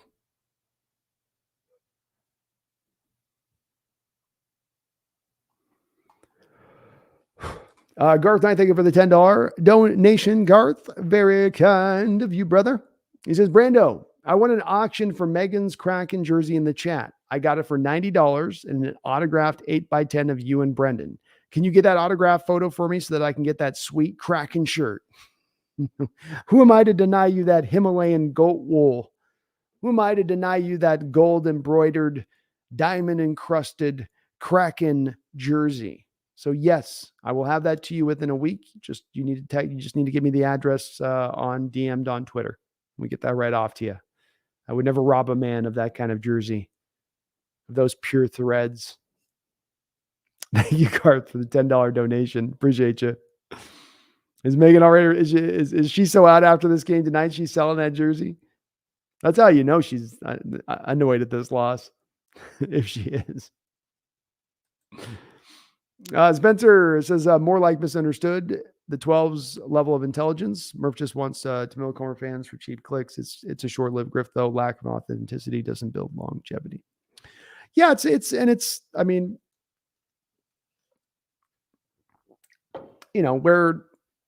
it's such dark waters to dive into with this, Spencer, as I've been trying to avoid it as much as I can. But, there's a lot of videos out there, which was Rob's initial point. There being a lot of these videos out there of content creators that are just creating positive Hawk videos, and they don't really have a dog in the fight, and maybe they don't believe what it is they're actually saying. I think there's a valid point to be made within that. But I also think there's also that bit of the nature of the beast thing going on here, where it's a little bit of the nature of YouTube. And I share Rob's frustration at times, and people want to just hear the good stuff, but they don't want to hear the bad. And I think that you can get people to hear the bad stuff. You can hear people to hear the negative, but you do have to be creative in the way that you sort of package that negativity and house it. And if it's just purely coming out as negative, it's not going to be received well. But I also think that, like you say on this too, Spencer, it's not a pathway for longevity, simply everything being beautiful, wonderful, and awesome at all turns. And I think that's very valid. But yeah, I don't fault anybody for the way they run their channels out here. The lay of the land is the lay of the land. And you just have to, ride the wave. You don't get to determine how the wave flows or how big it gets or the way that all you can determine is how you particularly ride it.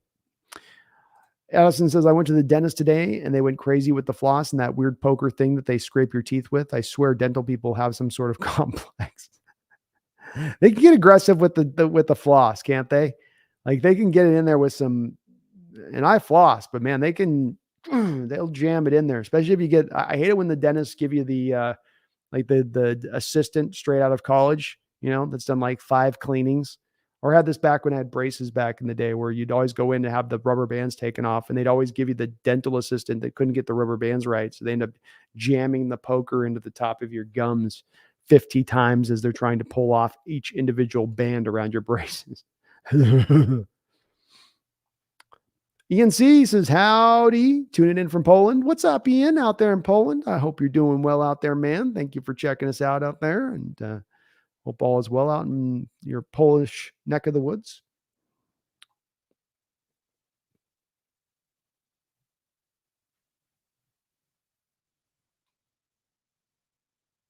Ian says, I have us going 12-5 with L's to Detroit, Baltimore, Cincinnati, and San Francisco away, and Dallas.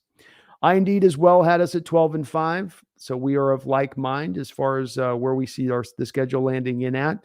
I believe that I had our particular losses being, I had the Giants, Bengals, Ravens, Niners twice. So that's, I believe, Niners twice. That's our losses as I've got it. I think I did have us down to taking the Cowboys down, but I've got us at 12 wins as well, Ian.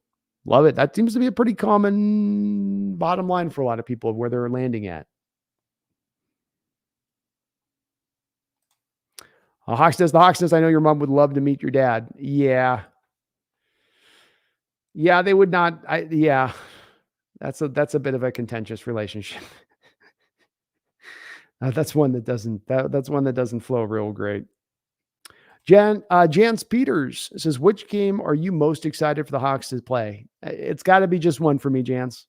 It's got to be just one. This is a game that could be your statement game on this schedule. This could be the game that you put the rest of the NFL on notice this year in a way of, hey, we've been here throughout the year. We've been winning some games, but now you guys got to think about us as a potentially Super Bowl contending team. And if you can go at home against the Niners on Thanksgiving, you're what, week 11, week 12 into the season at that point, Jance. You go into Thanksgiving, prime time, last game of Thanksgiving, all eyes of the nation upon you. People half drunk, half full. They got their top button split open because they can't even keep their pants closed, and they're watching your Seattle Seahawks boat race the Niners in that first matchup of the year. Let's put a statement out in that game. Let's put the rest of the league on notice in that game. Let's let them know, hey, this ain't year 2 of a rebuild. This is year 1 of our now Super Bowl window. What do you say, Jance? What do you say?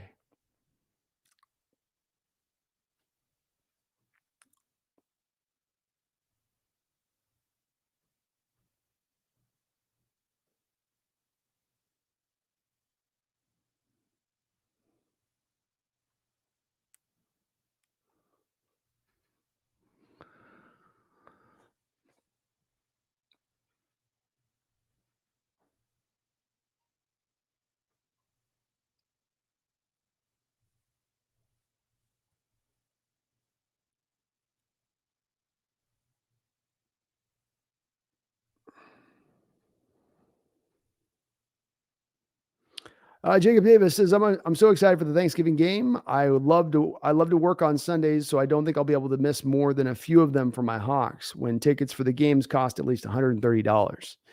They are expensive in that respect, but got some primetime games out there. Got a couple Thursday night games here, Jacob. So you'll be able to catch a couple of them with that. You love to work on Sundays. Did you mean you didn't love to work on Sundays, or you do love to work on Sundays? But that would make it hard. SBZ Chat Sports is the absolute worst. Yeah, they're definitely they will throw anything at the wall to get clicks, no doubt about it. They've owned that though for a long period of time.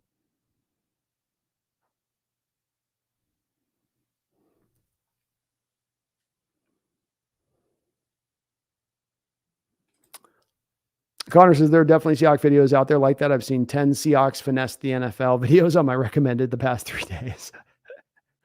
Hey, it works, and that's where I can't get mad at myself. I try not to do that with my videos as much as I can. I'm certainly a guy that's going to lean to be more probably positive than I am negative in my videos, but I try not to put a title out there that's not going to be something that I do truly feel or believe with it. But yeah, those videos are hitting well, and these guys are getting views. And if it's getting you views and clicks, then you're going to see more of them, But I can't fault them. It's all good. Jacob says, I'm going to the Thanksgiving game for sure, but everything else up in the air. I am a Huskies WBB season ticket holder, and I'm not going to miss one of those games for a crazy, pricey Hawks game. Understandable, Jacob. And it's definitely getting up there. Thanks to Megan last year for letting me go see a game. And she was kind enough to buy my ticket last year, and really good tickets at that. We were right down there on the ground level. But I know they do get very, very pricey. Megan says, I had parts of my jaw taken out when I had parts of my jaw taken out when I had my wisdom teeth taken out, being split 36 stitches down one side of my jaw while yawning. Ow. Ended up with 3 dry sockets and a massive jaw infection and have scars. That is horrible. Horrible.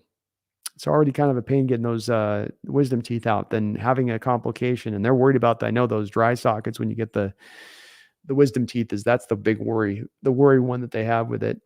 But ow, Megan, ow. That sounds painful.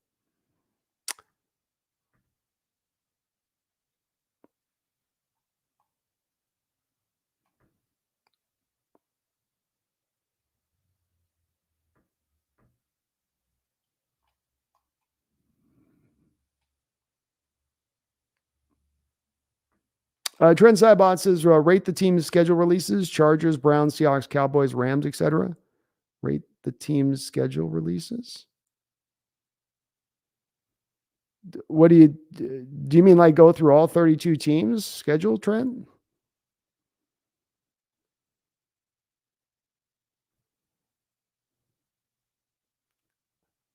That might take me like 3 hours to go through all that on the channel.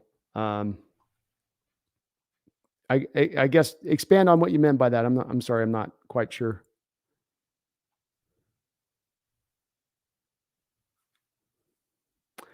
Jacob says, I love to work on Sundays because I get a $10 premium per hour with my job. I get paid $30 an hour as opposed to my usual 22. That's why it would suck to miss a Sunday for any sporting event. I see. That makes sense. That makes sense. Sean Hines, will the Thanksgiving game be on Amazon Prime or cable TV?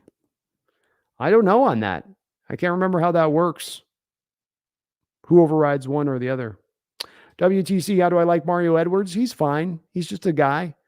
He's a rotational guy. I mean, Jag, just another guy. So NFL average defensive lineman is about what you get with him.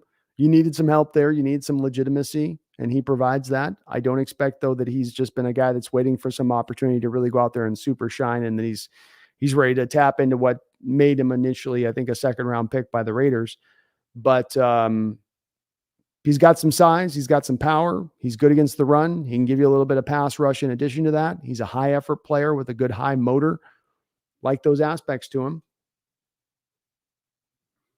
Yeah, Jason, I'm not a fan of Chat Sports either. And they're the worst offender, and they make up stuff. That's the part I don't like. It's one thing if you just say, well, like, Seahawks finesse the NFL. Well, maybe somebody actually believed that. But when you some of the stuff they do, they'll connect us to players where it's like, no. Just no way. Danny W says, I love this Thanksgiving game as a fan. Can't wait. Thoughts? I love it too. Like I said, this is a place, Daniel, that you're going to have an opportunity to make a true statement in this game, especially if you're a team that's right there with the Niners coming into that game where your guys' records right around the same place. And that we're starting to talk about those two games against the Niners next year being the determinant over who's going to win that division. And so coming to that game, there might be a lot on that line that goes even beyond it being a primetime game on a national holiday, the final game of the day. It might be a game as very much that we start to look at as this is what's going to decide who wins this division. This is what's going to decide maybe a team that has an opportunity to go out there and get the first round bye. And a lot of stakes will be very high in that particular game, I would say, because of that.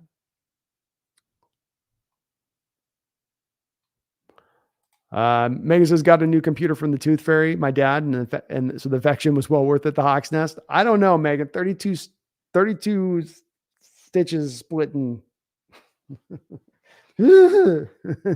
No, especially I've got a touchy thing with mouth pain.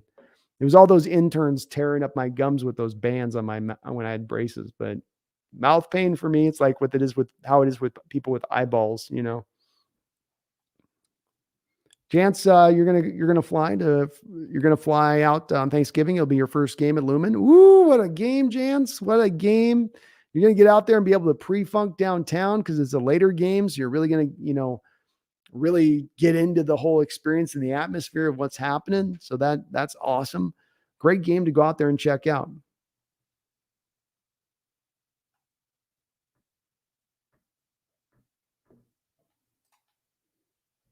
Jacob says, putting down so much money was fun for a while, but I got to start saving at some point with these sporting events. Rent and groceries aren't free. No, they're not, man. No, they're not, especially in this day and age with this inflation. With these inflation prices, get out of here. Get out of here. Trent says, dude, are you not aware of the schedule release videos? It's the team's social media Super Bowl. I watched a video the Hawks did on like pranking the second year guys, but I didn't watch anything else outside of that.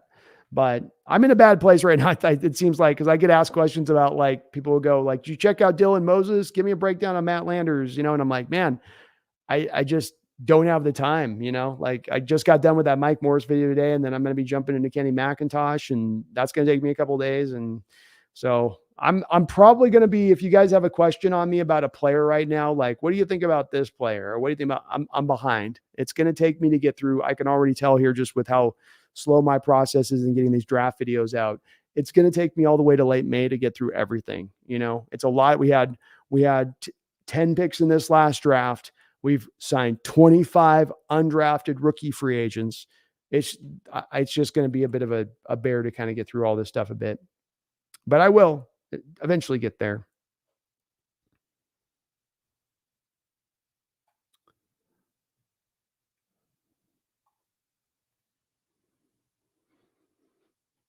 Jacob Davis says, if we can actually beat the Eagles, that will truly be a statement victory. The defending NFC champs that barely lost the Super Bowl in Lumen Field. It will be a highly anticipated event for the 12s. Another game that could be that statement game for sure. I think that you do put people on notice if we're here and just getting that Niner game out the gate. If we could play with the Niners this year, we went 0-3 against them last year. You beat the Niners. You're telling teams that this is maybe a little bit of a different Seahawks team this year.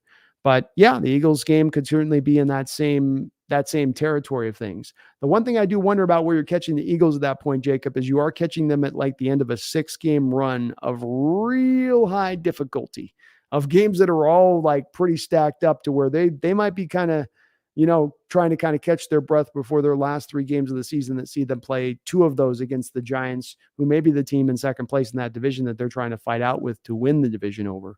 But it would be a big statement to beat that team too, as well. Garth Knight, thank you for the $5 donation. I do appreciate all the donations. Darth, so much from you, man. Says, I can't believe it. Megan's tooth story. Much like I can't believe the other things she says. Sell that nonsense at the farmer's market. Not here. No, I buy it, Garth. She's probably in tremendous pain. Her dad knew it. And you got surgery like that goes turned sideways. I buy it. I buy it, Garth. Thank you for the donation, man. I do appreciate it. Megan says, I had never had stitches before, and in the spirit of full disclosure, I was unconscious and puked all over my father in a white sweatsuit when I came to Hawks Nest. Oh, Well, see that right there. He's like, okay, hon, we'll get you a computer. This obviously isn't going right, this surgery at this point. Whew. It sounds like you had kind of a wild and woolly dentist there, Megan, just a little bit.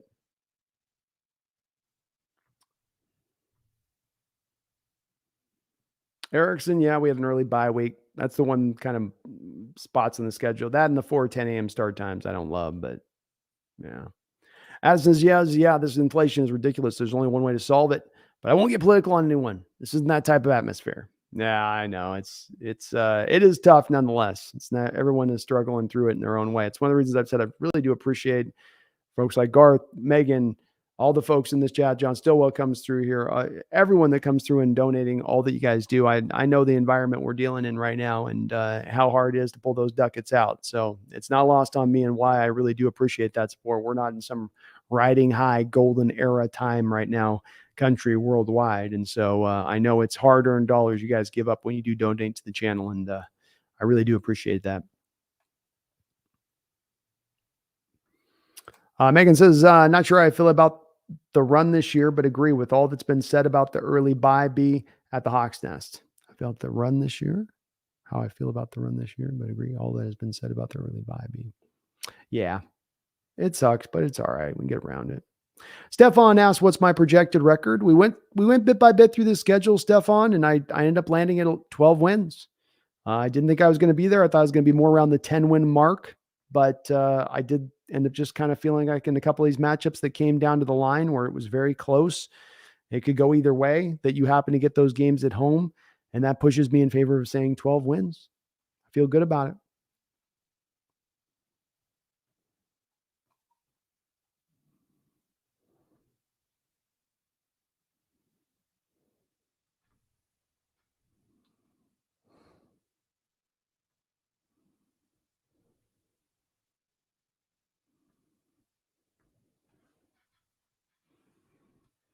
Meg says, had to walk through a packed waiting room to get the car and look like the Phantom of Opera. It's my swollen teeth. I had that happen to me once. I had a root canal, and then my other tooth right next to my root canal went up. Man, my whole face swelled out like I had a softball in my mouth. Trent Saibot says it's the video called The Cutest Reschedule Release Video 2023 Seattle Seahawks on the Seattle Seahawks official YouTube page. I'll check it out, Trent. I'll take it out. Ask me about it on the next stream. I'll definitely tell you what I think on it. Tell you if it's any good or not.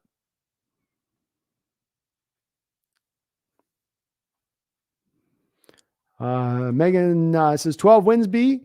We'll have to watch the video to see how you got there, but I'm at 11 after looking at how things play out. Yeah, I just came down to thinking, there's certainly a couple games that could still go either way with it, but games for me, I just don't still buy that the Lions are ahead of us. Some people are having that as a loss. Getting Panthers at home, I think we got the edge there. Browns at home versus playing on the road, I give us the edge there. Commanders aren't going to win on that. I'm sure you have it as a win. Titans on the road don't scare me. We get the Steelers at home versus on the road. It's like that's the Steelers matchup, exactly what I'm talking about, where that's on the road. If that's a 10 a.m. game, I'm going to give Steelers the edge there. But playing that at home here at a 105 game, I give it to us at that point, in that one. But yeah, I had the losses to the Giants, the Bengals, the Niners. I think we're going to lose twice too, and then the Eagles were the losses on the schedule for me. Or no, I had the sorry. So we had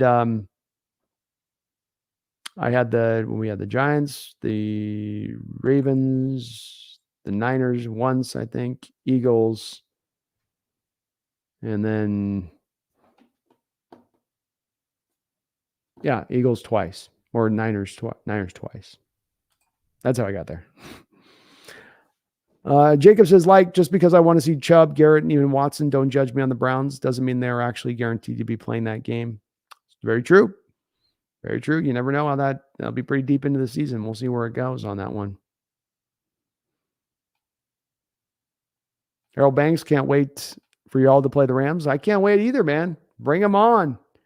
I'll take on this Rams team this year. I ain't going to be scared of these folks this year. Megan says, the Ravens Hawks will be an interesting watch for me, but a win is win, so I don't care either way. I do have that as a loss, Megan, but I seem to be higher on the Ravens than some others do for whatever odd reason.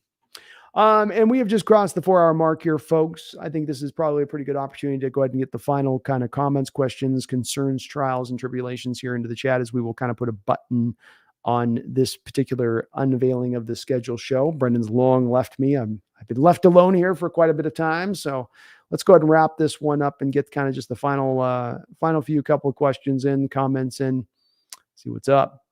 Join the whale, Seahawks, Supersonic Nation till I die. That's me too. Me too. I as well.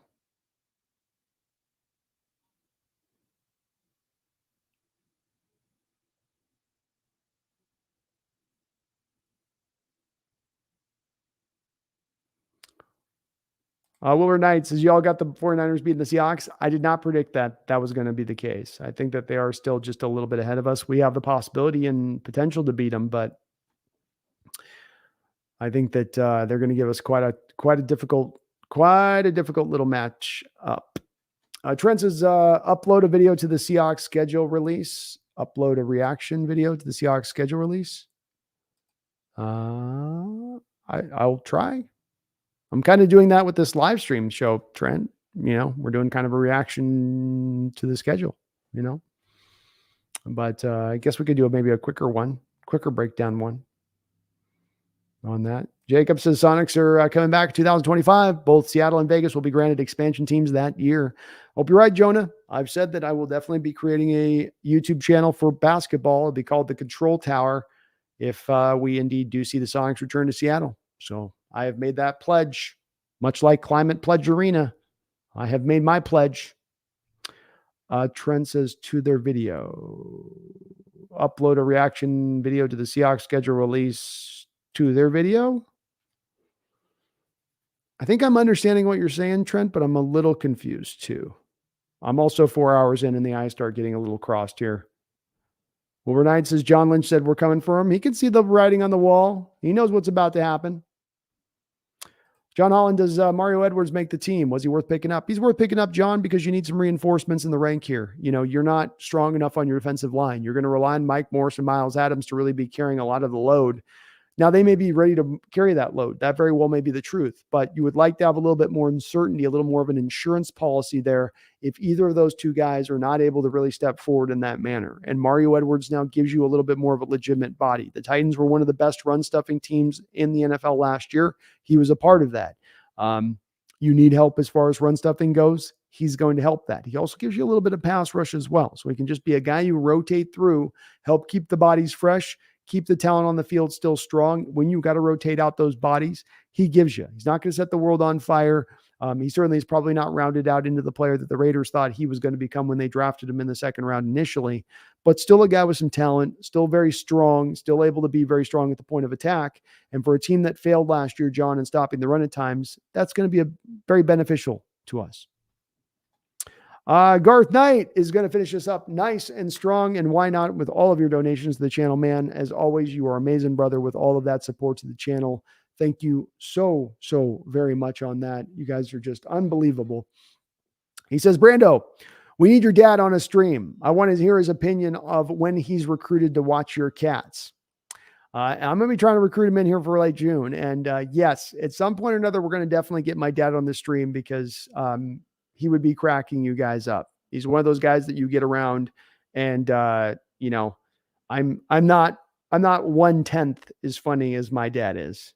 No, he's one of those guys that's just like, he had that kind of Robin Williams kind of energy going for him, where once he starts rolling and he's got a room laughing, he's got the whole room, cutting up and whatnot. So at some point that is going to be a thing. I was going to try to force him at some point here too, to play the role of Ken Bearing in a little bit of a skit. So I'm trying to talk him into that one if I can get him there, but we'll see on that, Garth. But yes, Douglas is going to make an appearance here at some point. My father, he has to. Thank you though, Garth, for all your donations to the chat tonight, man. Appreciate you, brother. Very much so. Jacob says, for some reason, I thought Aaron Donald retired, but now I see that he hasn't. The game is certainly more entertaining with him playing, but as a fan of a division rival, it hurts how great he is. And hey, look, not only has it hurt how great he is, Jacob, he's done the majority of his damage in his career. There's one given team that he has destroyed more than any other.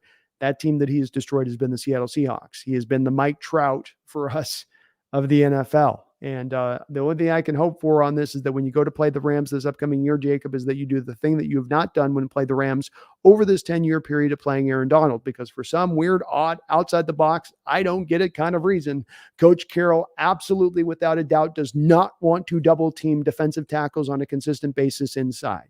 And so you just don't do it. You won't do it. And this is one of the reasons Aaron Donald's been allowed to flourish so very well against our Seattle Seahawks year after year after year. This year, they have nothing defensively, so maybe hopefully we actually get this particular year to be the one that they actually decide to maybe do a little bit of double teaming.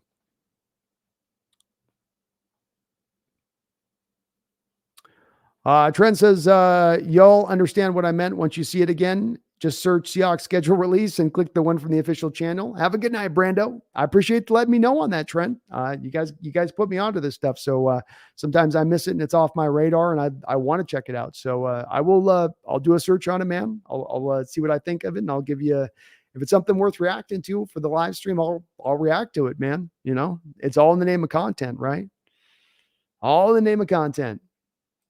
Megan says, your dad sounds like mine, B. God bless them both. God bless them both, Megan. And very well it could be. He is a character, and I love him. D-Boy says, but you didn't come for them. You didn't time them out like, okay. I think D-Boy may. Okay. Addison, Draymond's getting ready for a big stomp on LeBron if the Warriors lose tomorrow. It may take that right now. Warriors haven't looked very good in this series overall. So it's like, oof. King Bomber. Oh yeah. Jalen Carter got sued. Did he get sued by the people that died in the deal? That's stupid. That's silly.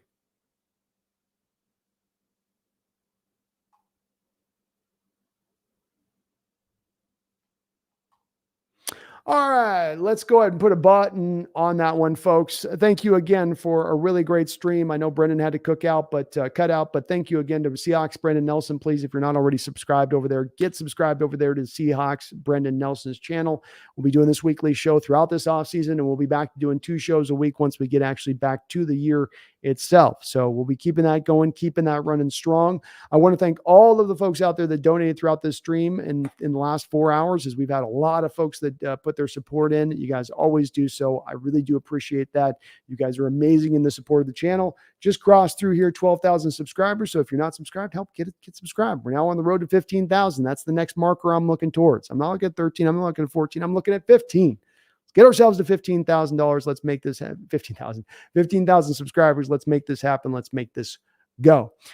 Not a bad schedule, folks. Not the worst of schedules I've seen. Not the most daunting of schedules I've seen. Is there some tough parts? Is there some tough roads? Is there a tough collection of games on it? Yeah, there is. But there's always going to be that on any given schedule. As long as it's not daunting from start to finish, as long as you got a couple of places in there where you can get a little bit of that breathing room, take that deep breath, catch your breath, and then move forward. You got the Cardinals at the end. You got the Rams at the top. You can start strong. You can finish strong. And that looks good to me right off the top, but this is a much more winnable schedule to me than what I thought it was necessarily going to be when I looked at what was going to be the common opponents that we we're going to deal with this year before we knew the actual schedule and how it was going to play out. Three primetime games, 4 10 a.m. games, which does kind of stink, but this is certainly a schedule that the Seahawks can go out there and make some noise with. I'm going to have them at 12 wins as we stand right now. We'll see how it all bears out with injuries and how this all kind of shakes out, but I feel very, very good about this upcoming schedule and this upcoming season with how the NFL has set this forward on us, and I hope you guys do as well. I appreciate you guys. I love you guys, and I hope you guys don't you ever, ever, ever, ever forget now, especially when we got good schedules like this, especially when the future is looking so bright, especially when we have so much reason for optimism.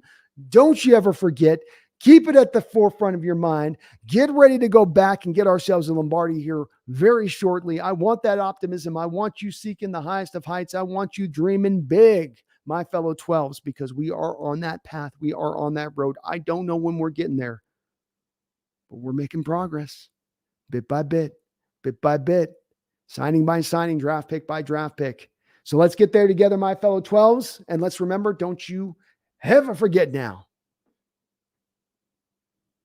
Go Hawks.